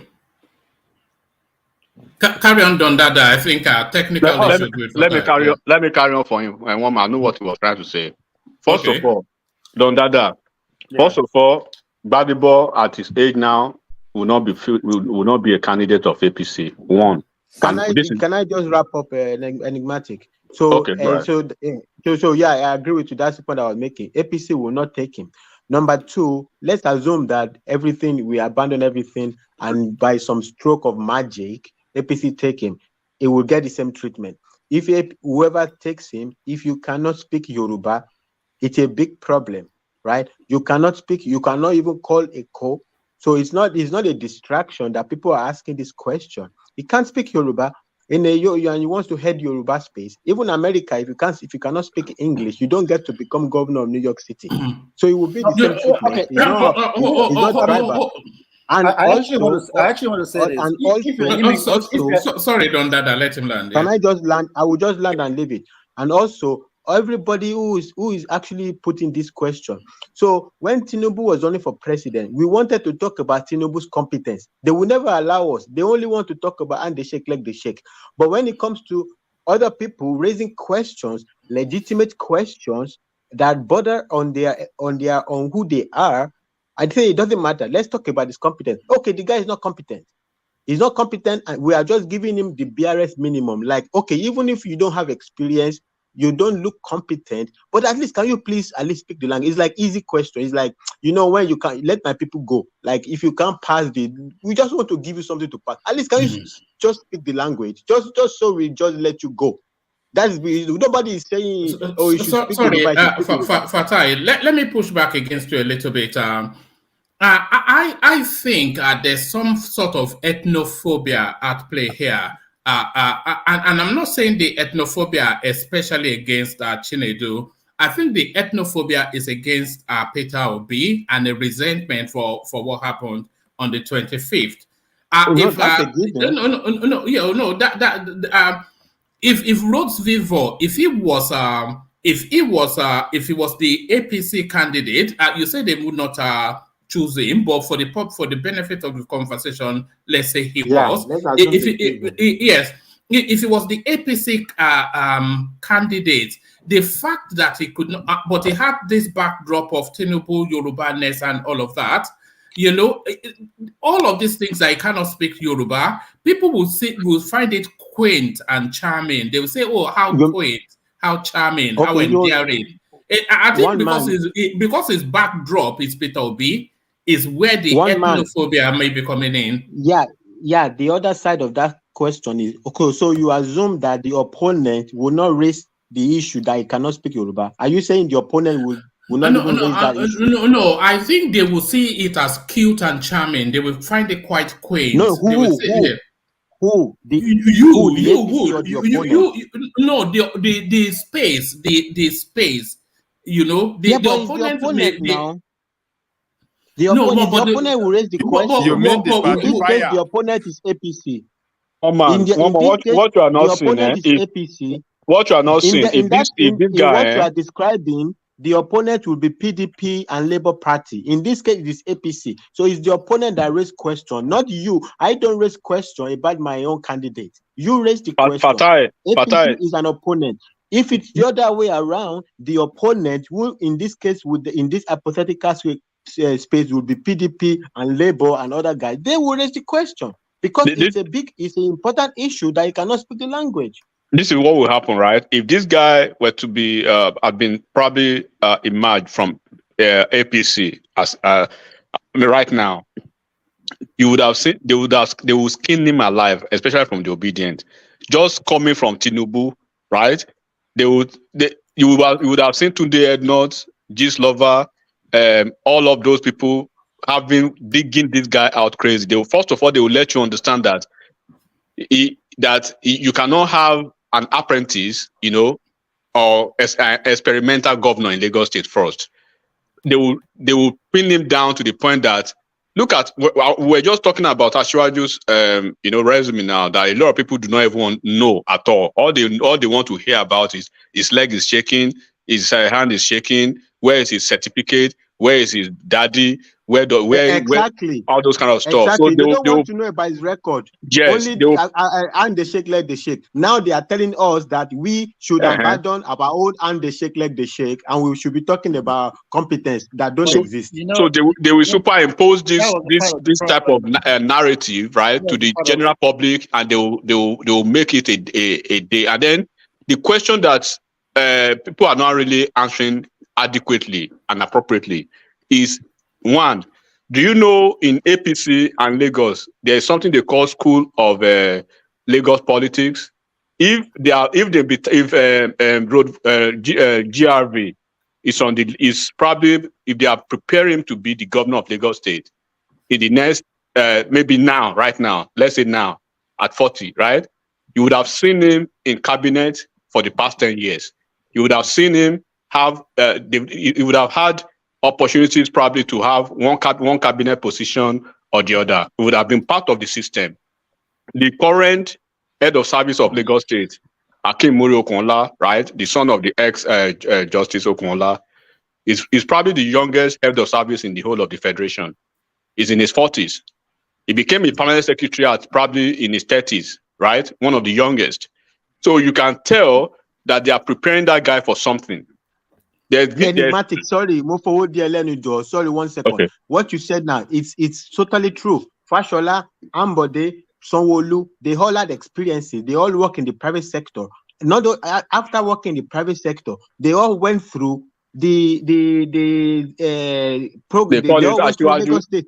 Ashwaju School of Politics. So they will bring you in. They all went through. They don't just pick them from nowhere. So they will bring you. Look at when they brought Amzat now. Do you know Amzat? This deputy, the current deputy governor. His dad was I think a House of Assembly member during Jakonde's time, right? So you would have seen all these things. There's a guy. They call it Gawat. You guys should put that name somewhere.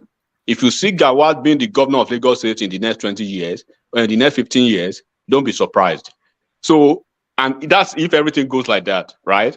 But now I think I've answered the question. But all of a sudden, you are seeing Gbadebo in the hands of an ex-convict. Imagine an ex-convict. What's his name? Bode George. Bode George. And then Buknari Akrele. Akrele, when she was the deputy governor of Lagos State, go and look at what happened. Do you know Akrele she was nominated by Pa Adebanjo? That's where their problem started. This Pa Adebanjo that you are seeing now, it was their clique, their corner of the AD, Alliance for Democracy then, that nominated her. Another thing Yes. I want to say is just like, if you look at a state like Lagos State, I don't think a newcomer can just come without experience. Look, I was listening to what's it called? This governor of Kaduna State, El Rufai. El Rufai. He said he discovered last year there was a ministry that people were probably stealing money. It took him 7 years to find out. 7 good years. Yeah, we covered that here. Health, hospital, is health sector. Yeah. It was. Yeah.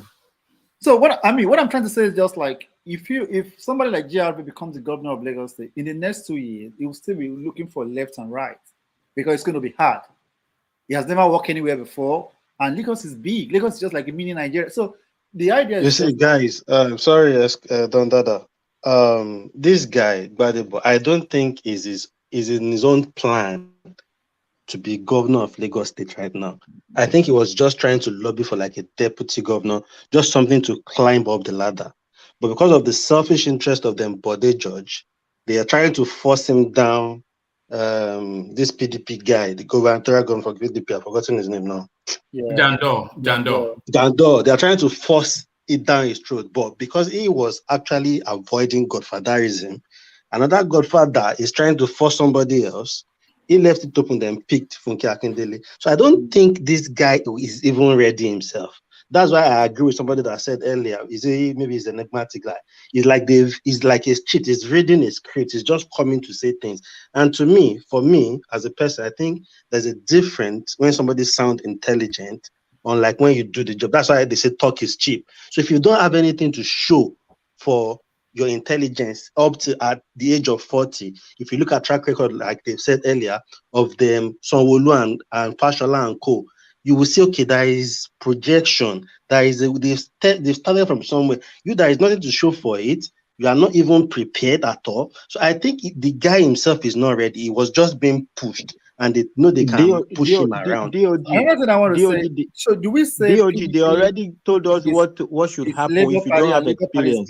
One voice, yeah. Brother. They already told us what should happen if you don't have experience, and that's what they told Showore. They say you should go and be local government chairman. Exactly, you're right. Let Gbadebo go and first be councillor. But we know these people. I wonder why you stress yourself with these people. We know what they say. They will never. Let Gbadebo go and be councillor. They are correct. After he became councillor, they don't want to listen. Let Gbadebo first start with councillor to have experience, and then after local government. And then after, maybe he can be House of Rep, and maybe after he can come back to contest for governorship. But you have to learn Yoruba treatment. as he's doing that one. Showore treatment should be for every. If that was the standard for Showore, it should be standard for everybody. But another thing I want to talk about is just like a lot of Obedience actually say they don't want PDP because PDP destroy Nigeria. But from this interview I listened today from this Jandor, it actually shows that PDP and Labour Party are the same.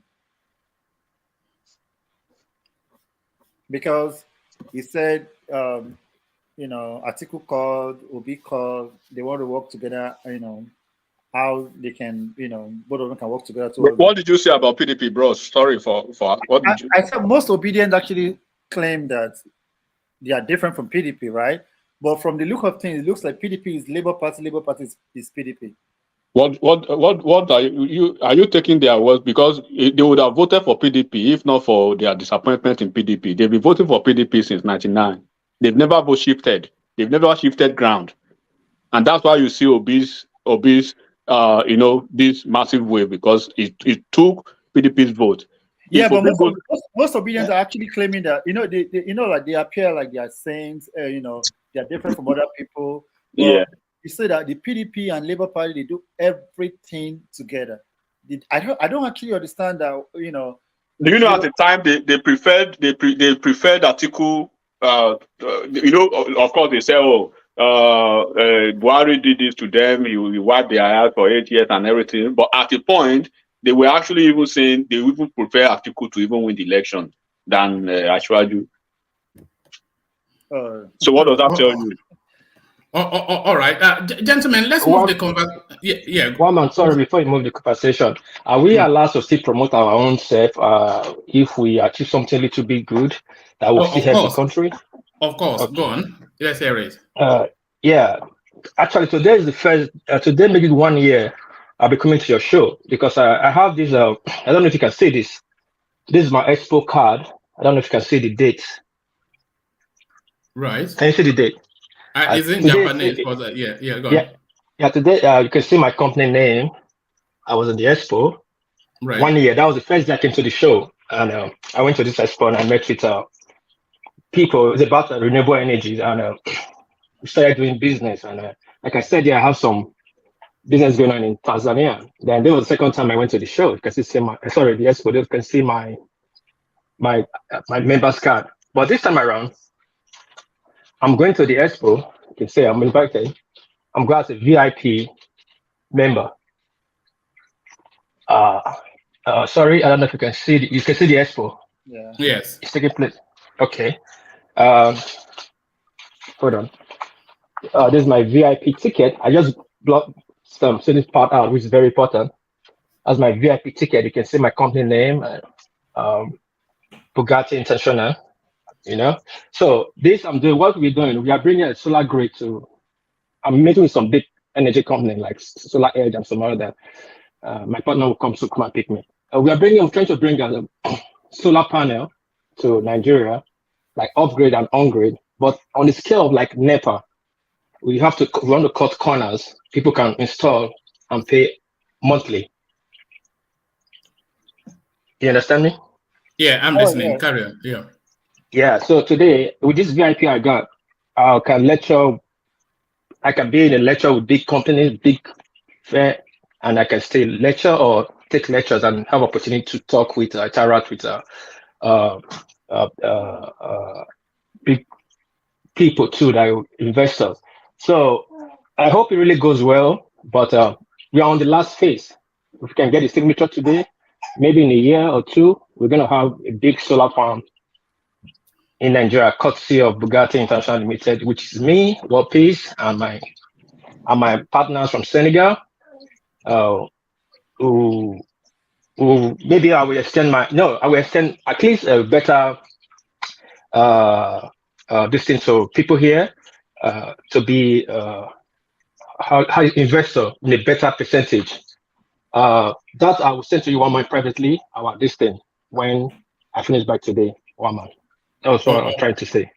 All right, brilliant. It sounds like a great idea. Does anybody want to say anything to what? I would just like to align with Tinubu now. What you want to do actually fit into APC program. Do you agree?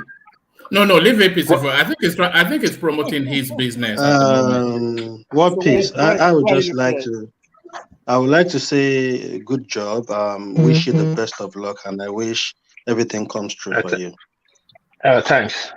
And I want every Nigerian to come up with idea too, because we are full of super brains, so we can come together like this, we can do something great for that country. Sorry, who is the solar farms? Who is going to be providing the panels? Do you have a company already? Yeah, we have we have 5 or 6 solar companies, but China owns the biggest solar farm company that produce panel in the world. Japan have 2, Canada is there, Germany is there, but so far so good. About 3 to 4 Chinese company are in front of that. Then we have people that produce the batteries, which Chinese is still one of the best suitors for us. Then we have people that provide the frame. Because we have 3 stages of the solar panel, solar installation. We have for industrial size, we have for like a hotel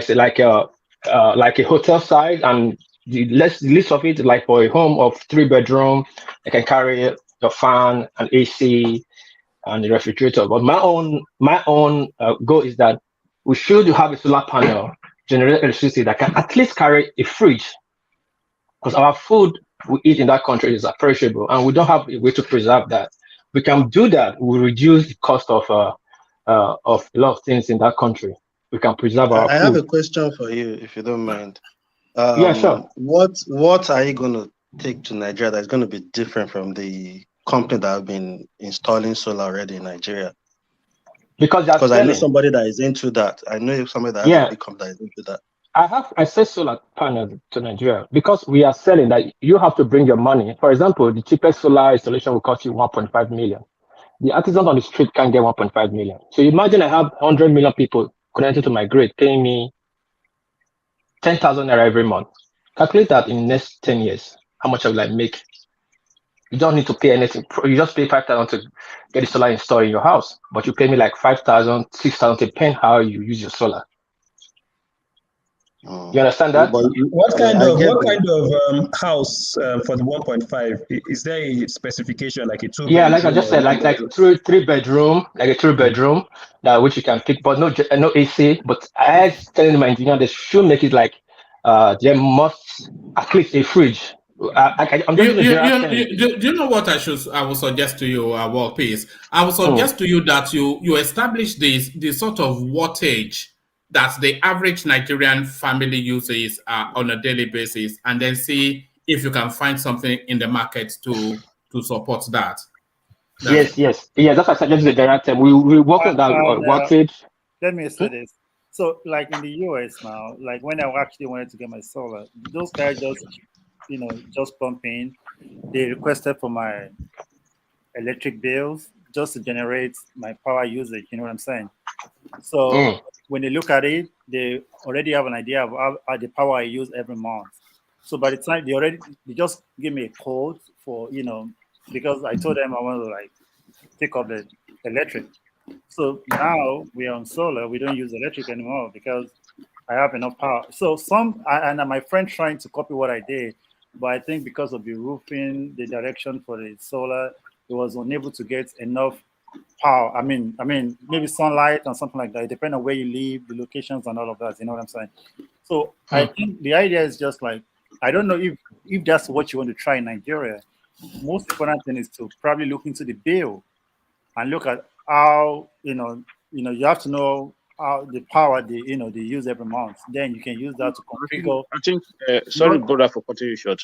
I think what my brother Wordpiece is trying to explain to us here is the financing. It's more like a way of financing the solar the solar grid in your home. He's looking for investors. Yeah. No, one man. What he's trying to explain is that instead of you to fork out maybe 1.5 million at a go to install a solar panel, his company can install it. Why instead of you almost like buying diesel every day or paying for NEPA, monthly, then you can be paying back Yeah, I'm to saying his the same company. thing too. So what I'm saying is just like it's the same thing. Like we don't pay for anything here in the United States. So what we do is they just come and show you the bills and all that, and they tell you how much you. So they check my bill. Like now, I used to pay $200 every month for my electric, and they told me that we will install the solar free of charge. They actually gave me $4,000. You know, I don't know where that come from, and they said, okay, you will pay $110 every month.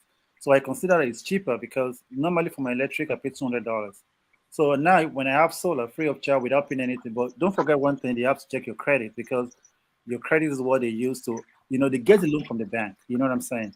And then they install the solar on your roof free of charge, and they give you a bill of $110, depending on. I have a friend who is actually paying $60 every month, depending on what you use in your home and all of that. So we still don't pay for everything. We pay every month, and then it's going to be there for 25 years. So but with Nigeria, you can't look at bills because that's what I'm average coming. Nigerians don't even pay bills. I think the best thing would just be to be what you charge them per capacity. So if you want this capacity, this capacity will take your freezer, your AC, your this. So that's what you would base your charges on. But with Nigeria, you can't. There is no bill. People don't really even pay NEPA bill, to be honest. That's why sometimes when people complain about power, I wonder why they complain, because most of them don't even pay the bill. If NEPA come and ask them for money and cut their wire, they connect it back. So people don't even pay bills.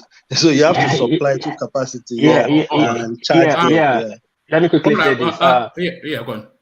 Let me quickly say, yes, all this, not everything I can say online, but we have all these security measures put on ground. Because this thing now try to bring here, we'll be trying it we're already trying it in Tanzania, and we're trying it in Senegal, but not in a large scale, but communities and some area, and it's working fine. And bringing it into Nigeria, we're going to add more security features. We know all this, but what I'm trying to say again, I'm going to say it again, is this: we're going to bring a solar panel to Nigeria as cheap. The cheapest people can lay their hand on, then run it through, put security there that you cannot short circuit and all that. And we are thinking of the option like what you can spend just buy a package a month, and when it runs out, and we're still taking of after you spend, you pay for what you spend. But all that are in play. But at the end of the day, be very assured. If you get to, we're gonna bring it. Hold on. Are you an agent or an investor with this? No, I'm not an investor. Like I said, it's on my card. I used to go as a look at my card. I mean, I have a company that I buy solar panel. I deal with companies. So, which I don't know how to put places, but with this idea, I actually brought this idea up. I actually brought it up on the conference last. Where are you located? Huh? Where are you located? Where I'm trying to invest. It's in Japan. Okay. This expo, I'm in Japan. Okay. Because I'm thinking that if you're located in the United States and you have some group of people who have good credit, you could get good money from the bank to finance. No, we have people that want to invest. Not like that's not the issue. It's me executing mine. I have engineers from, like, I just make sure I'm not supposed to disclose some certain players, but let me just say one from Solar Edge. You can look up Solar Edge. I have good engineers, and good part of they are Africans. Okay. The Africans are top notch in solar Silicon Valley. So, but what I'm just saying here, because what I'm saying is this: with this, if they approve it, these people that is going to, because they are bringing their materials, not like they're going to give us money. We have companies that produce the panels. We have companies that produce the frame. We have companies that produce the batteries. We have companies that produce the avatar. We have companies that produce the meter and step down. You understand? So all these people are going to come together and bring this thing to Nigeria. Then we'll bring engineers and we'll trade a few people to locals to match all this thing on. But the end point is, if this idea is going to really materialize, how we're planning it, how to get the money from the end user, and how the end user is going to get the product they're selling to them. It really works. You understand? So, okay, what about if I don't want to pay monthly bills? I just want to pay one time. Yeah, that's just a package. Okay. That's there too. You No, can I buy mean, a package just install it one time, and I don't have. Yeah, you can buy it too. You can buy it too. You can buy it too. Like we having a plan. We have some solar panel like 10 million naira, 20 million, depend on the battery you're looking for. Like there's a lithium battery, there's a dry cell battery. Depend on the battery, it really makes it more expensive and more or less cheaper. Okay, you can share your contact, and if by the time you get anything just let us know. Just keep us updated and see what we can do. All right, brilliant. Excellent idea. Speak to me about it offline, and then we'll see how we can present it to the platform. All right, well done, Warpies. Always an entrepreneur. So let me acknowledge Thomas Adedeji's super chat that's been on the screen for a good while now. It says, woman, you killed the guy when you said your last election you used Chinedu as your name. The guy got stung. I think he knows your platform. You can see his face. So I think it was my little excursion on the AY space that Thomas was talking about. So thank you, Thomas. The super chat seems to have dried up. So if you can reignite that space, the place should be lighting up. I was looking at some platform just earlier. It was just a sea of colors, but you never get that here. But let me move the conversation on and take it in a different direction. I want to take you to this space, DOG. So this now, you say they say by fair means or foul. By fair means or foul. In Kotoba Fair, Lamafun, Oba Elegushi debunks claim of fixing Oro cult ritual on election day. So this is the story that broke. The Elegushi, the traditional ruler of Ikate Elegushi Kingdom, Sahid Ademola, has debunked claims of fixing the Oro cult ritual on Saturday, March the 18th, which is the day of the governorship and state assembly elections. The Oro Festival is an event celebrating male descendants of a specific location where it is taking place. During the festival, females and non-natives stay indoors, as oral history has it that Oro must not be seen by women or non-participating people. In a memo addressed to residents of Ikate Elegushi, the monarch said there would be restrictions of movement to perform the Oro rites in the community. The restriction, which is from 12 midnight to 5 a.m. daily, will last from Wednesday, March the 15th to Friday, March the 17th. Debunking claims of the ritual being part of an alleged plan to disenfranchise non-indigens from voting on election day, Temitope Oyefeso, the special assistant on media to Ikate Kingdom's monarch, said in a statement, the restriction of movement for the Oro rites in Ikate Elegushi Kingdom, Eti Osa, is from Wednesday to Friday, election day not included. The restriction is from 12 midnight to 5 a.m. on each day, whilst residents are free to move before and after this time. This clarification is necessary for those peddling falsehood as to the motive of the rights. The peace and progress of our land is the responsibility of all of us, and we must be alive to this responsibility. So what are you making of that then? So suddenly, coincidentally, Oro Festival now necessary, right smack in the middle of elections, non-indigenous and women not to move. So are you buying this now rebuttal from the palace, or is this just a move to disenfranchise, especially the Southeastern DOG? Thank you, woman. Even when you started reading the whole thing, I was thinking they don't do Oro during the day anyway. So, and from what the media person has said from the palace is actually correct. Oro is in the middle of the night. And like we said earlier, there is no reason anybody, if you've registered in your neighborhood, there is no reason why you need to go and sleep in a polling center over the night because you want to vote. It's because most of those people don't live in those neighborhoods. So you need to register where you live, where you can ask, because there is restriction of movement. You can't drive to places. So you have to register in your neighborhood. So most people, if you don't register in your neighborhood, that's your headache. But to be honest, Oro is done in the middle of the night. And there is time, election starter is 8 or 9, the accreditation and everything. So there is time to go out and vote. So I don't see how it affects each other. But you know what I've realized now, and I think it's even best not to argue some point with some obedient, is because there is nothing you want to say to them that they are ready to listen. Or like now, this guy, I don't know if Dest is still here. Dest to say, oh, I just want to analyze, but he's not always analyzing.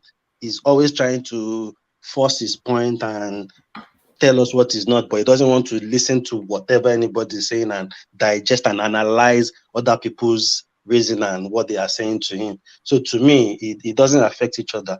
It's nothing to do with election at all.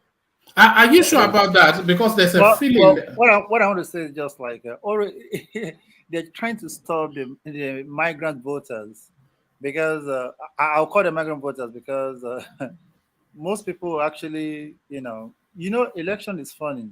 Some politicians hire people or bring people from other places to come and vote in any part of Lagos. And I think if you don't live in the community, don't vote. If you live in Kenya, just stay there and make. And why do you have to go to Alimosho or go to what's it called? So if you live whatever, I mean, it doesn't make sense. And be sleeping in polling booth. No, it doesn't. I don't even know why people say they sleep in polling booth. It's because they don't live there and they've registered there because they want to make a difference there. So, and I think that, you see, another thing it might not be right, but I just know that those people they figured it out that during that the election, maybe most people migrated from other places to come and vote in those areas, and they're trying to stop them this time around. I don't know. I'm not sure. I'm not saying that is correct, but if you don't live in Ekpe, what are you looking for there? Why do you have to go and vote there?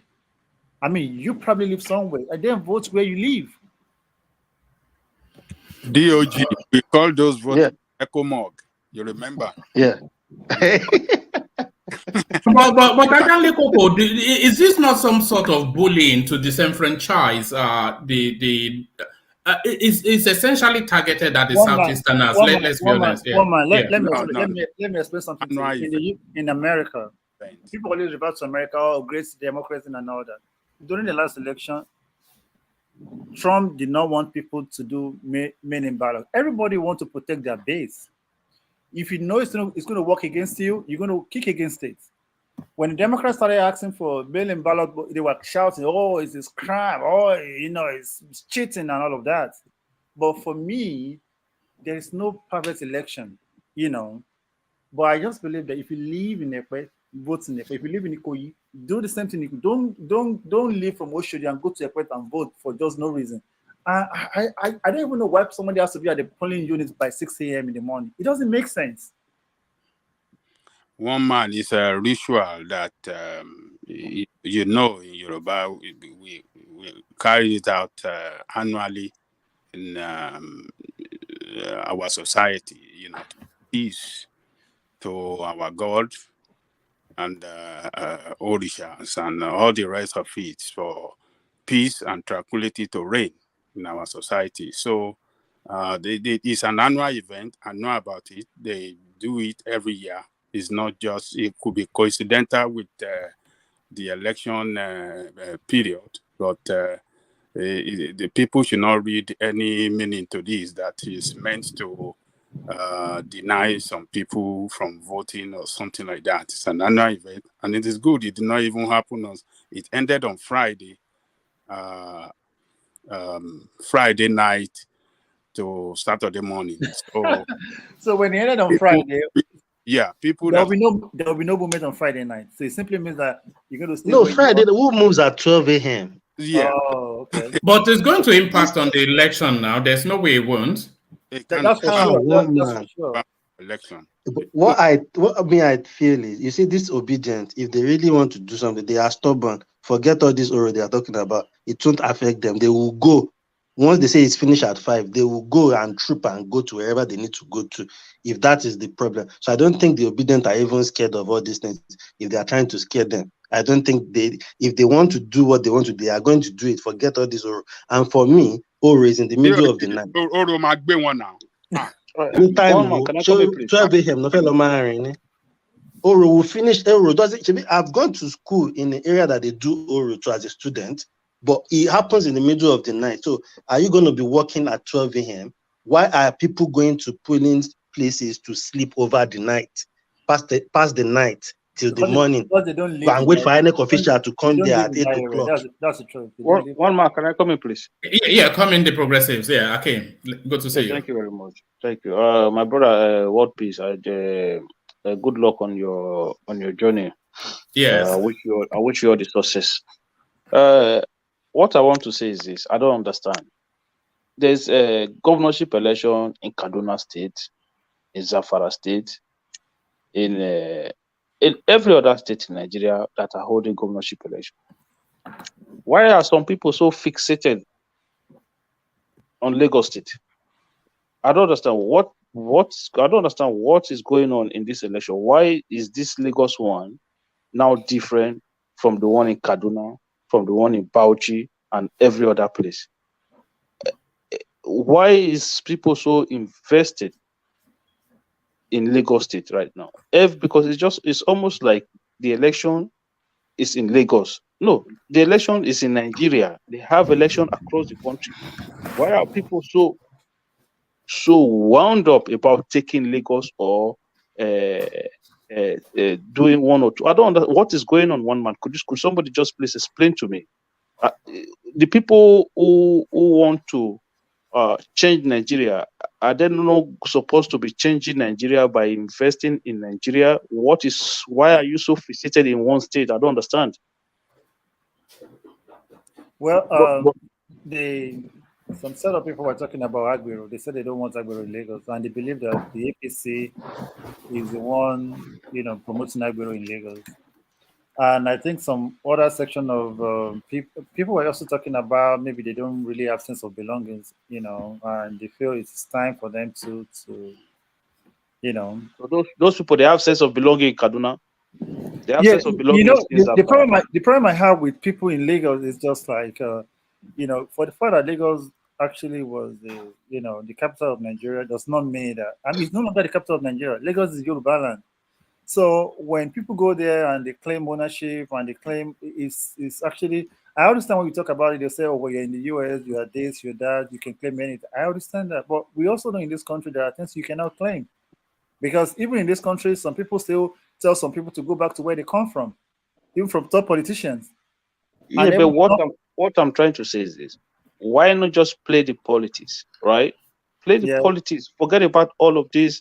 We want to take Lagos. This one doesn't speak Yoruba. The thing has been, it's almost like Lagos is a country that is now.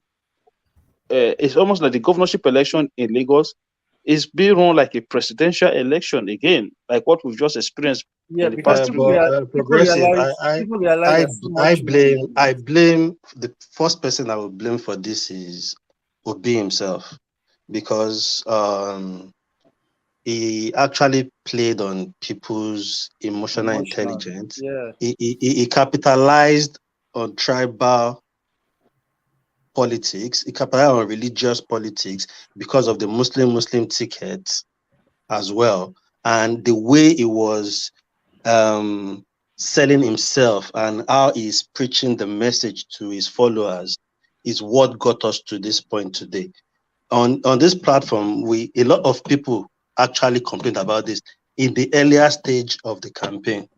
And this is where we are now. He's the one that got us here. He's the one that is going to churches that turn it religious. He's the one that turned it to the Igbo. We must take our country back. So obviously, there is agitation in the East already. So all those people jump on that train of obedience. Everybody jump. Why are these people why are they not having the same agitation in Kaduna State?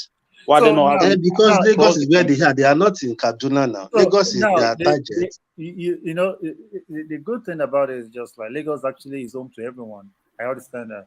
But when people live somewhere, just like Yoruba used to say, something like that. So a lot of people live in Look at that. You can't even complete a basic. We have lost another one. We have lost another one. Look at that. Before he can give you an American proverb. We cannot. Look at that. So my major problem is that people just come to Lagos today and tomorrow they are Lagosians, and everybody wants to feel like, oh, Lagos belongs to me and all that. because I also know that Lagos is the only place in Nigeria that you can go and claim Lagos. If you go to Kaduna now, even the Igbos that live in Kano or Yoruba, I'm sure they can say there's a little to what you can claim and all that. And it's possible because of Lagos politics and because of so many other factors. But it's not just Lagos, my brother. It's everywhere in the Southwest. Yorubas are welcoming. I can remember perfectly well. Many years back, I think one of the late Olubadans actually stopped all those Ezendigbo that they normally do in Ibadan. That he said they should go and be doing their Eze in their hometown because they've turned it's now more like you have Olubadan and you have Igbo King too in Ibadan.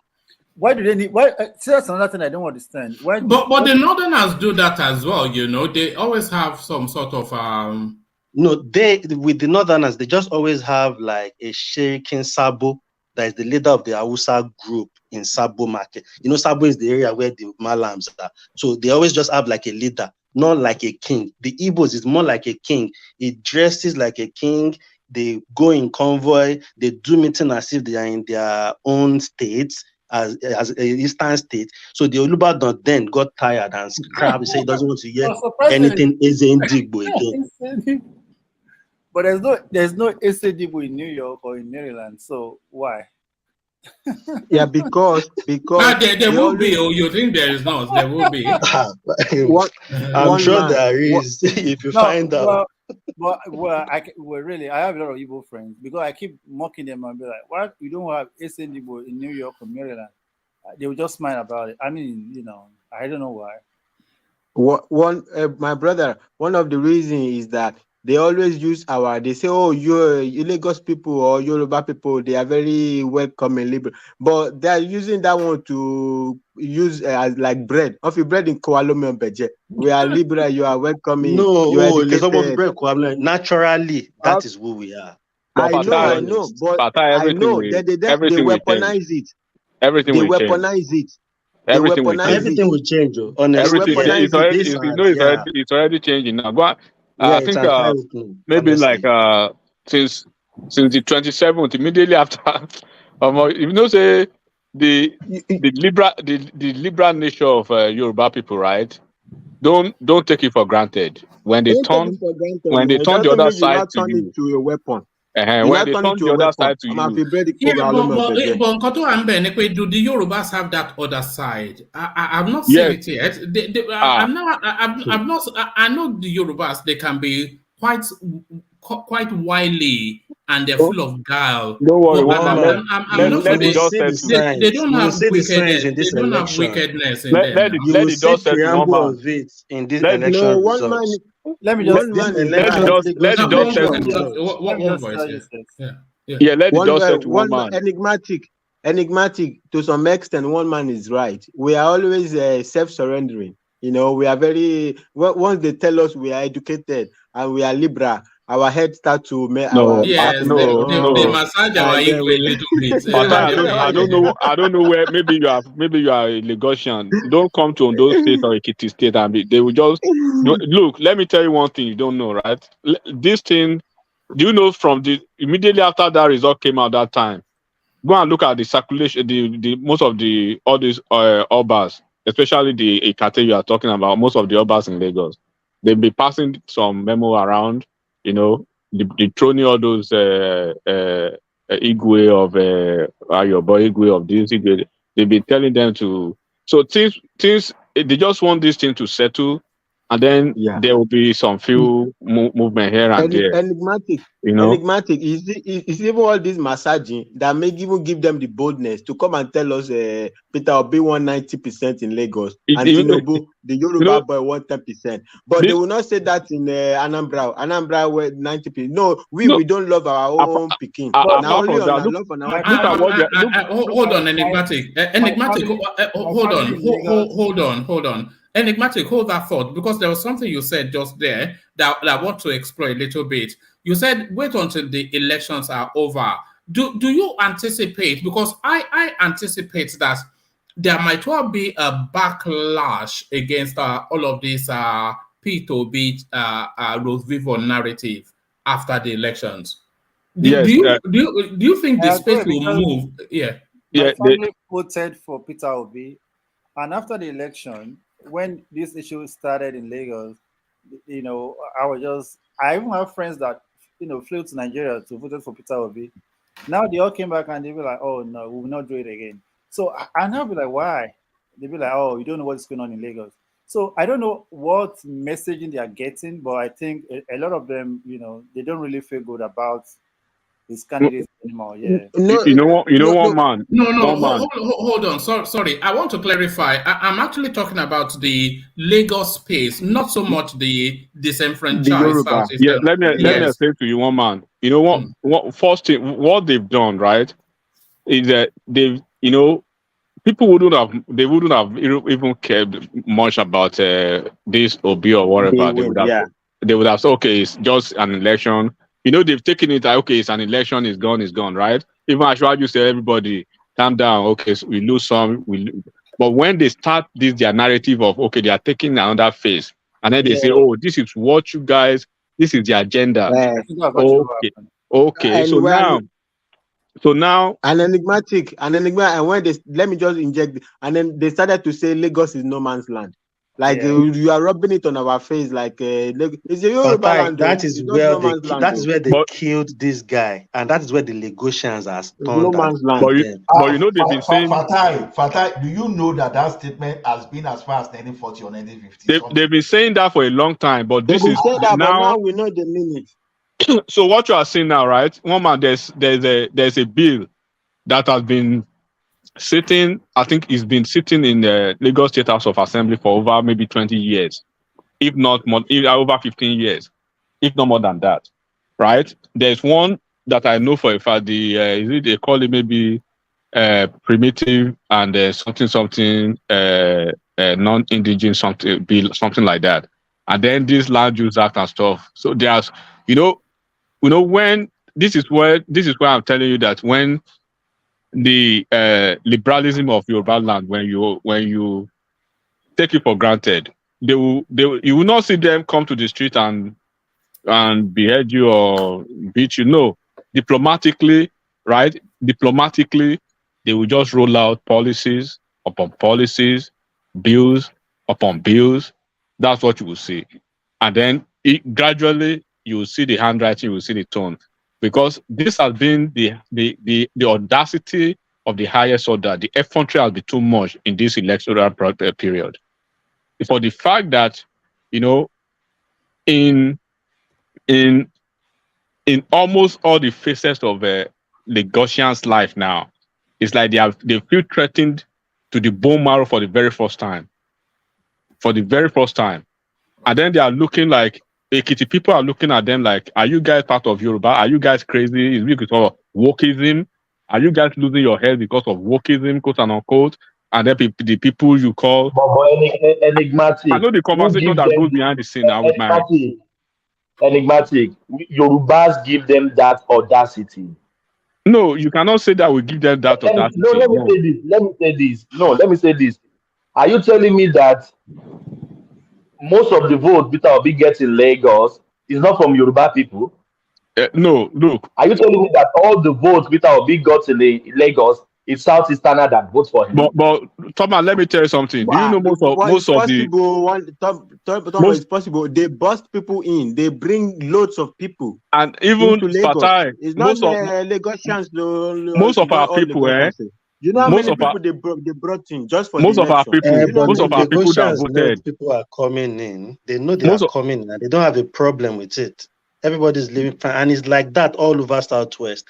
Do you think we cannot? Do you think Lagos cannot do what they did in the Southeast, that you must not vote in a certain way? Do you think they cannot do it? No, I don't think they can. I don't think they can. Okay, one man. Let's even leave Lagos for a second, right? What happened in that presidential election? Because this is politics and politicians, and they are involved. They have investment. Even this Southeast that you are seeing, that this guy had very high numbers. I can tell you a lot of politicians are waiting for that, because most of them are seeing him as a betrayer of the highest order now. It's like he's turning them against the people. And they will not take that. They will not just take that to lie fallow like that. So, and then the mistake they're always making is that they're always getting their fixation on Lagos State, whereby they leave other areas. But at the end of the day, they will lose that focus where they are focusing in Lagos and the other places where they should be having You their know even what is success. surprising to me? Enigmatic. You remember even on this platform, how we used to fight when they will be rubbishing Lagos and say Lagos is this, is that. All of a sudden, that Lagos, so they love it now. They want to take it. Now they want to take it. It ain't the same people that they will be saying Lagos is like shit, is this, is that, blah, blah, blah. That we are the one saying you can't say that about Lagos. Is this. But now is that Lagos, they love it so much now, they want to take it over. Fatai, you know, this guy is even what is most irritating in this election, especially this gubernatorial election in Lagos, is this usual narrative of Agbero, right? I laugh most of the time when I hear that thing. I laugh when people talk about that Agbero in Lagos. Do you know that I've been to several cities in Nigeria, but the menace of Agberos on earth, the most deadlier, one of the most deadlier, right? What have you been to Opiweka, Owerri Road, or in Okpoko? Okpoko right there. Go and check what Okpoko mean, right? Or Uga Junction, or Chanja Market, Main Market, Ariara Market, Onisha Market. Go and look at all those places now, and you will see the menace of only Agbero. Lagos they see. No, to be what they Enigmatic is saying is right though, because I saw a trend on Twitter. A lady listed everywhere, Anambra, Enugu, everywhere, that people are shouting as if it's Lagos that alone that has Agbero. This woman is Igbo. She said there is Agbero everywhere. People were condemning how they will snatch your bag, take your money by force. That is even more crazy than Lagos. And the way they are even talking about it, as if these Agbero are not human beings like every other people. You know, the ones in Lagos the ones in Lagos are generating income, generating income to the state, and they even look corporate. Go to all these places I just mentioned. Go to all these places I just mentioned. But the problem with them, go and look at the state and the situation of Ariara Market now, and compare and contrast Ariara Market with any of the markets in Kaduna State, in Kano State, in Borno State. I'm deliberately not mentioning Lagos now. But the problem they have every time, but when you keep saying it, you will see them, the first thing that will come out of their mouth is, you are a bigot, you are a tribalist, you hate this, you hate that. Enigmatic, you know even what fall my hand. You know what from on the election day, there was this lady that was all over the news that they gave her they injured her. You know, I think her name is Jennifer or something like that. She became You like mean the the one face of the that was election. injured in the eye? Yeah, in the eye. And they made it look like it happened in Lagos. It turned out actually it happened in the Middle East. And all of a sudden, when people started to point out that actually that incident happened in the Southeast, the story just died down. All of a sudden, even somebody on this platform accused somebody. You know something. You know something. One voice. Something? Yeah. Hold on. You know, before you just said it now, Fatai, I too was of the impression that it happened in Lagos. I didn't know it happened in the Southeast. It happened in the Southeast. They popularized it as if it's Lagos Agberos. That is what they did to prevent people from voting. But as it turned out, it happened in the Southeast. And when people pointed that out, they quickly just said, one man, you are right. Like, look, what they did in Southeast to prevent people from voting, they cannot do it in Lagos. Because they cannot take a pound of, they cannot take the same pound of what they give people. The likes of Arise and Rufai, they will not. If they did 10% of it, you will see Rufai on the next day. That Arise is becoming Fox News, you know. No, it's very right wing, isn't it? It's very right wing. Yeah, it's becoming Fox News, man, because they brought that guy, that Atedo, is it Atedo Peter said they call that man? That man, that man has no shame, man. That man, if you want to see a shameless person, just go and watch that man. Just go and watch that man's interview on Arise yesterday. That was garbage. It's coming up with polling. One voice now, Thomas. One voice. Yeah, sorry. Carry on now. It's coming It's up with not in poly unit. Surulere. That thing happened in the southeast, though. Whoever wrote It's that coming up. It's Surulere. coming up with poly Go unit and check your results, facts. right? Yeah, let's Just hear hold on one from second. let's hear from Progressive. Carry on. It's coming up with poly unit result, and then just 5 poly unit result he brought up there, which infractions from APC to Labour Party. He never showed anything on the Labour Party side. Then these are the people who make these Obi followers No, what hyper actually, sometimes. yeah, you're right. Right? You're right. Make Because them walk out. people This actually want idiot arise now TV. said, just imagine if you can get up to 1.5 million votes swing the other way. No court, no tribunal swing votes anyway, idiot. Yeah, there's no way the tribunal take vote from APC and give to PDP or Labour. They don't do it that way. You fool. Yeah, you know something, Akim, that tells me you don't follow this platform enough, because I did a whole 45, nearly 50 minutes reaction to that. Go and watch it later. I had to abandon it eventually because it was irritating me. It was saying that that they should remove 1.5 million votes from Tinubu and give it to Peter Obi. And give it to Peter Obi. and Charles Yagoro was saying yes. That's what it was scary stuff. Just remove 1.5 million from Tinubu and give it to Peter Obi. That's why. Where is Atiku? Atiku will ask for his own now. That's why you see most of this obedience, right?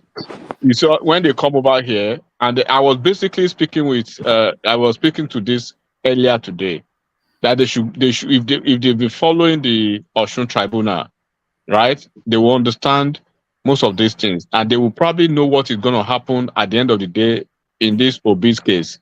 This Obi's case is going to be one of the most embarrassing tribunal cases in Nigeria's history, because when, like I said, they over embellish their own or whatever they believe is an advantage to them too much. When Obi started reading out the names of his senior advocates, his legal team, the Onyeyeshi Ikpeazu, oh my God, man, this man, they were just, they couldn't sleep, pasting it off all over the place. But they've forgotten that Akinolu Jimmy, Lateef Fagbemi, who has been wiping the same guy, we've been wiping him almost on a day, every time. And then the same thing, you are going you are embellishing somebody who you can see the record, not too telling. But Matthew, I have a question. Why are they burning down Igbo shops in Lagos? You guys not saying that. You say what? Why are they burning down shops why are they burning down Igbo shops in Lagos? Why burn down Igbos in Lagos? Burn down Igbo shops in Lagos? Yeah, they believe say that. You guys are not talking about it. That's true. That's true. So who is burning down the shops? Who burned down Igbo shops in Lagos? Your boss are burning down Igbo so shops the shop that got burnt in Abia State, it was Lagos people that burned it down. The one that burned down in Borno State, it was Lagos people that went to Borno to burn it down. Why do you guys give in to this cheap blackmail? Your boss are burning down Igbo shops. Say the truth. So hold on. Look, I believe you are educated, right, my brother. I believe you are educated. I believe you live in a civilized country. Enigmatic. Oh, okay. And I want to believe that you just don't want to go. No, election is over now, right? All those doctored pictures, all those bloggers, all those influencers, bringing out a lot of things. You see, they're toning down now because they've done their job and they've got paid. But now when you say Yoruba burned down Igbo people's shop in Lagos, right? So and then I believe immediately that incident happened, within 24 hours it was all over the place. And then this road driver, he quickly jumped to that, went there like a King Kong, that he was going to rescue the whole situation, right? And today the government of Lagos State, right? They've committed 100 million naira to that. Do you think they want to just throw away 100 million naira like that? And do you think Lagos State as a state and Lagos citizens, as Lagosians they are, they will open their eyes and burn down their own properties, or have you forgotten it is still the properties of Lagosians in Lagos State? And I'm asking you again, the same week or the 2 days after, similar situation happened in Abia State. Would you attribute that to Lagosians? You see, but if The same thing happened in Borno State the same week. Would you attribute that to Lagosians? Enigmatic, please, 30 seconds. Can I mention how many shops that burned in last year to this time? I was So going to say Alade Market was there burned. was a high rate of that in Nigeria. So Let me just count it. everything Let me about get this the election, enigmatic weight man. now. Enigmatic weight. Alade Market was burned. Balogun Market was burned. What do you call it? Idumota was burned. Almost 5 places in Lagos. So is it same Yoruba that I went to? It's just I don't. Sometimes I just And this is Thomas. what am I not getting? What am I not You getting? see, the Mac is not getting it. The Mac don't understand. You see, if you first hate people, why even you would be in Nigeria hating so much? I keep saying this. The Igbo people are scared now. They're scared. Okay, if you want to talk about, hold on, Charles. Listen to what Enigmatic is saying to you. Listen to me. You see that Balogun Market that Thomas was saying that got burned is a predominantly Yoruba market. You know what happens in some of this. I'm not suggesting that this is not a case of arson, and I'm not suggesting that it is. But what usually happens in a lot of these markets in Lagos, they are heavily condensed with very flammable items. And then you have all of these generators and everything. You have all of these wires that are coupled together. It's a real wonder that it doesn't happen more often. That's more the case. Fire So, safety is not in place. That is the problem with marketplaces in Nigeria. Even I remember in Benin where you have about 4 or 5 markets going up together almost simultaneously. So these things happen, but when it happens sometimes in political season, people will attribute it to political talk. But these are just normal things that happen across the country every year. Then why the Igbo elite worried? Okay, let me ask. No, don't let your mind be corrupt. I always say this to you, Charles. Don't let your mind be corrupted by that narrative. You must always try to maintain some sort of, look beyond. If you go to those sort of spaces, they'll fill your head up with this sort of stuff. I'm not saying that those markets were not attacked. I don't know if they were, but it's easily explained. And not only Igbo markets get burnt in. Thomas just cited two or three examples of predominantly Yoruba markets that were burnt to the ground. Okay. Just because there's no safety, Charles, let me just. I believe. I want to address you like. I want to address you like a how would I say it now? On a neutral capacity now, right? And like Mama told you, first of all, you need to detach your mind from all those parochial sentiments first, and then you need to understand one thing. Politics can be so dirty. When you say politics is dirty, this is what you are saying. You ask me a question: why are Igbo people scared in Lagos? The first question I will ask you is, why are they scared? If what the question is, why are they scared? Don't we have Edo people, people from the north, and people from other ethnic nationalities in Lagos? So the question should be, why are they scared? What did they do wrong? What have they done? What have they done And if wrong? they are scared, why now? So if they are scared, why now? So all these questions will come with certain, Zita was here, I think maybe a week or 2 weeks ago. She was trying to say certain things, right? But they never allowed her, or probably they will go back, discuss about her. Oh, they have a new lady on the platform. She's always talking this, she's always saying this. But everything she says, they will basically detach their minds from the objectivity of it. And then they will cling on, to scapegoat her. They've done that to myself personally and a lot of people on this platform.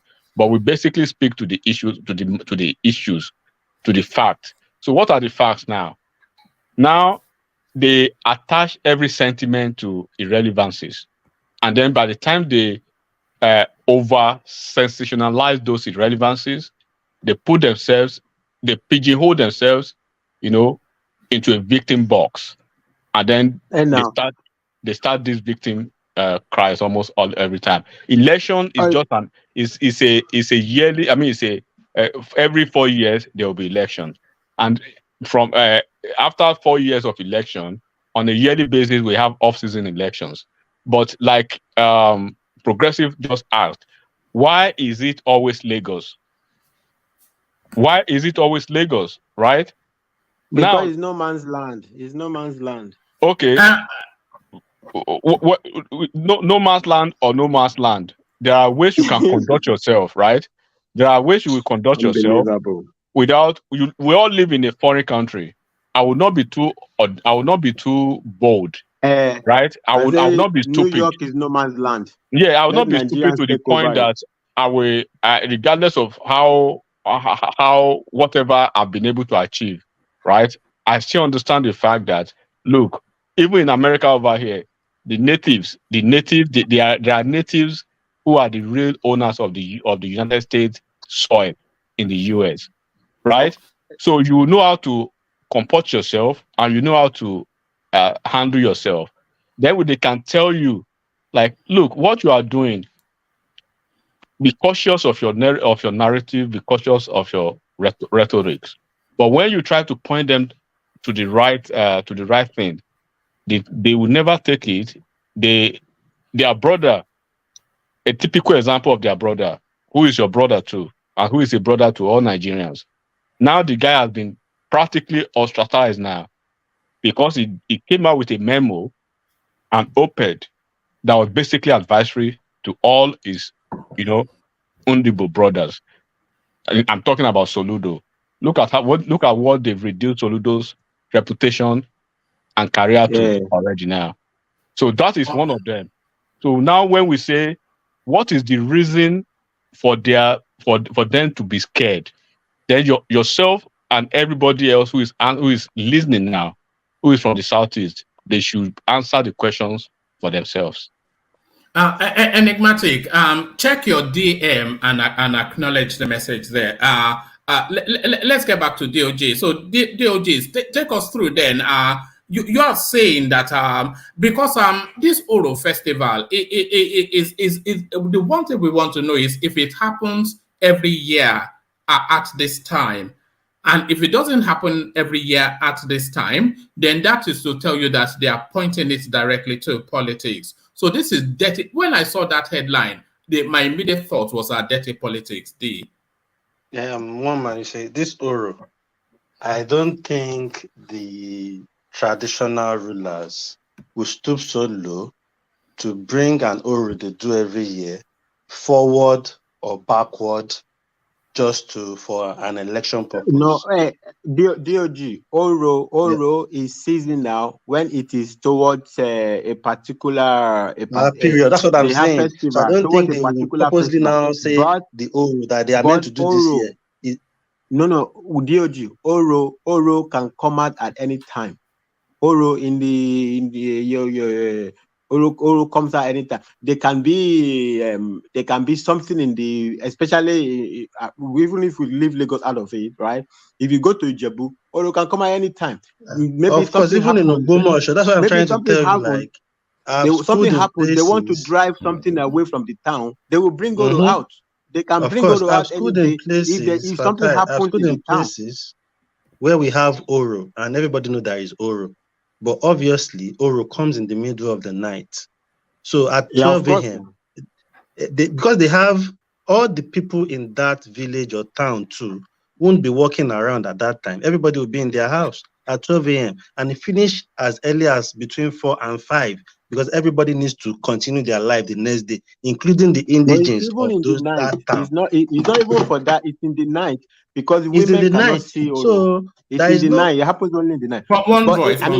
It's not to say that maybe there's some games, but one cannot totally say it's only for game. If there is an Oro that is coming out, it doesn't mean that Oro cannot come out. That the only reason is politics. Oro can come out at any time of the year if there is an incident that the traditional people, the people that believe in it, the people who are practicing it, they bring Oro at any time of the year. There is also a season for Oro, which is towards a particular festival. There is that season, but Oro that's what I'm trying to say. It's an instrument they used to drive out something, whatever it is they want to drive out from the town and send to the bush. It sounds like this one is a seasonal thing. Is for it doesn't this have period. To be seasonal. I know, I agree with that, but they you see, this thing is more like when you appease. It's led by divination, isn't it? It's exactly. But is it too much of a coincidence that the oracles have divined that are I don't during see the election? I don't see it as a prayer because it doesn't even interfere with each other. It's now the era we've now got to when the obedient now have reasons to go and sleep over and pass the night where they are going to vote at 8, 9, where they'll still even be doing accreditation around 9, 10. So why do you need to go and sleep? Why do you need to go there and pass a night when there is nothing happening at that time? Nothing will even happen until almost like 12, 11, 1 o'clock in the afternoon. So I don't see how it affects each other. But if we look at how this election has been coming from the presidency election and all that, you will see that the obedient, they jump on everything to try to tell you that, oh, see what they are doing again, see where they are trying coming at us. And if you look at this thing properly, because I believe every Yorubas that knows the tradition of Yoruba in Lagos understand this Oro, because I believe some of them want to vote for Obitu. I don't think they are the ones complaining. I think it will if you still look at it, it will still be the Indigbos in Lagos that are complaining about this Oro. Yeah, but and even this is part of the problem. Lagos, even in this Oro, you can't come to my small area. DOG, yeah, it's very small area. You see something like that, you can't afford to do it closer to a major election. You don't. Okay, what about we don't know the logistics around the election materials, and we don't so know we should how, kill the tradition because of election. We should kill the tradition because of election. See, whether tradition, they are made for women. Women are not made for all those stuff, right? So we know now in the general, we understand, but if they claim it's their tradition, right? Should we throw it out because there's going to be an election? No, now the Oro, as DOJ is explaining, happens only in the night. No, Fatai, happens only in the night, not Fatai, if it is tradition, you understand? We are from Yoruba land. It's not like Christmas or New Year that you have a fixed date.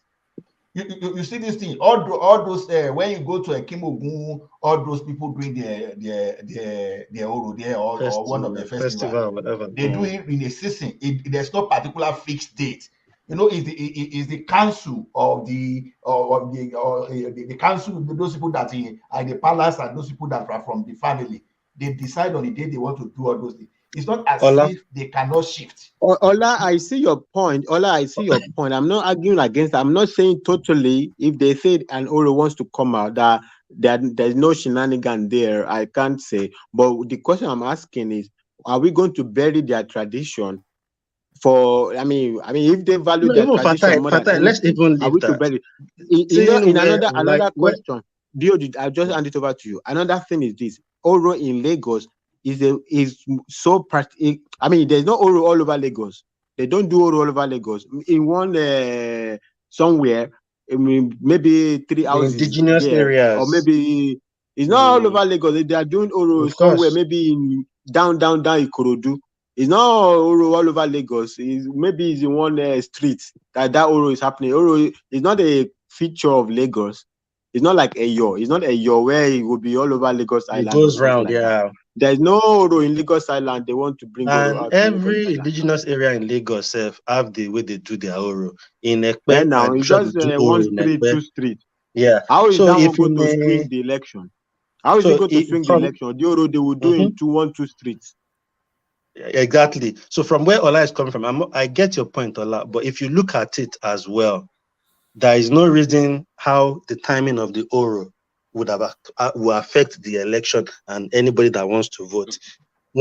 Because there is no movement anyway. So if you live in that area, Once you wake up 7 a.m. in the morning, everywhere is shops are closed. It's not like you are going to any market. You can still have chance to go and vote because we'll finish at 5 a.m. So it's not left for the people that don't live in that area, that probably registered in that area, that want to go and sleep in the school that the election will take place overnight. Those are the people that will have problems. So why should you even put yourself? Somebody came, I don't know whether it's Don Dada that said earlier, like, why are people going there to sleep over? Why are people doing all those things? Why can't you stay in your house? If you register in that area, why do you want to travel from Oshodi and go to where is it called now? Ekpe, and go and vote there? So because you know there won't be means of transportation, most of them will go there a day before and sleep over in the place. And I think that is why we are seeing a lot of video and seeing people sleeping in polling because they shall want to vote that OB, so they are ready to sleep because they don't live in that area. So if they leave that area, because most of them, they probably had chance to register for this voters card when they've gone in their daily businesses. So it's probably be close to where their businesses are. That's where they've registered. So most of them, because they want to cast that vote, they've traveled from... DOG, you are even being nice. It's not their businesses. They brought them in, they buzzed them in, lots of them to come and take their just to make it at least. That's the problem for DOG and Fatai, I got your point clearly well. But to me, just someone that anything that can bring some kind of story. Yeah, I've got your point of the boundary of that or all those things. See, one of the most popular festivals you can find in Nigeria today is when the Ekim Ogun Day, when they are doing Odoro. If that thing happen to fall within an election day, I'm sure they will shift it. Then you go to some area like Adwekiti, Lawekiti, they have a particular Oro. They will doing maybe their own festival after. But all these things you are talking about, they are major festivals. It's just like you saying they can't do Osun festival a day to election. No, they can't do things. Saying is this. So it's different. It's different. There's nothing that is not flexible. Okay, for example, now let me give you an example. Some people will make issue out of this. No, DOG, this is just what I'm pushing. No, DOG, I don't argue too much with Ola. Actually. No, I think he gets the point anyway. What he's saying, I think Ola gets the point. Arguing, we cannot kill our tradition. We cannot kill our tradition because obedient want to vote. That's all. I see the point Ola is making. I don't argue too much about it. I don't know what they are doing. It could also be a shenanigan. I don't know. I'm not there. I don't know. I don't disagree too much with Ola. But the only injection I have is, okay, if it's their tradition, should we kill it because obedience want to vote? No, I'm not saying they should kill their tradition. No. But you know, even if not for Emefiele and Buhari, we wouldn't be talking about this Oro because the Oro would have been election would have been last week. So God bless you, because there are some couples online too that were complaining. Most of those couples were saying they are meant to have their wedding because they've actually put the date because they believe the gubernatorial election was meant to be last weekend. So they've shifted their wedding. Can you guys not mention Emefiele name again? Because I don't want to be hearing that name. You know, so there are some couples that also have. The name is giving headache. I don't want to be hearing that name at all. That guy.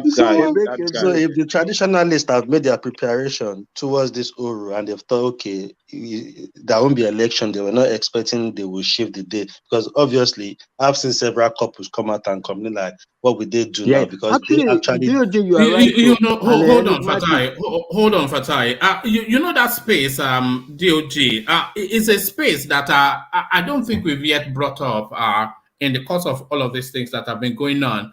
You know, like you just said, not just those couples, countless weddings will have to be cancelled.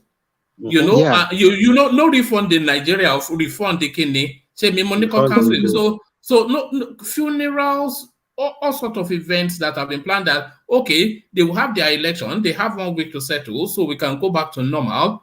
A lot of people. And funny enough, Nigeria, the more we see breakups and divorce and all that, people wed every weekend in Nigeria, especially in the Southwest. There is always party wedding every week. So imagine all those people too. But nobody's talking about them. Do you know the risk? Do you know the risk that most men are taking these days? I don't know if all of you are maybe noticing that. Do you know Nigerian men are taking one of the highest risks in the world, taking unemployed and jobless women to the altar these days? People that have no means of livelihood, they just get married, they just marry them. And then how do you want them to... Enigmatic, that's your job now. Hold on, Enigmatic. What other options are available to the Nigerian man? How many employed women are there? Now, if you don't want to marry a woman that is unemployed in Nigeria, you will stay single for the rest of your life.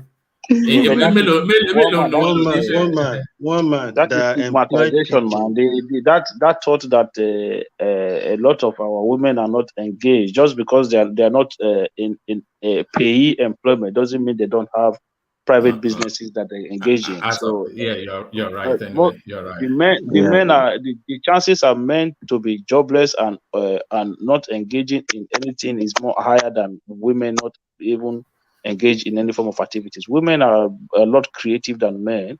Industrious, Nigerian women are industrious. They are doing cake. Put one counter next to the house now and start selling. Yeah, even don't be surprised if the women that are taking the men to the altar these days. Yeah, some women. I know some. I heard a lot of story now that is the wife that's even funding the wedding. You know. So my own problem with Nigerians when it comes to marriage now is a lot of people are getting married for the wrong reason, and that is why you see in 2 years to marriage of people, in 3 years you will see a lot of things happening. People getting divorced, people beating each other because they are not even compatible in the first place. It's not only Nigeria; it's human nature. But it's more common now in Nigeria. It's more common. It's more common today. now. Modernity. That's why you see another man fathering another man's child. Fine, it happens, but the way it's rampant in Nigeria now. If somebody will have 5 children, 3, 4 of them will be somebody else's kid, and it's part of DOG. It got to a stage I'm beginning to doubt even the DNA testing. So because that result now they are now beginning to sound too good to be true. Because how come that it is true? Because the DNA is true, but they arrange with the doctor. They arrange with the doctor. I understand you, sir. Sometimes it's unbelievable when you hear the story. That I'm beginning to say, oh, are this really accurate? Because some women will be so comfortable to carry someone a child from outside and stay within the matrimonial and you know one funny thing, we are so religious. We even dance in the church. We even preach like even better than an angel. Oh my goodness. Let me play you this clip. I was actually saving it to do a video around it, but just from what you're saying, let me play you this clip. I beg, I beg all of una. I need husband.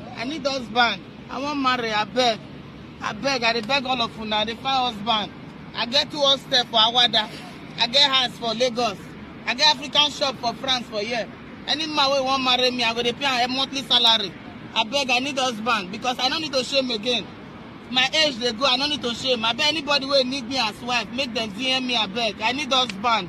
I don't tire. I need husband. Only just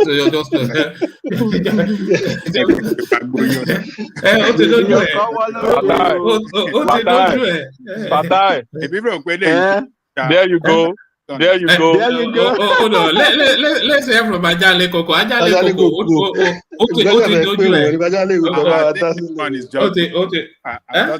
He's just trying to look for viewership on his. You think so?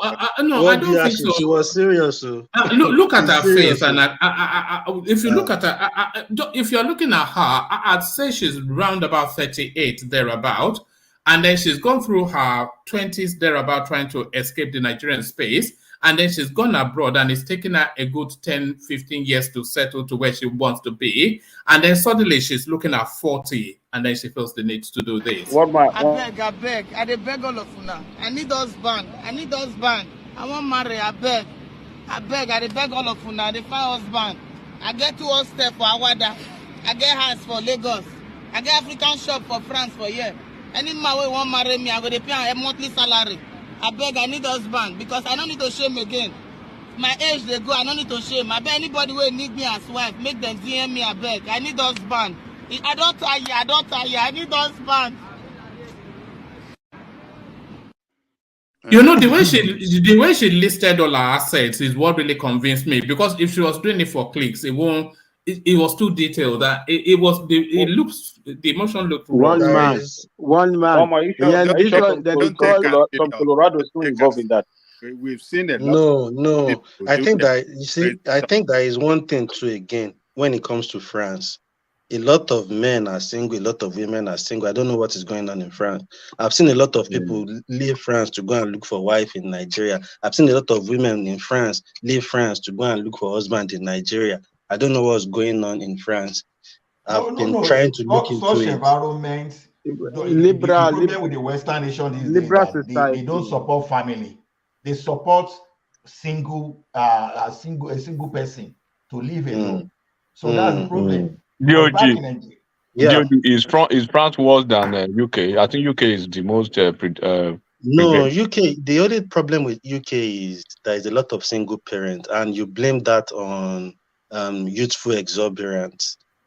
You get, so there's still a lot of couples in UK. There's still a lot of married people, both any culture, any country you are from, Pakistanis, Africans, Cameroonians. You see a lot of Zimbabweans getting married to Nigeria, a lot of Ghanaians and they are living good. Everybody's living well. It's just single parenting because a lot of girls have gotten pregnant. I even know some girl that got pregnant in the name. We thought the guy was the one that actually had the pregnant. He went to meet the mom. When this girl, Toma Bimo, this girl gave birth to half caste. How can two black people? So obviously the girl did the white boy when they were dating. So it was the white boy that owns the pregnancy. So if the girl was dating was a black, that's how the guy would have been fathering another man's child until maybe something happened, they go and do DNA. But because obviously the person that actually got her pregnant was an Igbo, that's why the baby came half caste. So that guy would have been the one fathering that child if he was a black guy. Are you sure it's half caste or Afin? Are you sure it's half caste or Afin? Proper half caste, my brother. And I know these people I'm talking about. When I talk about all these personal things, I'm telling you about things that I know. I don't. Do people still use that word half caste? I thought it was mixed race. Mixed race, yeah. Just DOG, you see the Nigeria, but your body there abroad. Yeah, exactly.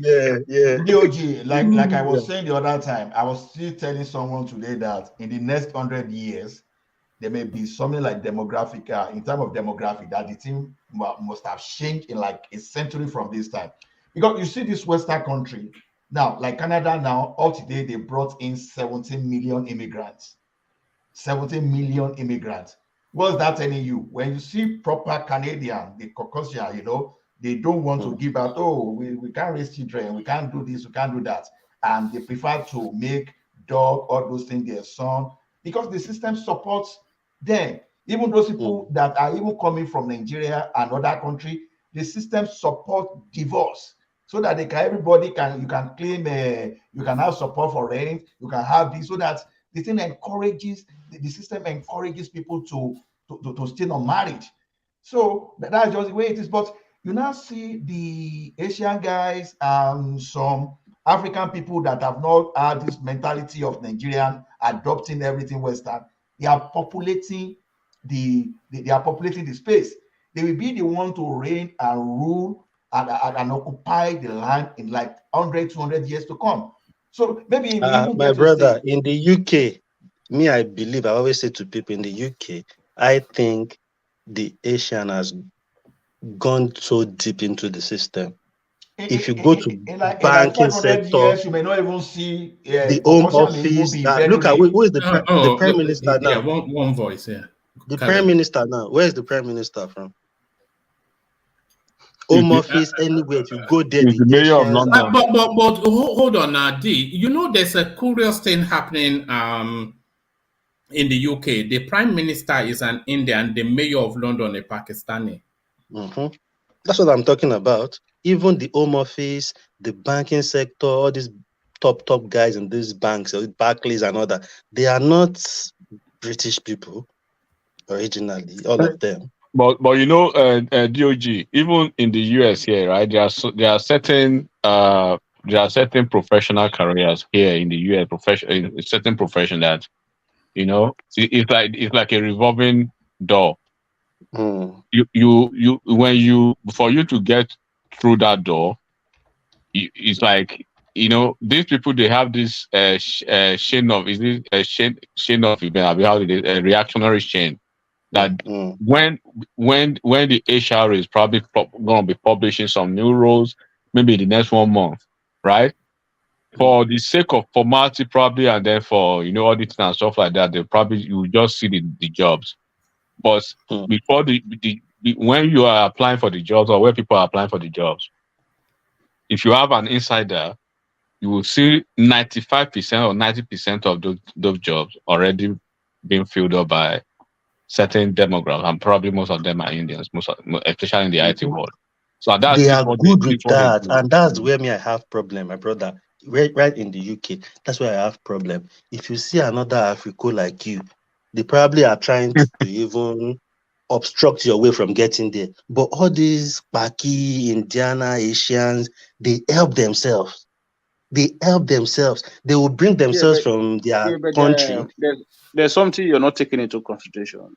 Sometimes when we use the word black, we just generalize, but we are not how do I say, monolithic. So it could be, you see, an Indian is an Indian, right? But a Ghanaian is not in Nigeria, but both of them are black.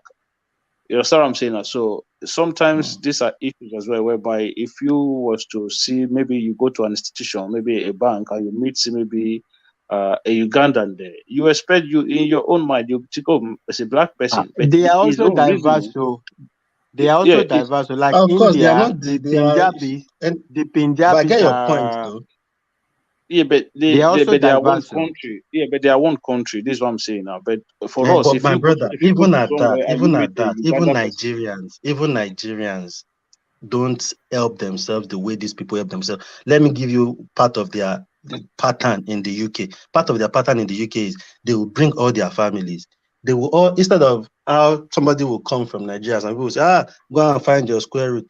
They will harbor them, put them in a house. A whole family of Pakistan, like 3 different families, can be living in the same house, and they'll be no, paying the rent together. we know that. We know that. Even that, I know of Sorry, exactly. what's happening to the likes, by the way? This platform has to be a unique and peculiar platform to itself. There's never any time that the like and it looks anything like. I give up on it sometimes, but we carry on.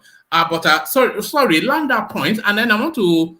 There's this thing that is going on. Oh, okay, finish your point first. There's something I want to. Yeah. I know of a taxi man. Like, this is a very close person, someone who I know very well, who I used to use his taxi then. One man, I don't know if you know where you call Warsaw, just outside of Birmingham. Warsaw, I know Warsaw. I've lived in Birmingham for like 5 years now. So basically, this man, is from Pakistan, right? So his brother's son in Pakistan. So he was, at the time, he said, this guy there, every time he had to send money home. So he wanted to bring the guy to the UK. He had his own daughter to go and marry the guy. And it's not like they just married and separate. No, they have children together now. They live together, they are married. Like this, they do these things as so well. that's like the cousins. Yeah, cousins, like first cousins, So yeah, their this guy, culture, I think they allow that.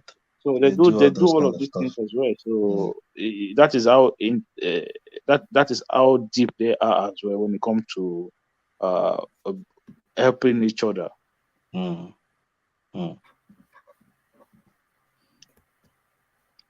Yeah, one man does it. Yeah, no, I wanted to. If you are not interested, then just let me know. But I wonder if we're on the cusp of another financial crunch. So I'm not quite sure how many of you are following this Silicon Bank collapse. But it looks as though we will be revisiting 2008. Who is following that space? The Silicon Valley Bank collapse.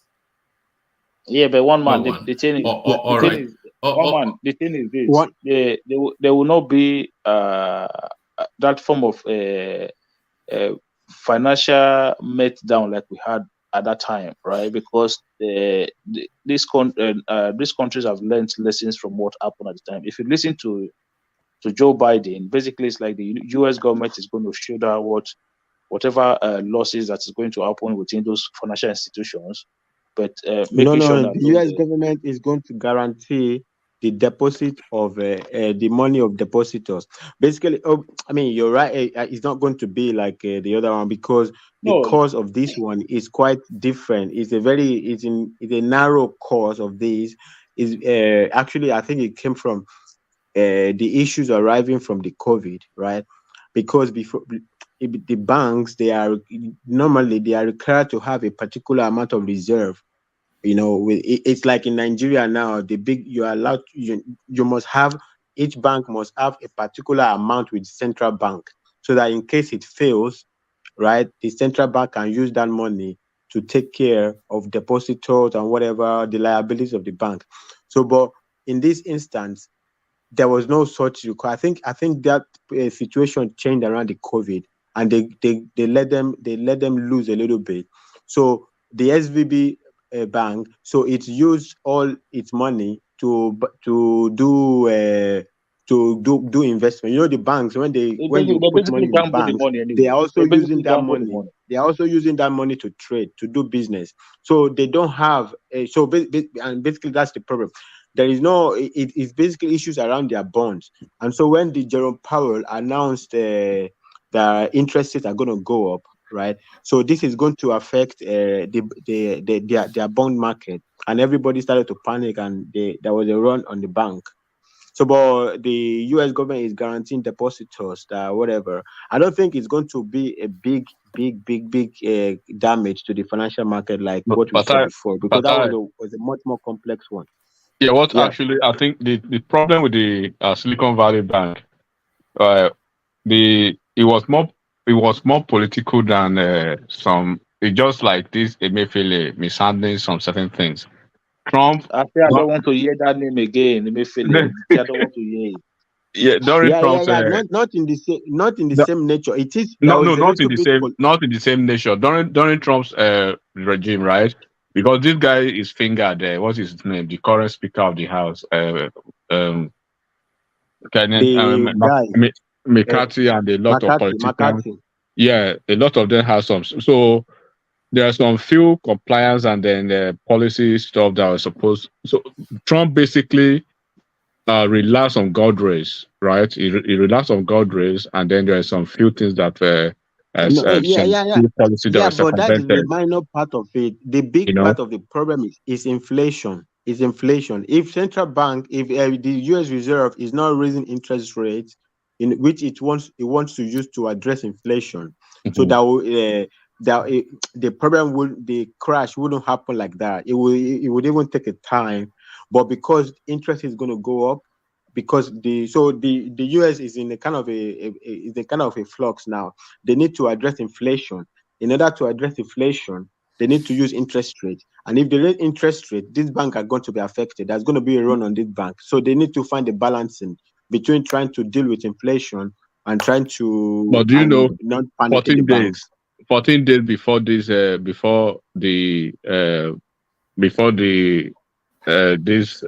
meltdown of the bank, KPMG actually certified them good. They had their audit and everything. And then if we go from, we're going to do a local, because it's some very senior this thing. I just noticed. Basically, that's really the point. It's not that they have an endemic.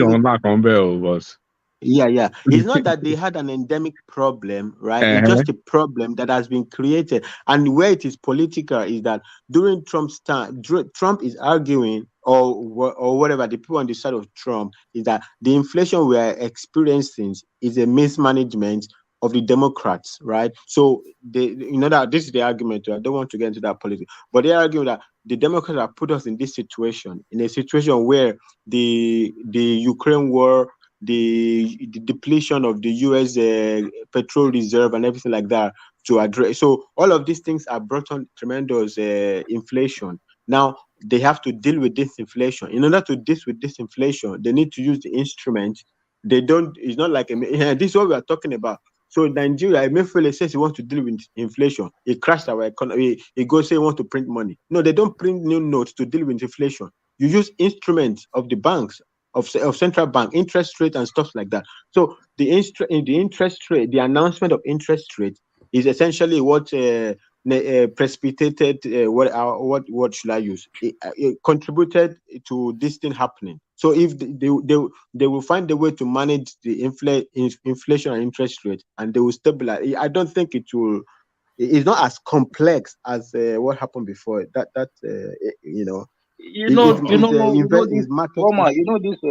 This issue.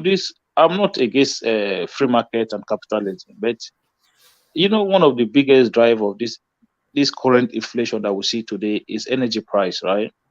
It's energy. That is what Trump is arguing. How can anybody justify the high cost of energy at the moment, and then these energy companies are posting records profit?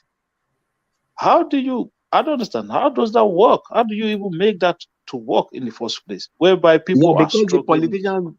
The politician got stupid, and these guys are very smart guys, right? So the politician got stupid, and the smart guys take advantage of it.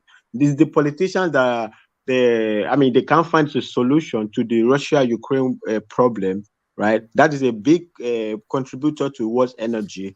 The politicians US. My brother. Those politicians are investors as well. This is one thing I get to realize. It's all a circular game they are playing. Yeah, politicians are investors as well. You see, one of the problems we are facing in Ireland now is cost of housing, right? You find out that a lot of the politicians are landlords as well. So it is not in their interest for the prices to go down. It does not favor them. So it is for their own interest for prices to go up. If I tell you that rent in Ireland has gone up in the past 1 year by nearly 100% in some cases, you will not believe it. Why is that? Is that because of Brexit? One might just don't know. I think some people are attributing it to this. The country is a small country anyway. So some people are attributing it to this Ukraine war because there are a lot of Ukrainians that came into Ireland recently, and they were given priorities to everything. So housing, they give them priority to housing. Whatever they want to do, as long as you just make sure you're from Ukraine, they put you at the front of the queue. That's all. So I think that have put a lot of pressure. On how availability when it comes to are you in Northern Ireland or Republic? No, Republic of Ireland. Okay. Yeah, that's a big part. Inflation also is a big part. If everything if inflation is going high, the owners of the apartment also, they are going to increase their rent as well. And I think also there is a narrative of this. There is this big real estate situation, this BlackRock and everything. All of these people that have bought up all the lands and everything. There is a lot of things. Let's not get into something that's a little bit more complex. I can't straighten out the narrative. Yeah. There's a lot of issues contributing to the housing market problem. All right. Let me bring the conversation in your direction, Enigmatic. You may want to block your ears for this one, Akim, because one of the surrogates of Tinubu, he's asking that Buhari must sack Emefiele. So now the political space now pressuring Buhari to act on this guy. That's my baby, but after Enigmatic. Yes. My baby. Yes. So what are you making of that? Because they push now for this guy to be removed. Me or Enigmatic? Oh, it was to Enigmatic, but okay. I thought we lost you. Yeah, carry on. Yeah. Yeah. So since Fatai, I think you have interest in that. I'll just touch base on that real quick so you can. But what I think is happening, right, is first of all, already we know Buhari is. I don't even think people are even reckoning with Buhari again as the president of Nigeria in the political cycle now. So they are all jostling around to, who is going to be the Senate president and everything. Everything is cloudy now because people are adjusting for various offices, by the way. So Emefiele, as it is, he knows the game is up. So it's just about what decision is he going to take now? Because if you look at the last memo that came out from the presidency, via Gabashio, he was neither here nor there, because he was basically more or less like a very stupid excuses coming out to say, because the way I see it, the buck stops on the desk of the president. So you cannot say you cannot try to be abdicating the president, and then at the same time you want to blame Emefiele and Attorney General of the Federation for their actions. No, you are the president. So regardless of what you guys are trying to do, but of course we know they will find a fall guy. They've seen four guys now, Emefiele and Malami. But Emefiele seems to be the prominent fall guy now. So it behooves Emefiele to find a way to get himself out of the country before May 29th.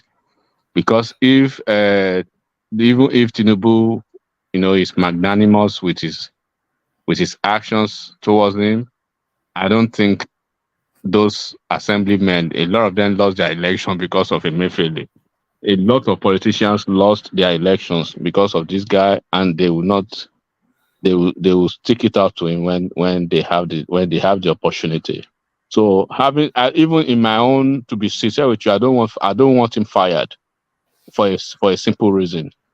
I don't want him fired because I don't want Buhari to nominate the next CBN governor, because Buhari could be going to another Daura or somewhere in the north to go and bring another Hausa man for the seat. Yeah, there's an Hausa lady already embedded as a deputy governor or something. I can't recall her name, but yeah, she's there already.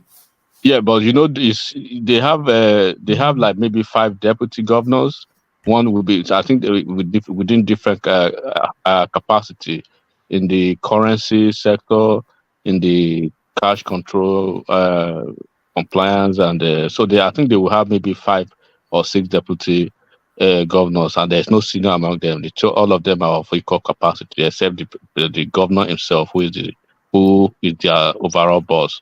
But to be honest, like I said, to be honest with you, I just want Emefiele to ride it out. I don't want Buhari to do anything again. He should just wake up and eat his kunu and then sleep and just go on the 20. Enigmatic. I agree with you on that, but what I don't get is when you say they can't just blame Emefiele alone. I think if you are being whether elected or being appointed in a position where they believe you are capable, if Emefiele see the danger and the disaster that policy was going to cause, I think if he had gone to Buhari and said, Mr. President, sir, this thing won't work this way, I think I want to change the plan. I don't think Buhari will go against it. But you are even wrong, George. What you are not seeing, right? What you are not seeing is even the capacity of the occupier of that office. By law, those are not the duties of the CBN. The CBN should be like more or less, shouldn't even have any cozy relationship with the presidency or the executive. Number one, right? So whenever you see Emefiele or whoever is the occupier of the office, by virtue of the CBN office now, going to Aso Rock, they should be panicking like, what does this guy want in Aso Rock today now? What is he coming to do? Because if there's anything that is going to be coming out from the government, either from the legislative or the executive part, right? The Minister of Finance, even having to be the financial controller of the country, quote and unquote, telling Buhari to say, okay, this is how we want to spend some money.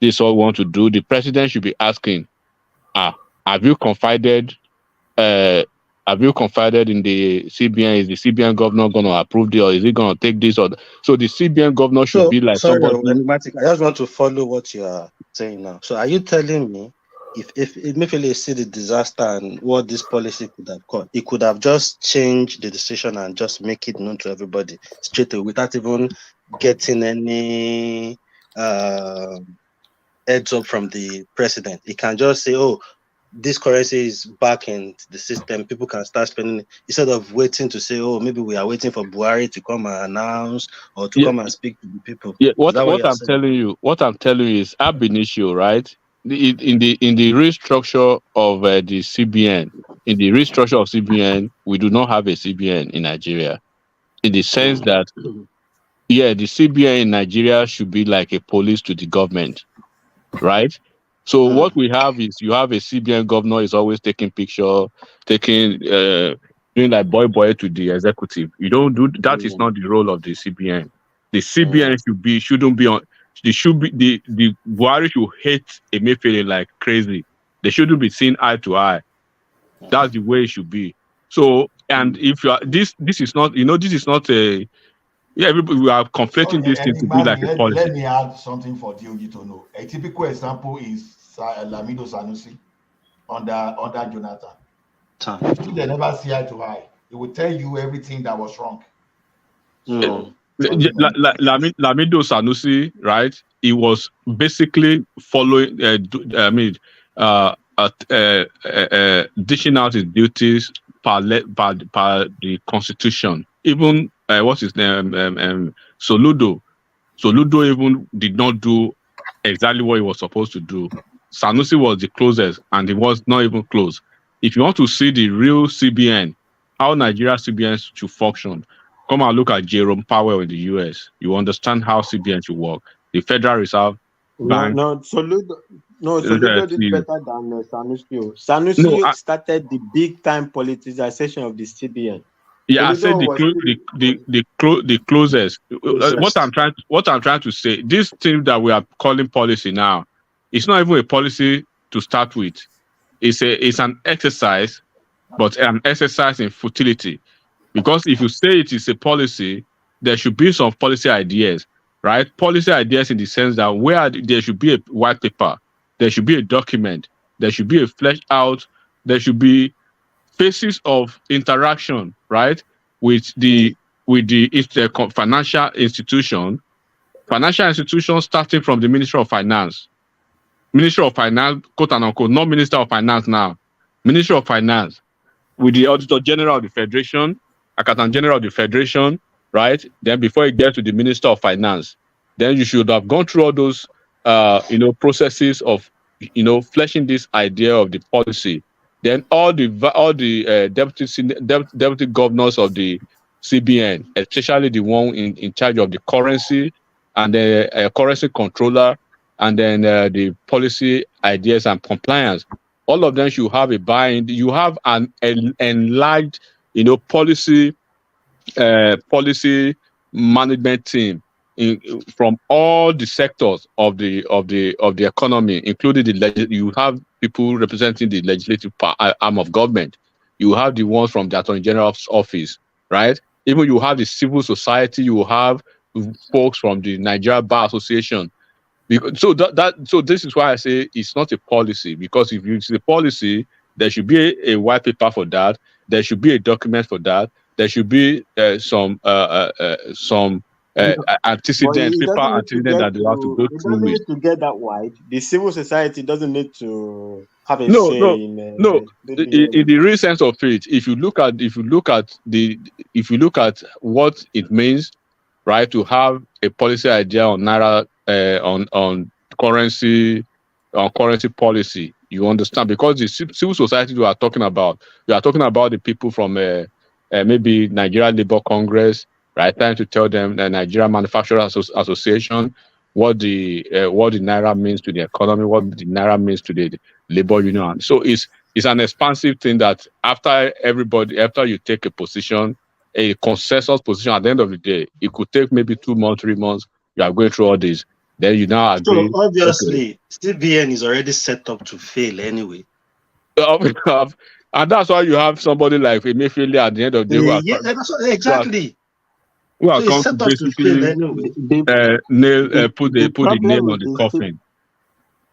The problem with this situation, actually, okay, in the research, if CBN is doing a research, it can do a research to get the how this thing affects every other society. But in the decision making, even anywhere, there is no need to. I mean, those people are not going to contribute into what decision the CBN is going to take, whether to No, no, redesign the currency they are or not to do. contributing, but they are. Is it's like when you like I said, if when it comes to the policy part of it, but this is not a policy because now let's reduce it to what what am I trying to say? This Emefiele and Buhari and the cabal, what they eventually came up with.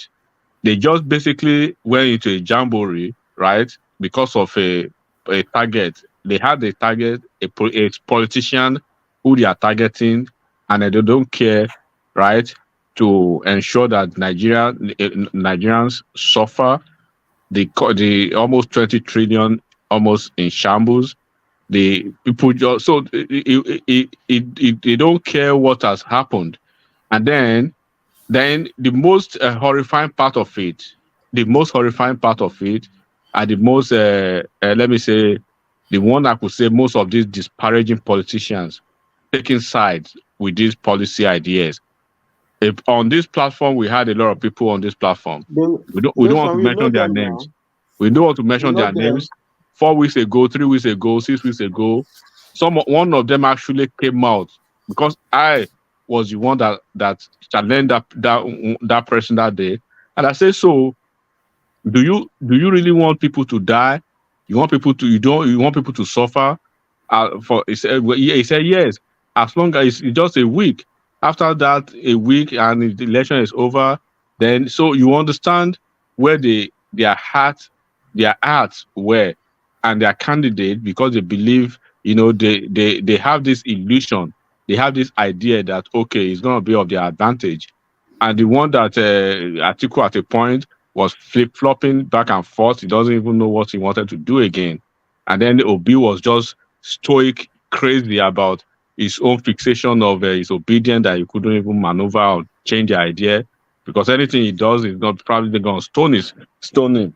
And then you see on the other side, uh, uh, uh, the media houses like the Rufai, the Arise TV, yelling about some politicians keeping money in their and then you see some politicians challenging the government, and then you see some politicians like Obaseki of Edo State, and then Okowa of Delta State, sitting governors, right, siding with the government against the sufferness of their people.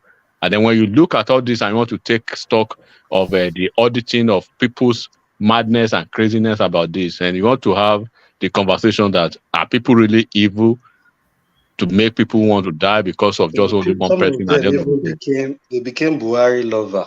They Yeah, love all of a Buhari so sudden, much. When they saw soldiers in Lagos, say, Buhari won't accept any Agbero level, any regain. the temporary, Now they I call restore now. him, You know they what I catch him call them again. now? I call them the temporary lovers of Nigeria, because now you can tell where they never love Nigeria, they never love Nigerians, and they are the first people to say they want to take Nigeria back from wherever they took Nigeria to. But when Nigerians were at the point of dying, when Nigerians were at the precipice of losing almost all their assets and everything that means everything to them, the whole world to them, you guys were sitting on fence because you believe it was going to favor P2B and his shambolic They don't civil care, Jack. election. They don't care. So now that Buhari, he has done you guys shaggy now. By then now, all of a sudden, all of a sudden now, that Buhari now could damn Kushu bounce again to him, because Yoruba did not win now, because all of a sudden you believe he had an agreement with Mahmoud. You believe he had an agreement with INEC. So you cannot, and this is what we always be saying, right? You can't be here and be here. You have to be definitive. You have to be objective. You have to take a stand where you belong. Be proud to the electioneering cycle. You were chanting. You see that we go to here or here with Nigeria is blue, and all of a sudden You become the temporary, you become the emergency lovers of the same zoo that you claimed you never wanted. So people can see through all these shenanigans and all this your pretense and then the game. Look at Peter Obi, for instance. During the electionary period, during the campaign, he was the one hugging every pulpit, going to every churches, the one that he was invited, the one he was never invited, going to everywhere. Has he gone to any church since after the election? But he went to Arise TV to throw the pastors under the bus. Because the same pastor that went on the podium that was saying, your name is in the Bible, you're going to be this, you're going to be this. And all of a sudden, I think Rufai was the one that asked that question, Mr. Abati, that what do you say about it? And he said the church probably were saying something in vain. I don't know how he coined it, but he said something like that. He threw all those pastors and the churches that stood by him, that gave him millions of, more than 50% of his votes, if not 60%. He threw them under the bus for political expediency. But enigmatic, just for a fun of it. But do you know that one of Tinubu's name is Abraham? Are you aware of that? But even I don't know. He has a. Yeah, Tinubu said Baba gave him Abraham. He doesn't even look like Abraham. So where would he get Abraham from? Is a Muslim? No. He said Tinubu said Pastor Adeboye gave him Abraham. Oh right, so it wasn't a birth name, not from birth. That's a political Abraham now. No, I don't know. Was that during the Muslim ticket? No, I think you know his wife is a pastor in Redeem, and I think maybe Tinubu attended and Baba Adeboye gave him that Abraham name. So and Tinubu said he had an interview on it that said. It's like he said, Baba Adeboye said, "Wash out," or thereabouts. If I see the interview, I forward to you. Yeah, it was a religious nickname. Like he was going to be for like he was essentially saying Pastor Adeboye was saying that Father, like Abraham is the see him father in of the future. nation. Yeah, father of a nation. Like you see him in future becoming president. Bible, something like that. According to the Bible story, he's just referring to that's what the Abraham, father of the nation. So speaking of one day be president.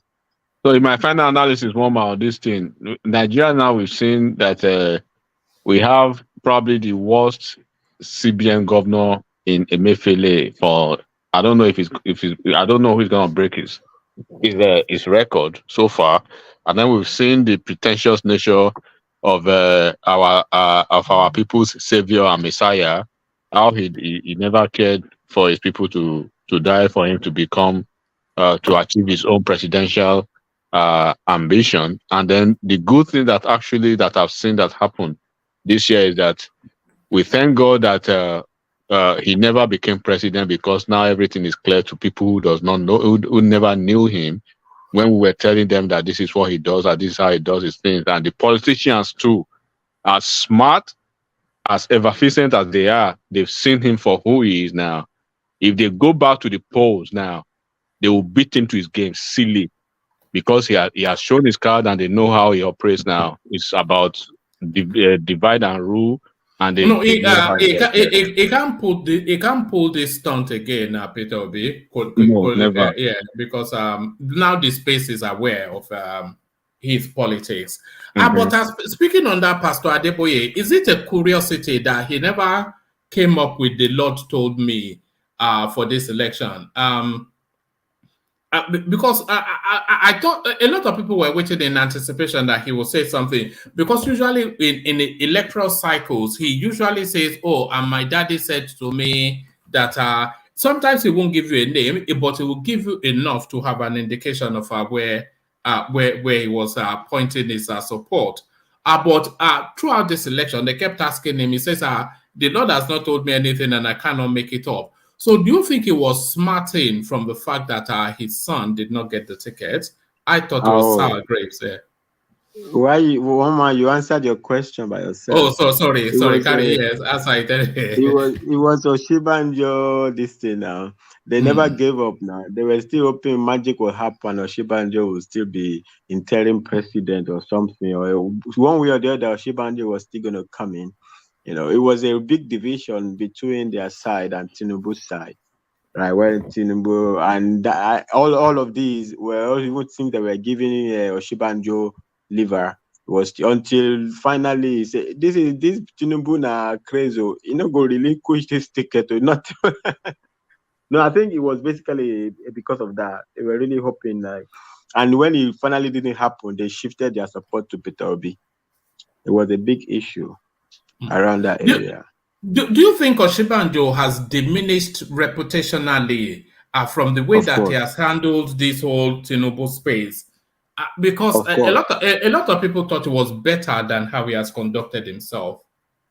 Of course, he did, you know, that scene at the when Tinubu won the primary, and Tinubu, of course, when he ignored him, he did his own back now. When at Governor Keredolu's, I think his mother or his father's burial or something like that, we snubbed Oshibanjo snubbed Tinubu's name in the protocol, and they had to go and remind him, and it was like, it was just petty, Oshibanjo, especially after the primary. It's over after the primary, right?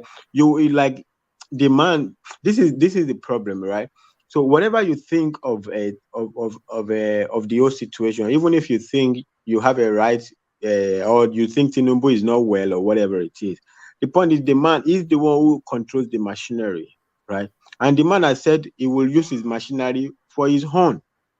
Now, you don't have a machinery to win. Even if you clinch the ticket, you will still have to employ the machinery of Tinubu to win. You can't win on your own.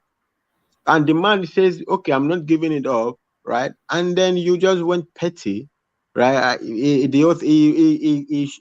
displayed himself as a very petty person, like ungrateful. It's already my problem to be a vice president. My problem with him is, I think he got pushed, but he didn't think through it carefully before he made his decision. And of course, and the people that even pushed him more were like these Atiku's side of the APC.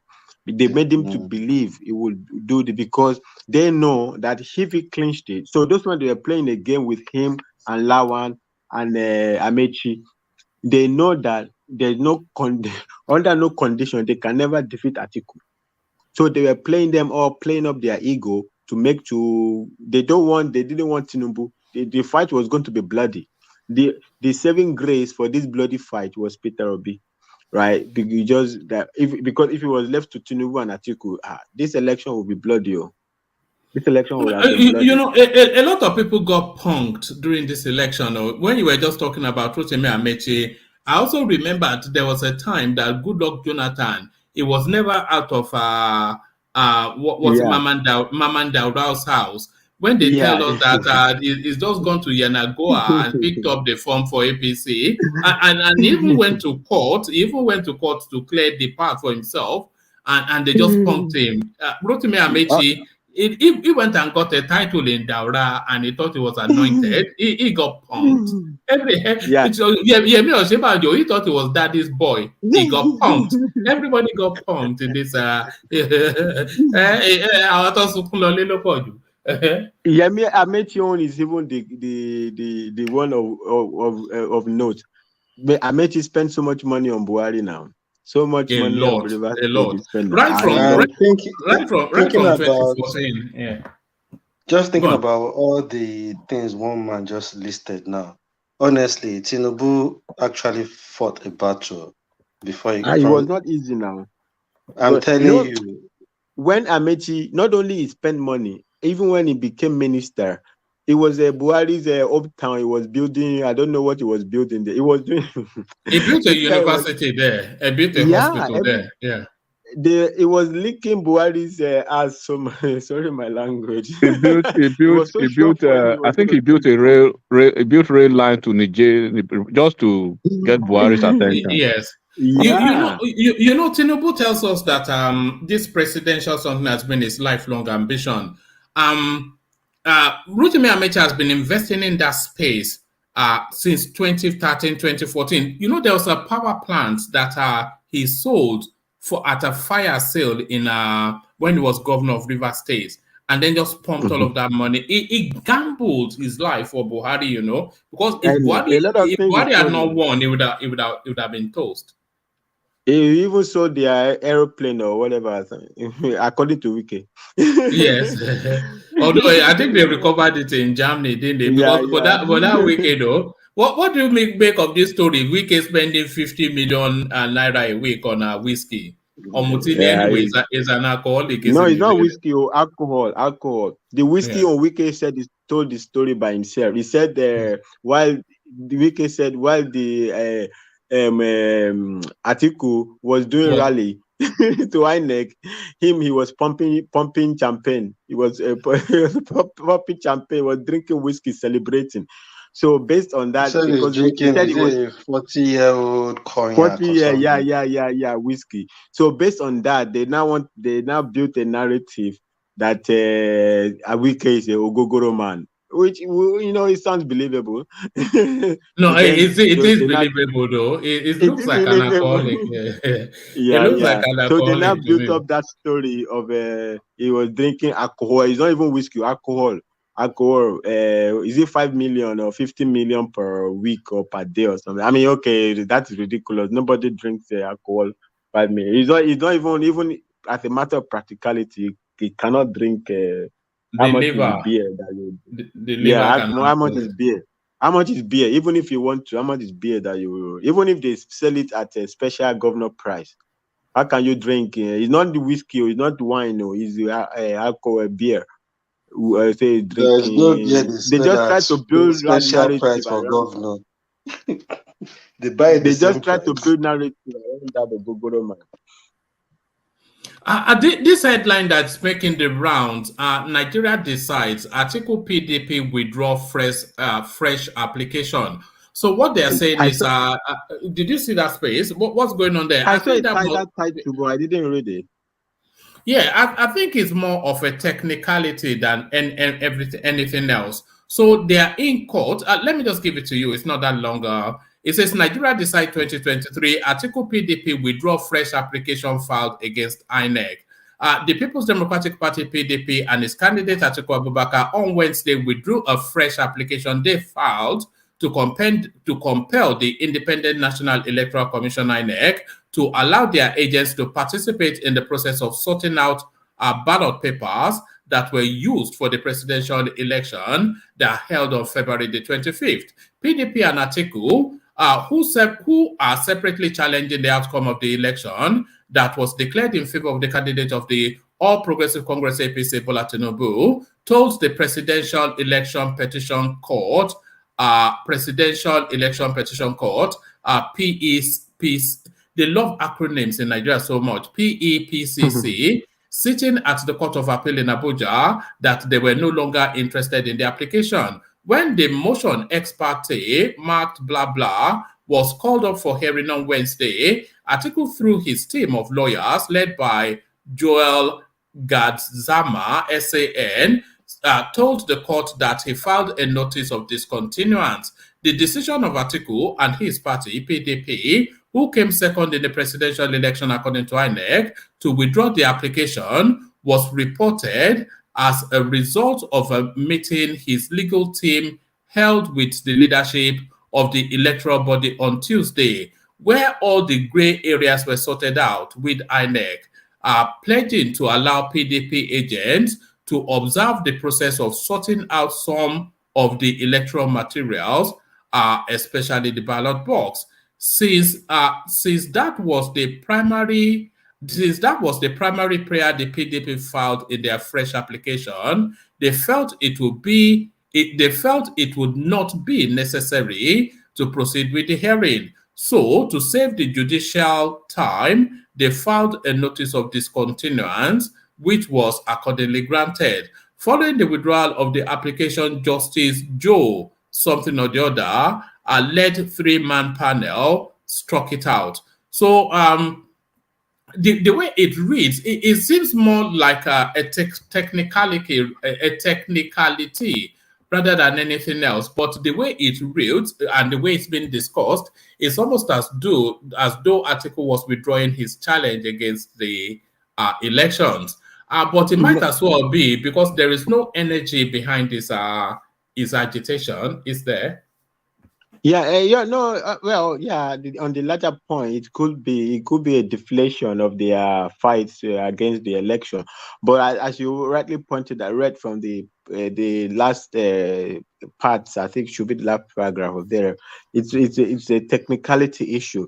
I think one man we discussed this issue before here, right? That day you were saying that the court should have thrown out Labour Party's application, that they don't, like that they were discussing that they were a bit lenient on them, and we were saying like the court tried to please everybody. So the maximum they will get is to stay back and let INEC operate its own system, and they can watch. Labour Party went to court to ask the court to order INEC to give them their system. No organization is going to give you its own system. You are not an independent. You are not a special prosecutor. You are not a police. You are not law enforcement. You are not a special creation of Congress. You're not a neutral body. They can't give you. So the last meeting that they had with a Labour Party had with INEC. So there, the INEC chairman already made it known to them. Go and speak with our legal team. You will get the report, but we will give you the report. We will print out all the reports, not only for you, for all the 18 parties. They will give everybody the 18 parties. So it is unnecessary, the application, because they will get the report. So proceeding with the application is going to amount to asking INEC to hand over to PDP to bring in their team of inspectors to be inspecting INEC's machine. No, it's not going to happen. No organization will give you its machine. You stand back and I operate my machine. You can be watching. That is what you get, and that already is on the ground for Labour Party, for which INEC said is going to give everybody anyway. It's not only just for Labour Party. So I think that's what necessitated the withdrawal. It's not really the bigger petition, but it's just that unnecessary process. Like, you want a report, we will give you a report, right? If you don't state specific area you want, like I want this particular area. If you just want to be looking around all the global access of my system, no, you don't get to have that. But I can sit down and operate my system, and you watch from behind. So I think it's a withdrawal of that sense. Like INEC should give them their system so that they can investigate. Rather, they will watch. It's the same with what they granted to Labour Party. So I think that will make them to withdraw. It's unnecessary, because they will get the report anyway. So there's no need to waste the time of court. Since INEC is agreed to give everybody a copy of the report, all the political parties a copy of the report. So I don't think it's big deal with regard to the, it could mean that they are starting to realize that, look, there's no need to continue. But in this particular contest, it's only this withdrawal from unnecessary. It's unnecessary. There's already an order on the ground that takes care of that. And INEC is agreed to give everybody. So there's no point. There's no prayer to the court. So I think that's why they withdraw this particular one. But it could also be speaking to the larger petition, Who do you think is going to step down their challenge first? Peter Obi or Atiku Abubakar? I would say Atiku first. Peter Obi still needs, Peter Obi doesn't want the campaign to end. They still want to go on. They want continue with the campaign. I mean, did you see they're already calling on America, right? I don't know what they want to do. Maybe they want, if Peter Obi does not become president, America can recolonize Nigeria. Or whether sorry, Fatai, I saw a headline earlier on that really irritated me. It may well have been on Sahara Reporters, And they were saying world leaders were not congratulating Tinubu. I think Mahmoud Yakubu had barely handed over the certificate of return when the British space tweeted their congratulations, and only as the British space was just pressing on send, Niger Republic did theirs. France immediately he phoned. They phoned directly France. China has. The United States State Department has, but they said because Biden has not bought is not bought the cake from Cakes Are Us USA to say congratulations and then wrap it in balloons. And they say therefore they are going to send the FBI to go and shoot between. You know this nonsense. When will this stop? It's getting beyond ridiculous. You know what they are taking advantage of? In America, the election it's become a little, not so much, but a little kind of a political divide. So I think a member of the Republican member of Congress, right, is saying to the Biden administration, because after the U.S. embassy were already congratulated whatever. I think also the U.S. State Department, I'm not sure, I stand to be corrected, already congratulated Tinubu. So the Republican was saying that America should exercise a little bit of patience to get a clarity as per they should exercise with regard to this Nigeria election, that America should not jump too ahead of this, right? Because Biden wants to make a deal with Nigeria, right? Because it's not just for fun, that all of them, the whole State Department, even Joe Biden, leading up to the election, they're all making a video, do this, do that, whatever. They have their military guys, the naval guys, doing already on some training contract or whatever with the Nigerian Navy. They are doing whatever they are doing. And Joe Biden depleted so much U.S. energy, petroleum reserve, right? So they need to replenish it. There's a whole lot of things. There's a whole lot of deals to be made with Nigeria with regard to this international situation. But the Republicans are trying to put a break on Joe Biden's administration's rush to embrace Nigeria. So it's like, let's put a little bit break on this jumping to embrace this new administration. I think that's what they are trying to latch on to. The U.S. government on ground has already congratulated them. So I think also Fani Kayode also tweeted, like, requesting that Joe Biden should personally call and congratulate Tinubu. I think Joe Biden hasn't called, right? And so they are but Joe Biden hasn't called because some members of the Republican Congress, they are telling Joe Biden to put a break a little bit to let there be clarity with regard to the election. I think that's the space they are jumping in. What even annoyed, that is not even my issue. My issue is these people, I will start to call them now the new Nadeko, right? So they go and make a conference, right? Asking America to do this, to do that to Nigeria. Somebody sent me that clip, but yeah, carry on. Is that supposed to be a joke? We're a sovereign country, right? We are in a democracy. There was a rule of this game before you went into the game. You all agreed to the rule of the game. The rule of law is that when you have a problem, right, there is a clause in the contract how if you have any dispute will be resolved, and that clause says everybody goes to court. So you go to court. You're not going to do mob action. Nigeria is not going to succumb to mob action, right? If you don't agree with the process, go to court. It's very simple. America is not going to do anything to us because you don't agree with the process. Even what is disgusting, then they now single out Tinubu. They say Tinubu, they say all sort of rubbish, right? Why Tinubu is a player just like Peter Obi? Why the singling out of Tinubu? Say he was part of the essentially the bastardization of the process. How? It was Tinubu snatching ballot boxes. How is Tinubu the head of INEC? Why would you single out Tinubu?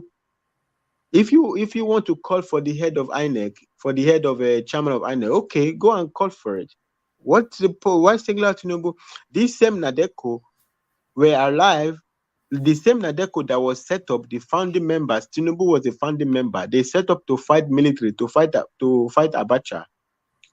And they were alive. Obi was also part of the founding members. Don't forget that. Yeah, no. On the opposite side, he was working for Abacha, not against Abacha. He said it on Arise TV. He said he was. Yeah. He said a lot of things that is not true. He was working for Abacha, while Tinubu was fighting against Abacha. That is the difference between both of them. So they think the election is crazy, but this same Nadeko was alive when Obasanjo did his do or die election that brought Yar'Adua in. I mean, that makes more sense for them to have come out and ask America to recolonize Nigeria. This election, Fatai, whatever you think of it. Fatai, hold on 1 second. Sorry to cut you short. How can anybody that has followed election process in Nigeria since 1999, these dumb-ass individuals, we say this is the worst election in Nigeria history. A lot of them say this very election that's just concluded, where 20 governors lost. 20 governors lost in this election. They are telling us that this is the worst election in Nigeria history. Where did they come from? Where have they been? Where were they in 2003? Thank you, my brother. Where were they in 2007? 2007. Oh my goodness. These people I've never seen people. I don't know if it's emotion that have taken over a lot of people this period. I don't understand. You open your mouth and you look at this election. Which election will you compare this one with since 1999? Just because the person that you are supporting lost, you don't want to accept it, and you come up with languages like this is the worst election that has ever been conducted in the history of Nigeria. You're dumb. Anybody look, that's why when people just talk on some, I just quiet, I don't listen, I don't just involve with all of this nonsense. It's almost like you're talking to people who have not followed the history of our elections, right? If not for this electoral reform that we have, whereby they basically killed over voting, destroyed over voting. Do you know what this used to be? Akim. Yeah. All these things you are saying here with your passion, calling these people dumb. You can't go to Nigeria Watch and say all this, so you'll be massacred. you know something funny? They will smoke him. You know something funny? Are you not one of the founding fathers of that channel? He's a shareholder now. He's a shareholder. I'll say whatever I want to say anyway I want to say it. That's good. But they will smoke you now. They will smoke you there. Look, it's like you've not followed up. That you see when we started doing this debate on Nigeria Watch, right? Most of the time I used to be on the opposite side. Smoking somebody is not, for me, is not an issue when it's based on when we are actually debating on the issues, not personal matters. Not when you started. I'm not going to be somewhere like, I'm not going to go to somewhere where someone like H.O. will start cursing. My God, you know, somebody has to stop that. You know, Akim. That is no longer out of control. That is no longer we're no longer talking about the issues anymore. So you're cursing, directly curse. So that one, real curse. So not just you are stupid, or real, quite dark. Oh my God. So that is why, for me, I sometimes I just don't want to participate in issues the progressive. The progressive, it wouldn't have been so ridiculous to me, right? If it was Showore that comes out and say this whole election is challenging the process, right? So he will say, they allocated to me 14,000, right? But like my own 14,000 is pure. So my 14,000 has more weight, is bigger than all of you 8 million, 7 million, 6 million, because my own 40,000 is pure. These guys are calling for our country, essentially calling for the recolonization of our country, based on the the guy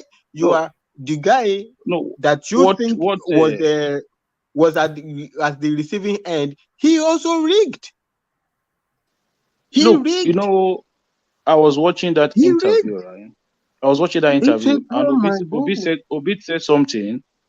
He said the process was not good, and that is what they are coming to correct. Say they are coming to change all those process is not good too. Hold on. What did he contribute to the process being good? Hold on, Fadai. The law stipulates to you as a governor that you should conduct a local government election, right? So what happened when you was a governor? Why did you not correct it at that time? Why did you not that feel process necessary? was not good now? Why did you not feel why did you not feel the necessity to correct that process to make sure that you conduct local government election? You didn't see that one. So when you were calling a cement seller in Aba market to come and supply cement for you to build governor house without due process, without following due process, why did you that not time feel process don't matter? No, why did you not feel the necessity to follow the law, the rule of law at the time? All of these things are so garbage. Somebody will just open their mouth and they will throw out all sorts of garbage. You will not even look at it from a neutral avenue and say, look, okay, you had the opportunity. It's like when Obasanjo speaks sometimes, I don't listen to people like Obasanjo because you had the opportunity to do what is right. You didn't do it. So why are you coming out now to tell us that you are the angel? No, you're not. Just because you don't have access to power now you are being irritated by the same thing that you were doing on steroid at the time, right? You conducted elections. You conducted. Imagine Obasanjo walking to INEC to complain. What audacity! Can I ask you a question? Obasanjo walking to INEC to go and complain. Can you imagine? Right? Akim, can you hear me? Yeah, I can hear you. Can I ask you a question? Apart from this, what else did you see with Obi or in that interview? How does it look to you? Listen, to me, it looks very tired and it looks like he's done actually. He looks very weak and tired and it's not tired. Look, go to he knows the truth. He knows the truth. His face, if you look at his face and the way he's talking, you will know that I think they are just pushing him. He's done. I want you to go to that. Patrick, can I say something? You know what I think Obi is doing? I think it's just trying to hold this momentum or hold this energy. Yeah, till for the gubernatorial. Once the gubernatorial, it will just pack it in. It's done. It just wants to see what it can still use from this energy to capture all it can from the. And then after that is done, because like you said, it looks done already anyway. You see, right from day one, I would never allow myself to be sold all this about made politics right from day one. Because if I ask question from because this man that you guys are telling us perform, I've never seen it this evening. About made dump. Wait till they use all this kind No. I've never seen. I'm going to say so. I've never seen a performing governor that you guys said perform extremely well, right? He left the party, and since then, every candidate he has endorsed have lost governorship election in Anambra. All of a sudden, you're telling me that is the best, is the leader in Imo land. Is this okay? Why were you not supporting his candidate then? The candidate he presented during the last election. Why did you not support that candidate? Why did you not vote? So okay, this guy is going to follow Obi template. Let's vote for him because you didn't believe all this trash you're talking. You didn't believe all this nonsense you're telling us now.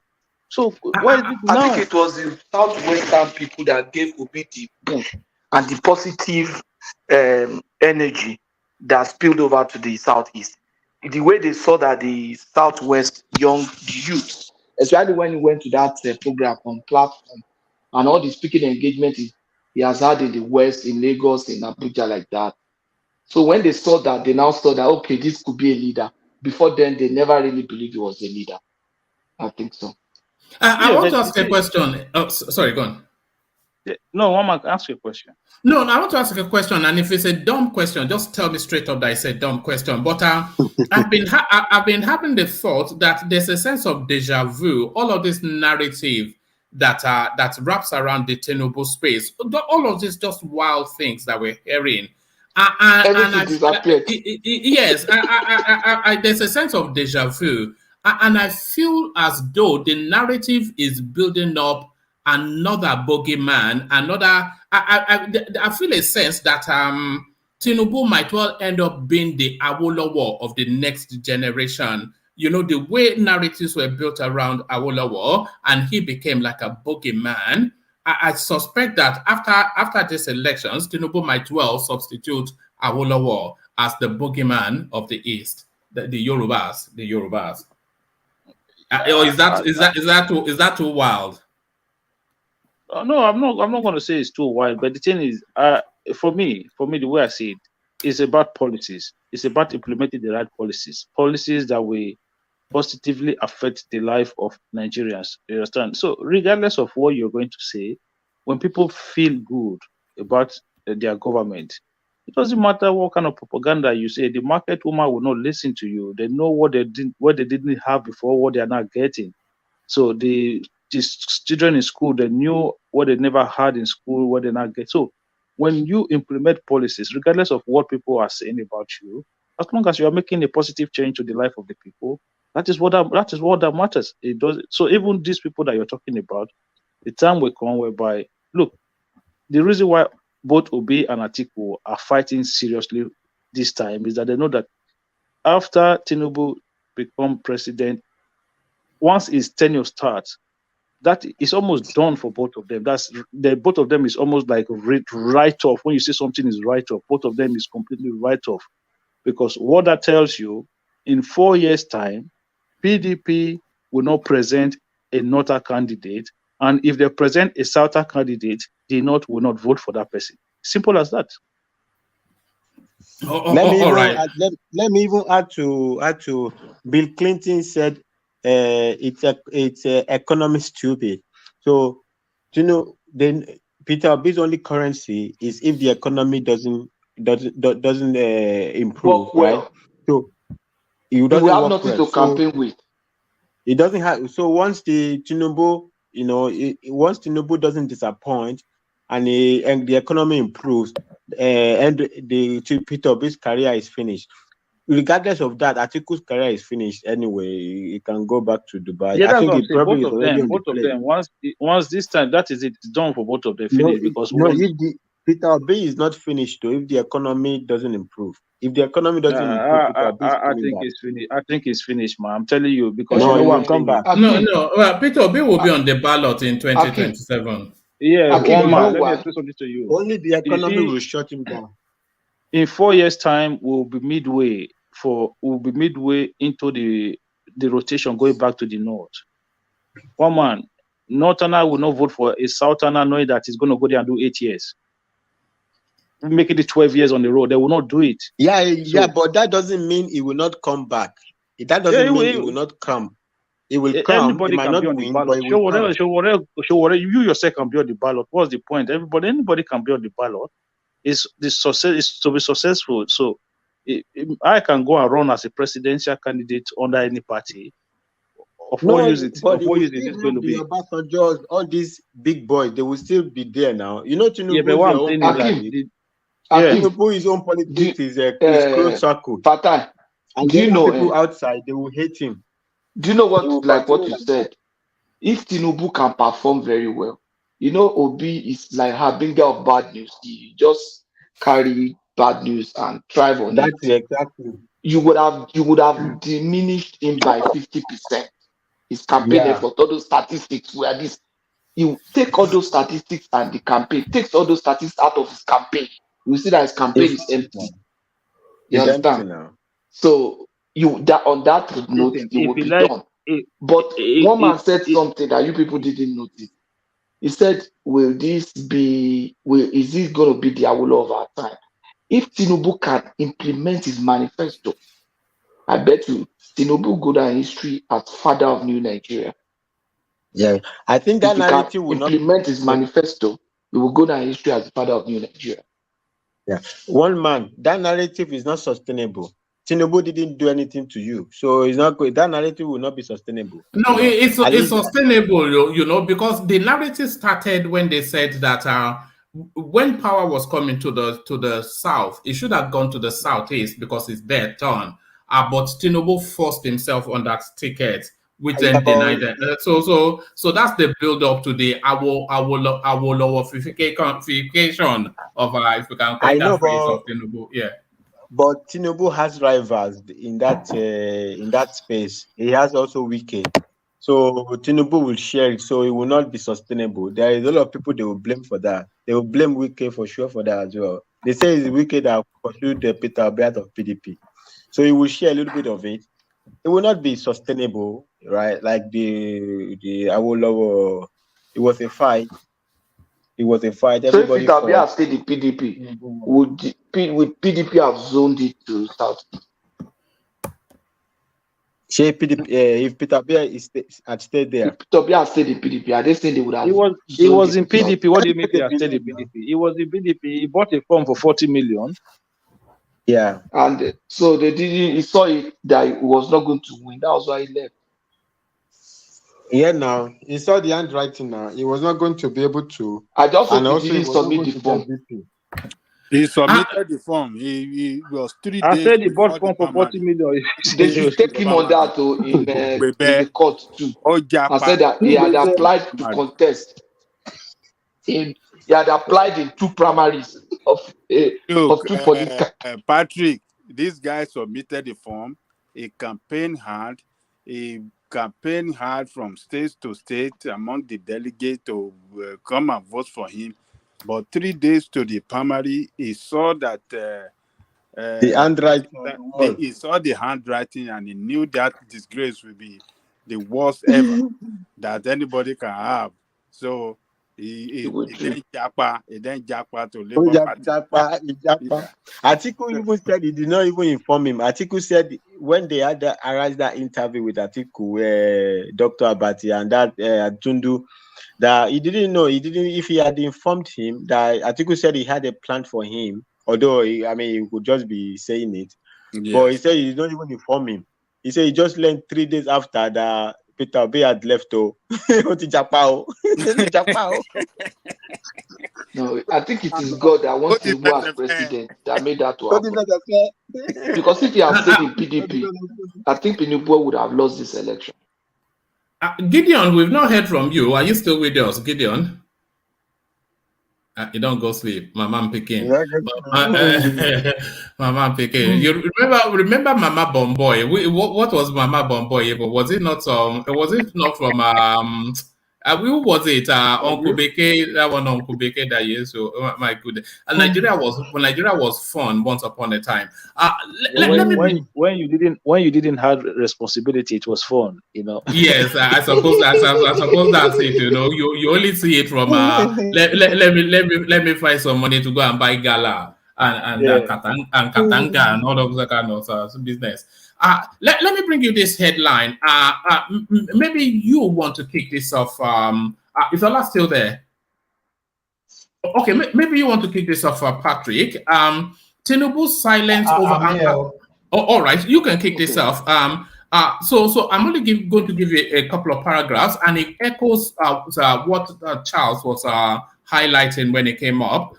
It says Tinubu's silence over attacks on Igbo in Lagos is dangerous. Well, who is making this headline? It's the Labour Party. But the inherent hypocrisy in this, and irony and hypocrisy, the chief spokesperson of the Labour Party, Dr. Yanusa Tanko, has said the loud silence of the president-elect, Asiwaju Bola Ahmed Tinubu, over the continuous ethnic profiling and hate propaganda against Igbos in Lagos State as dangerous for Nigeria's corporate existence. He said Nigerians expected that Tinubu, as a leader and former governor of the state, should have spoken out against the threats and intimidation being targeted at the Igbos and Nigerians from the South-South region in Lagos and any other tribe. Tanko said this in a statement mailed to correspondents. He expressed regret that Tinubu's silence has gone a long way to support the impression in many quarters that he's the main enabler. So this guy now inviting Tinubu to speak. I thought they said Tinubu had not won the election. So in what capacity is he asking Tinubu to speak? But then, of course, should Tinubu, because I think now a couple of markets has been burned, and there is just the feel that the Southeasterners have been targeted somewhat in Lagos State. But should Tinubu come out and speak? And if so, to say what? You know, it is unfortunate what happens. By no capacity, you do not support any kind of destruction of property or threat to life. But if we must say the truth, the person that is accusing Tinubu, when some people went ahead to tell to the face of Lagosian that we are going to take Lagos away from you, Lagos is no man's land. All these people that are now asking Tinubu to speak, what did they say that time? Did they try to douse the tension and let people see senses that what they are trying to provoke will lead to some kind of escalations that will become unbearable? So if you didn't do that, and suddenly you are now accusing Tinubu of not talking, so I will say this thing is more of political, that just to make sure you mobilize some kind of sentiment against Tinubu for you to gain whatever political advantage that you are targeting. So now, when they even told us that the Lagosians don't want Tinubu again. They don't want to listen to his voice. So why again they want Tinubu to speak again? Exactly. They said Lagosians are tired of Tinubu now. Exactly. Suddenly the voice they would not like to listen to, you want the same voice now to try to down the tension. So you have to choose one. You have to be very straightforward and let us know the side you belong to, not dancing around. Okay, now Tinubu is not speaking. Is Sanwo-Olu speaking? Why are you trying to ignore Sanwo-Olu? As you speak today, Sanwo-Olu is the governor of Lagos State. Are you saying Sanwo-Olu is not capable, so that you have to bypass Sanwo-Olu and you say, okay, it has to be Tinubu that must speak? In what capacity? Yeah, we agree that Tinubu is a leader, but as I see today, until he's sworn in, he can only use some kind of reverend power to talk, but he doesn't have that administrative power to influence anything. So that should be what the Lagos State governor can do. So all this politicking, we don't want Godfather again. We don't want Godfatherism. Tinubu cannot speak. Exactly. Let him not speak. In the morning, you don't want Godfatherism, but in the afternoon, you are saying, oh, the person that you are even fighting against, okay, it should be the person to come and save the day. So where do you belong? So to me, all these are just kind of unfortunate political gain at the detriment of the people that are the receiving end. So, I don't know. To me, I think this type of politics should just stop. That's the way I see. But unfortunately, people that play such kind of politics, they always have their audience and they have their followers, and they have some people that are going to be swayed by whatever they are selling. So to me, I think the accuser should examine himself and tell himself the truth if he's speaking on behalf of the people for their interest, or is just driving some kind of agenda which people are now becoming victim of. So that's just my point on that. All right, brilliant. So let me come to you, Patrick, with this one. Nigeria's inflation rate surged to 17-year high, 21.91% following cash crisis. So that's a report. Nigeria's inflation rate surged to 17-year high, 17-year high, 21.91% following cash crisis. So the Buhari administration, Because I think it was Kim Baba Ahmed that was actually saying that just earlier on that there is no redemption for this administration. It came in with cruelty and is living with brutality. So is there anything that actually redeems this Buhari space? It has been a dark period for Nigeria, the experience under the Malam from the north. Actually, time will not allow me to actually run through what the man has done. It's unfortunate. It's the last impression that lasts longer in this case, not the first. You understand? If you take the cash, the later part of his administration, the event of his later part of his administration, you will see that the man tried to make some leap. But the cash issue became a problem. And if you remember, Obi was saying this thing was going to curb inflation. If you actually remember that this cash, with this cashlessness is going to help curb inflation, but he's He obviously does doing the not opposite. understand economics. We have said it many times. He does not know anything But about these people economics. were arguing with us that day. He was saying something on inflation, was saying something on exchange rate. Obviously, if the man had become president, that's how he would have just put us in trouble, thinking that cashlessness will help inflation. So he was supporting this policy. And if that is also now going against it, I'm surprised. Because when Obi was supporting it and they all thought he was going to work against Tinubu, they never really mind. That's to tell you that these people don't really have the interest of Nigeria. They just have their own ambition and they are ready to pursue it at all costs.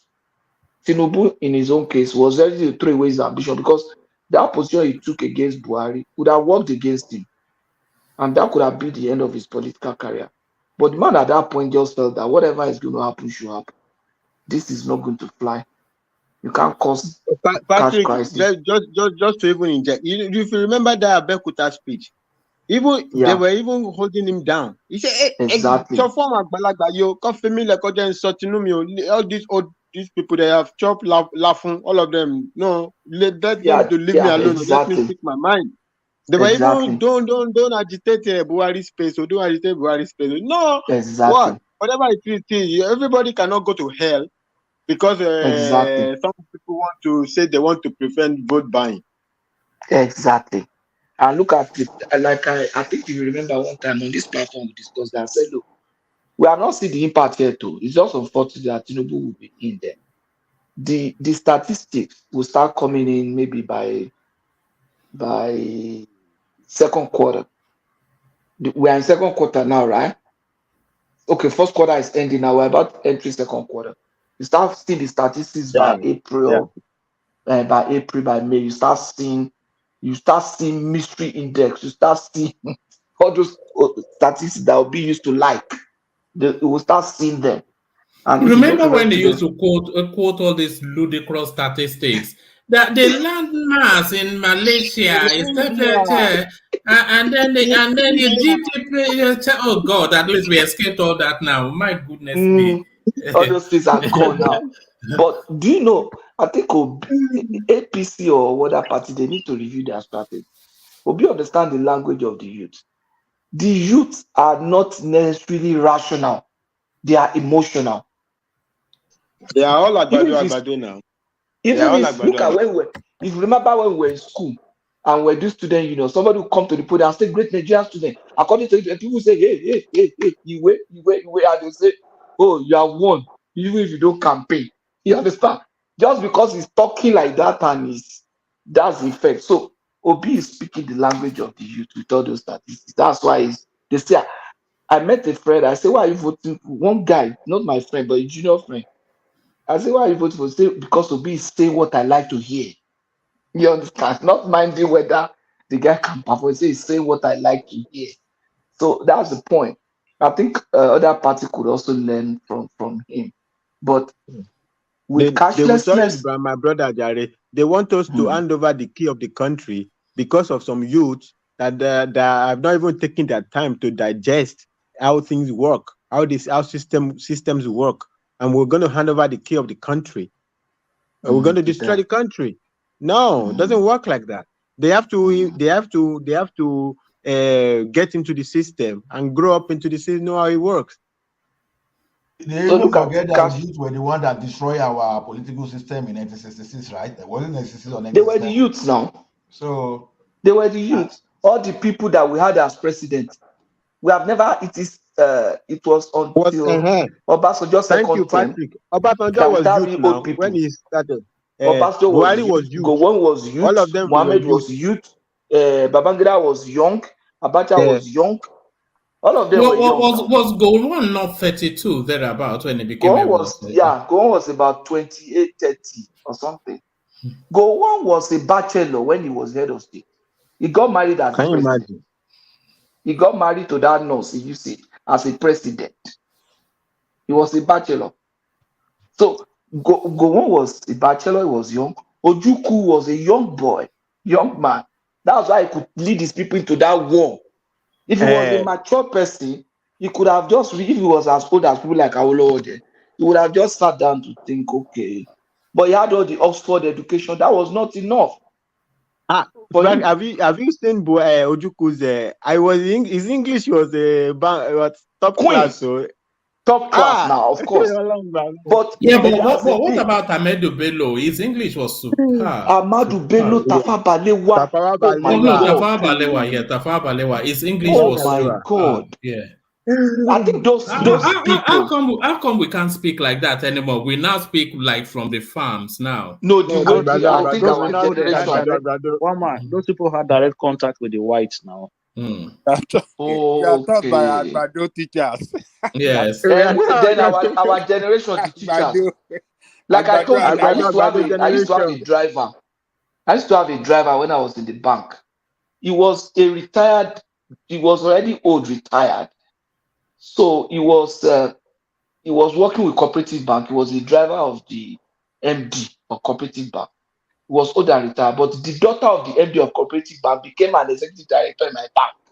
So that woman now hired him again. So you could guess the age. He was my driver. You need to listen to him. Queen's English, if you see his writing, he will just put die in his head like this, talk his shit. Anytime we go to a restaurant, we'll sit down, we could take fork and knife, like that. So we used to, most of the time, we'll just sit with him in front, we'll go to the restaurant together. At times I will drive, we'll sit down, very thorough and clean, like that. We are still friends up till now, but that's the kind of education that they had. But look at us now. Look at our youth. They were taught by Europeans because there was still at that phase. You still had a lot of Europeans in all of the schools in you had Reverend fathers. Yes, you had Reverend fathers. But I mean, I had white teachers too. I did as well when I was at I had two Irish priests. I had one Canadian woman. I had two Indians. One man, we are the Babangida generations. Yeah. we are the Ghanaian generation. Babangida generation, Yahoo generation. Yeah. So the cashlessness thing, we'll start feeling the impact from May. It's going to be very terrible, but hopefully by after May, if Tinubu comes in, definitely even without anything, by the time Tinubu comes in, the whole thing is going to ease up. But the recovery will only come maybe by December. You understand? I'm sure we're going to recover by December. If they don't fire Emefiele now, the guy is going. Actually, it was that headline that made me even say, oh my God, since I've been dreaming to comment. Like, yeah, thank God. If they don't fire Emefiele now, Tinubu, he cannot wait. He cannot wait until he assumes office before Emefiele is gone, right? Because all this, it's not going. All the mess. Let all the mess go with Buhari. Let them all go. I think it was enigmatic that was saying like he wouldn't like him to be fired now, so that Buhari will not nominate. No, Buhari cannot nominate. It's not the president. His tenure should be rounding off now. Tinubu will nominate the next CBN governor, even if it's today. Buhari is going. He will go with his Emefiele. His tenure is supposed to last. His tenure should be rounding off now. He came in briefly before 2015 election. I think he have 5 months to go. 5 more Now, months. yeah. Yeah. So I'm sure his tenure is almost done. It doesn't so matter. Let just Let him go already. Let him go. You know what the tragedy. Do you know what the tragedy is? That guy will probably now go and get a pension after all he has done. He will still get a pension from the CBN. I'm sure he's getting pension from Zenith Bank already. So my God, his pension at Zenith Bank will even be more than his pension as CBN governor. So he doesn't need pension now. All the money he has made at CBN. Irony of it is that Tinubu is not going to collect anything from him. I don't see Tinubu chasing anything. One man. I just hope Tinubu does not do Buhari part 2, where you have to wait 6 months before you start appointing minister. He better not try that. He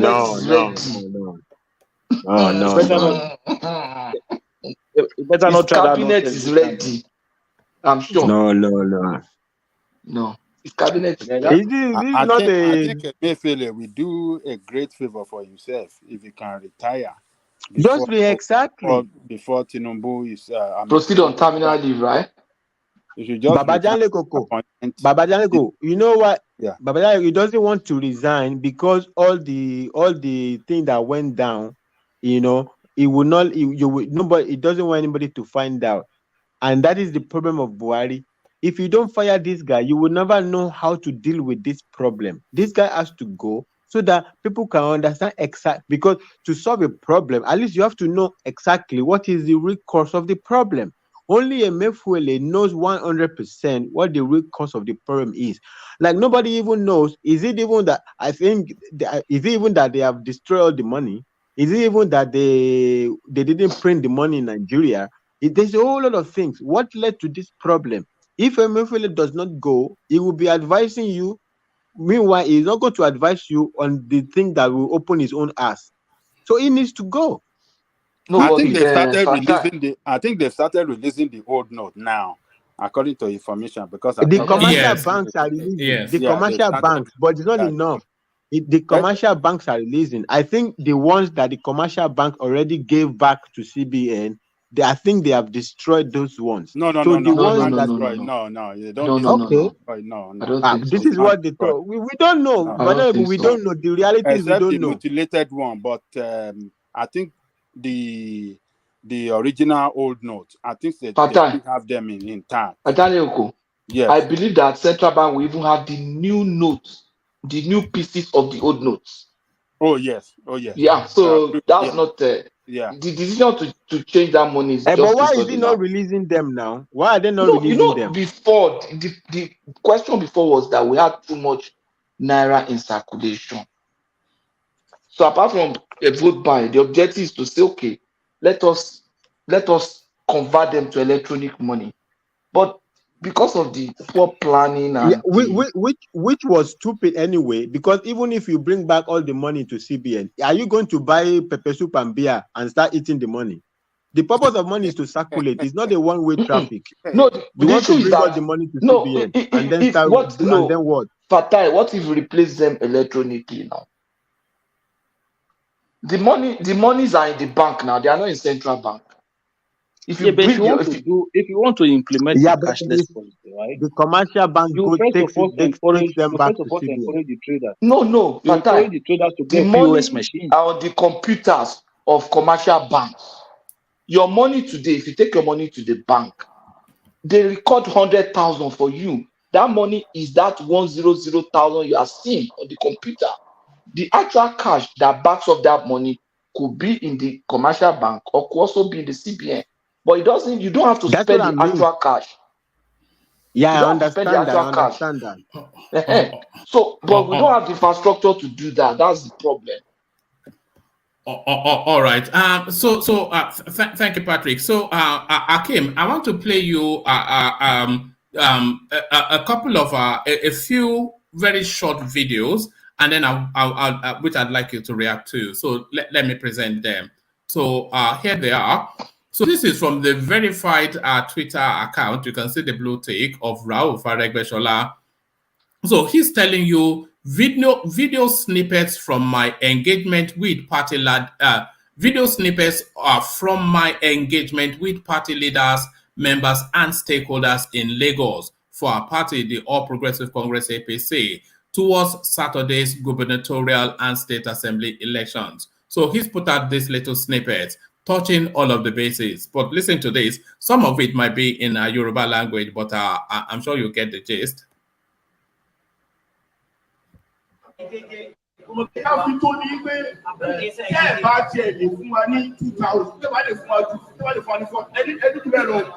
People, I want to register and do it.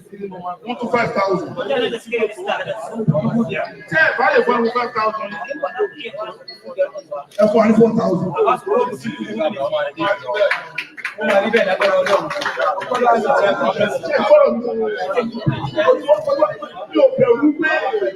Mi ò bẹ̀rù pé ṣé wọ́n lè ṣe àbí tí wọ́n lè ṣe.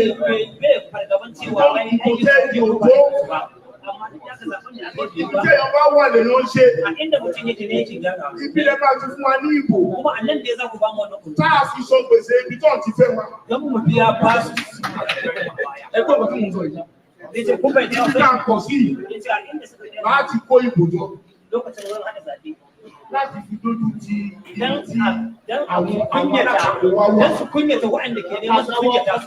máa ṣe bẹ́ẹ̀ bẹ́ẹ̀ ní ṣe bẹ́ẹ̀.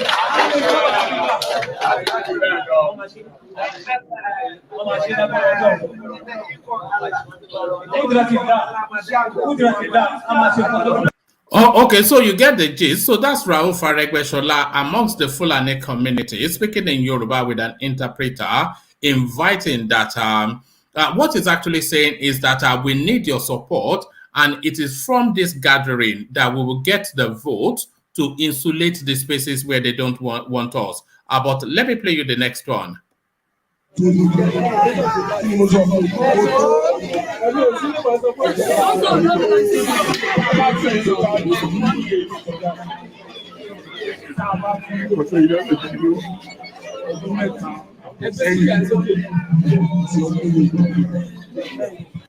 Okay, so that's Rauf Aregbesola with what purports to be like market women types. So I hope I'm not being derisory in that comment, but they look like really an association of market women. So let's go on to the next one. I call you up to beg you. Whatever we have done to deserve this treatment, I've told you, you cannot run away from. We are now in the harvest season. All the efforts we have been making since 1988, this is the season of harvest. Only a foolish man will refuse to go to the farm to harvest his crop. I mean, we have labored. We have labored since 1988. We are now in the season of harvest. Don't let anybody drive you away from this season of harvest. Amen. Let us be part of those that will benefit from the presidency we have all worked for. So I appeal to you. Put aside your grievances. Support the effort of APC to continue the good work it's doing in Lagos. Whatever pains we have, I promise that by the grace of God, there will be things of the past. Amen. Is that clear? Yes, sir. APC can't get so.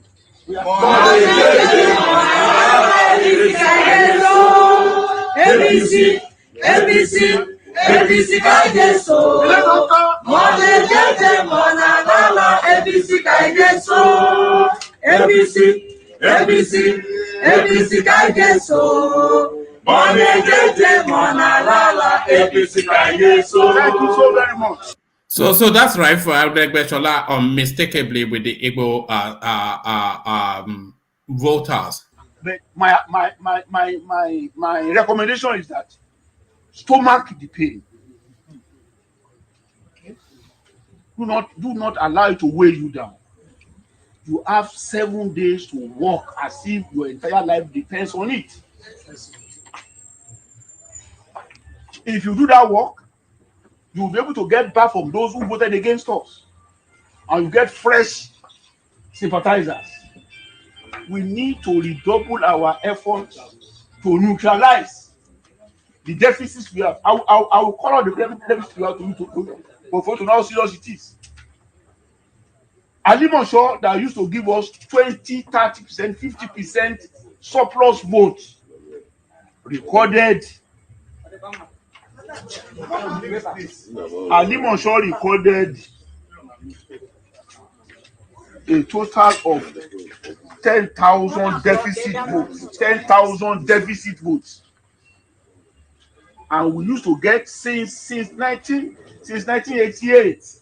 I don't used to give us at least 20,000 surplus votes. We came out with 10,000, over 10,000, about 10,000, more than 10,000 deficit votes. I'm word of it. It's not here. Where's my phone? Where's my phone? I want to give them accurate. Yeah, I believe it. That's why the onus is on you to work very, very hard. Yes. I want to give you the figure. I'll give you the accurate figure of what happened to us. Accurate figure, which you must work to overcome. I like science. Science is specific. There is no jabadantis. Figure on it. Figure is figure.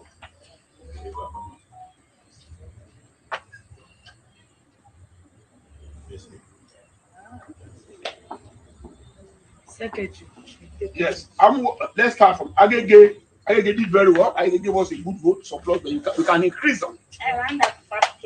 Fine. As we are trying to observe, know that if you can double what you gave us a fortnight ago, it will give us more strength.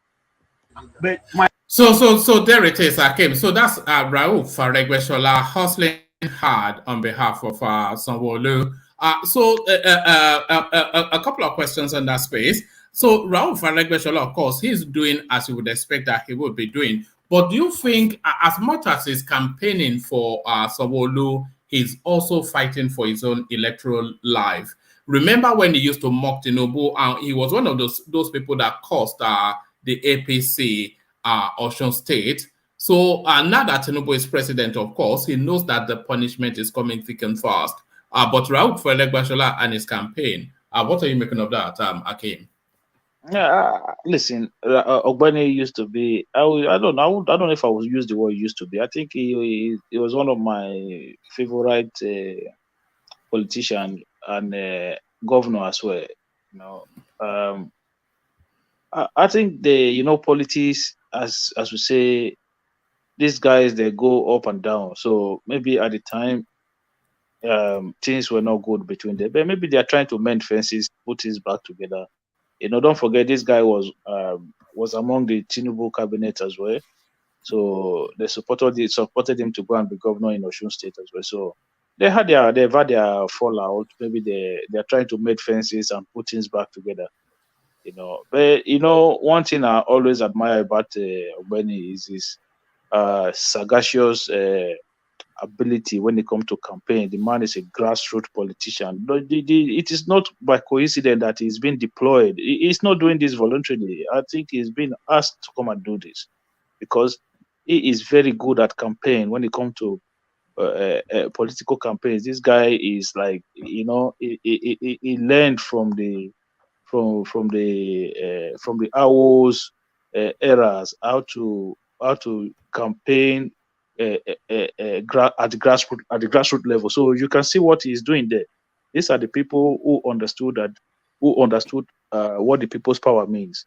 And look, whatever you want to think of this man, for me, when he was a governor, apart from when the the financial issue became very difficult for him, but I thought initially the guy did very well. He did when I talk about progressivism, these are the people that embody progressivism. Like when you say proper left leaning, not center left. Like Tinubu, you can call Tinubu a center left politician, but Ogbeni is a left leaning politician. You look at his policies, right? Sound, progressive, left leaning policies when he was a governor. But as he is now, he needs to get back on the good book of Asiwaju and see what he can salvage politically for his political career. And I think maybe they are trying to mend fences one man. But what are you making of his campaign, though? It's touching all of the bases, and what it's actually doing is taking numbers to the spaces and saying that either your complacency or your annoyance with Tinubu, this was what it cost. But you now make that decision now if you want that power to transit from us to another person.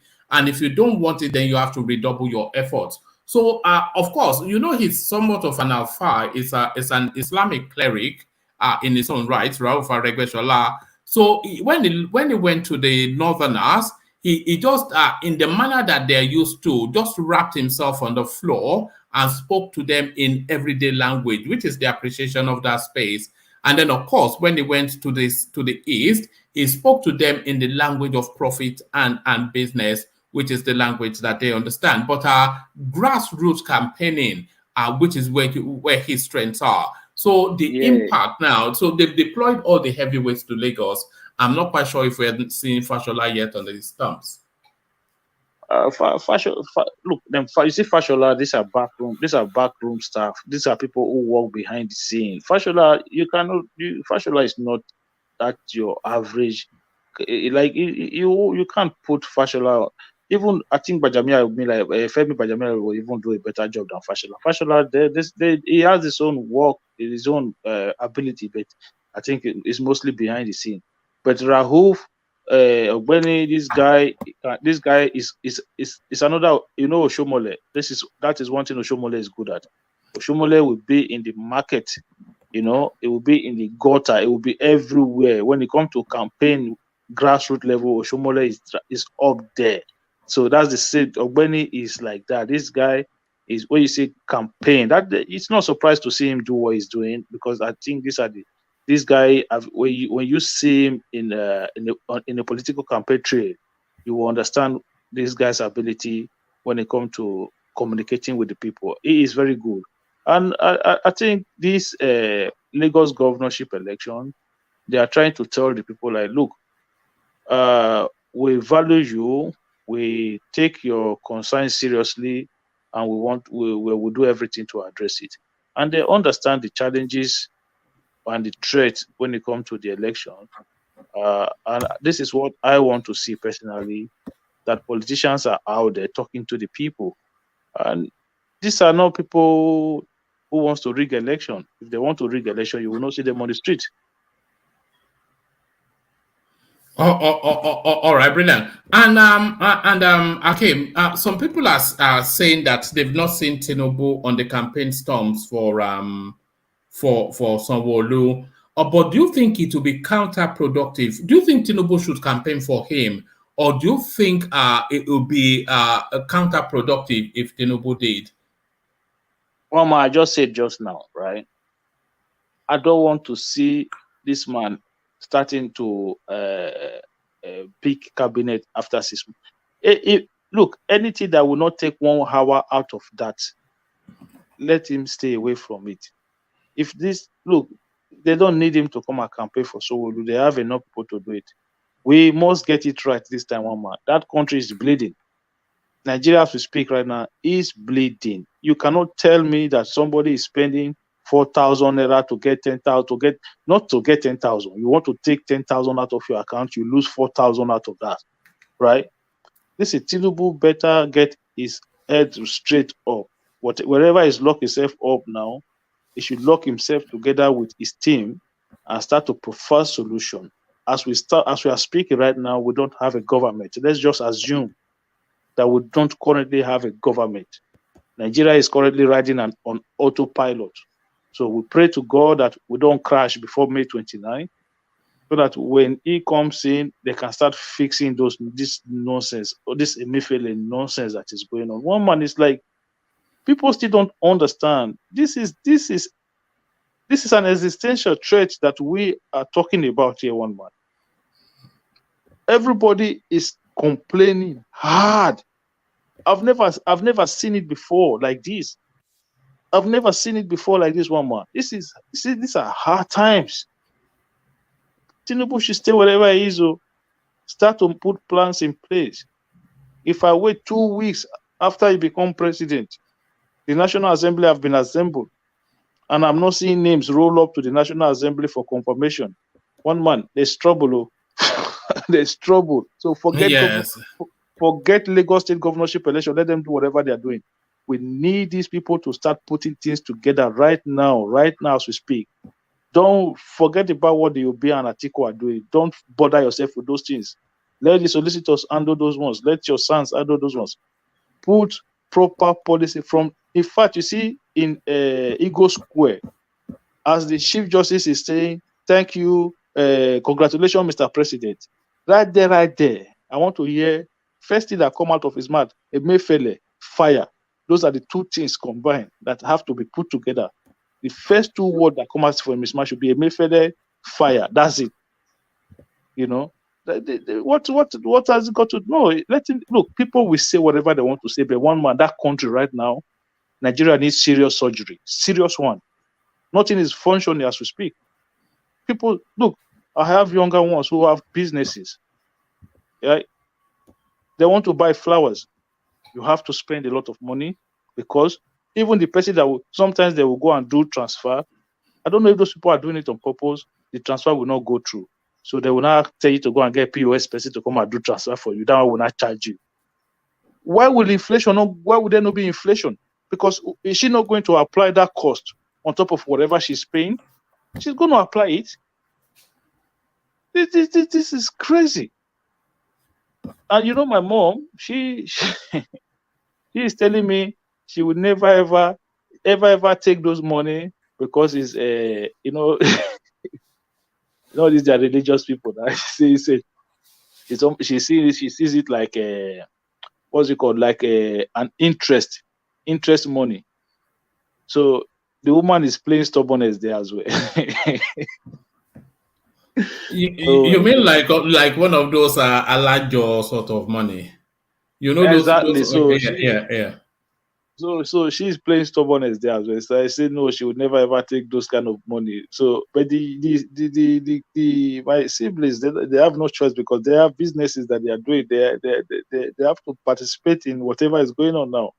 But the truth of the matter is, it's very challenging at the moment. How can you be using naira to buy naira? That is the situation where we find ourselves today. You know. And there are people out there who are trying to tell us that, okay, now election is finished now. The people who say that you don't want them to buy vote, now they've won the election. So what are you going to say now? Right. So Tinubu should forget about campaigning in Lagos and just focus on the job ahead. Make sure that, look, that December that the Supreme Court put in place, go past that December. Take this policy, this stupid whether it's redesigning or confiscation, I don't even know what you want to call this policy now. Just let the thing roll. Let the Supreme Court decision, let it roll towards next year. And if that is the direction that we want to go, that will advise traders to get POS machines.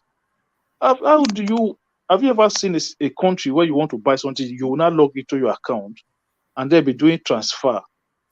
And people say that is the right way to go. I say no. You pay with your card. Some people, you will tap your phone. You know, that is where we are now. You know, that is where we are now. You use your phone to pay. You tap your phone. But I'm hearing that you log into your phone, that you will not do a transfer to another person's account. What kind of transaction is that? When you are buying something that is maybe 200 or 500 naira, and you're having to transfer money to somebody, that is not the right way. Give people time to adjust to a proper policy. Advise bank to give people POS machine. Advise traders to apply for POS machine. If I go in the market, I should have the choice, the options to say, okay, I'm paying by card. If you go to shop, they will ask you, are you paying by cash or by card? It's a choice. They don't force you to pay by card. They don't force you to do a certain type of transaction. If you have cash, you pay by cash. If you don't have cash, you tell them, madam, now card I want to pay. It's simple. But we are forcing this nonsense on ourselves. And we are saying, oh, it's going to stop kidnapping. It's going to stop terrorism. It's going to stop vote buying. All sorts of shenanigans excuse coming out from people who are supposed to be right-thinking Nigerians. Just because of one political affiliation or the other, you've lost your senses. Somebody was under auto damages the other day. Oh, my mom, she's disabled. She says she will bear it. Okay, let her continue to bear it now. Election is out of the way. Let her continue to bear the pain. I guarantee you that person will start complaining now. Oh, things are really bad. One of our brothers came here. Initially, I supported the policy, but now, no, because you've lost an election. Now the policy is no longer good. That is the fact, one more. Thank you. Oh, all right, brilliant. Thank you, Akim. So thank you, Akim, and thank you, gentlemen. We're 7.5 hours going on into it, so we have to start to round off for reasons of sleep, which is an important physiological function. So we seek to start to round off. Akim gone already. So just round about no more than a 2 minute closing remark, if you gentlemen don't mind. We'll kick it off. We'll try Gideon again. Gideon, we've not heard a word from you today. Are you there? Gideon. Look at that. She may well have fallen asleep, So there it is. That's how exciting it is. People come here and fall asleep. That used to be Akim's space. So thank you, Gideon. Let's see if Ola is still with us. Ola, are you still there? Yeah, I'm here. All right, thank you. So just a very, very brief closing remark, just as brief as you can be. Yeah.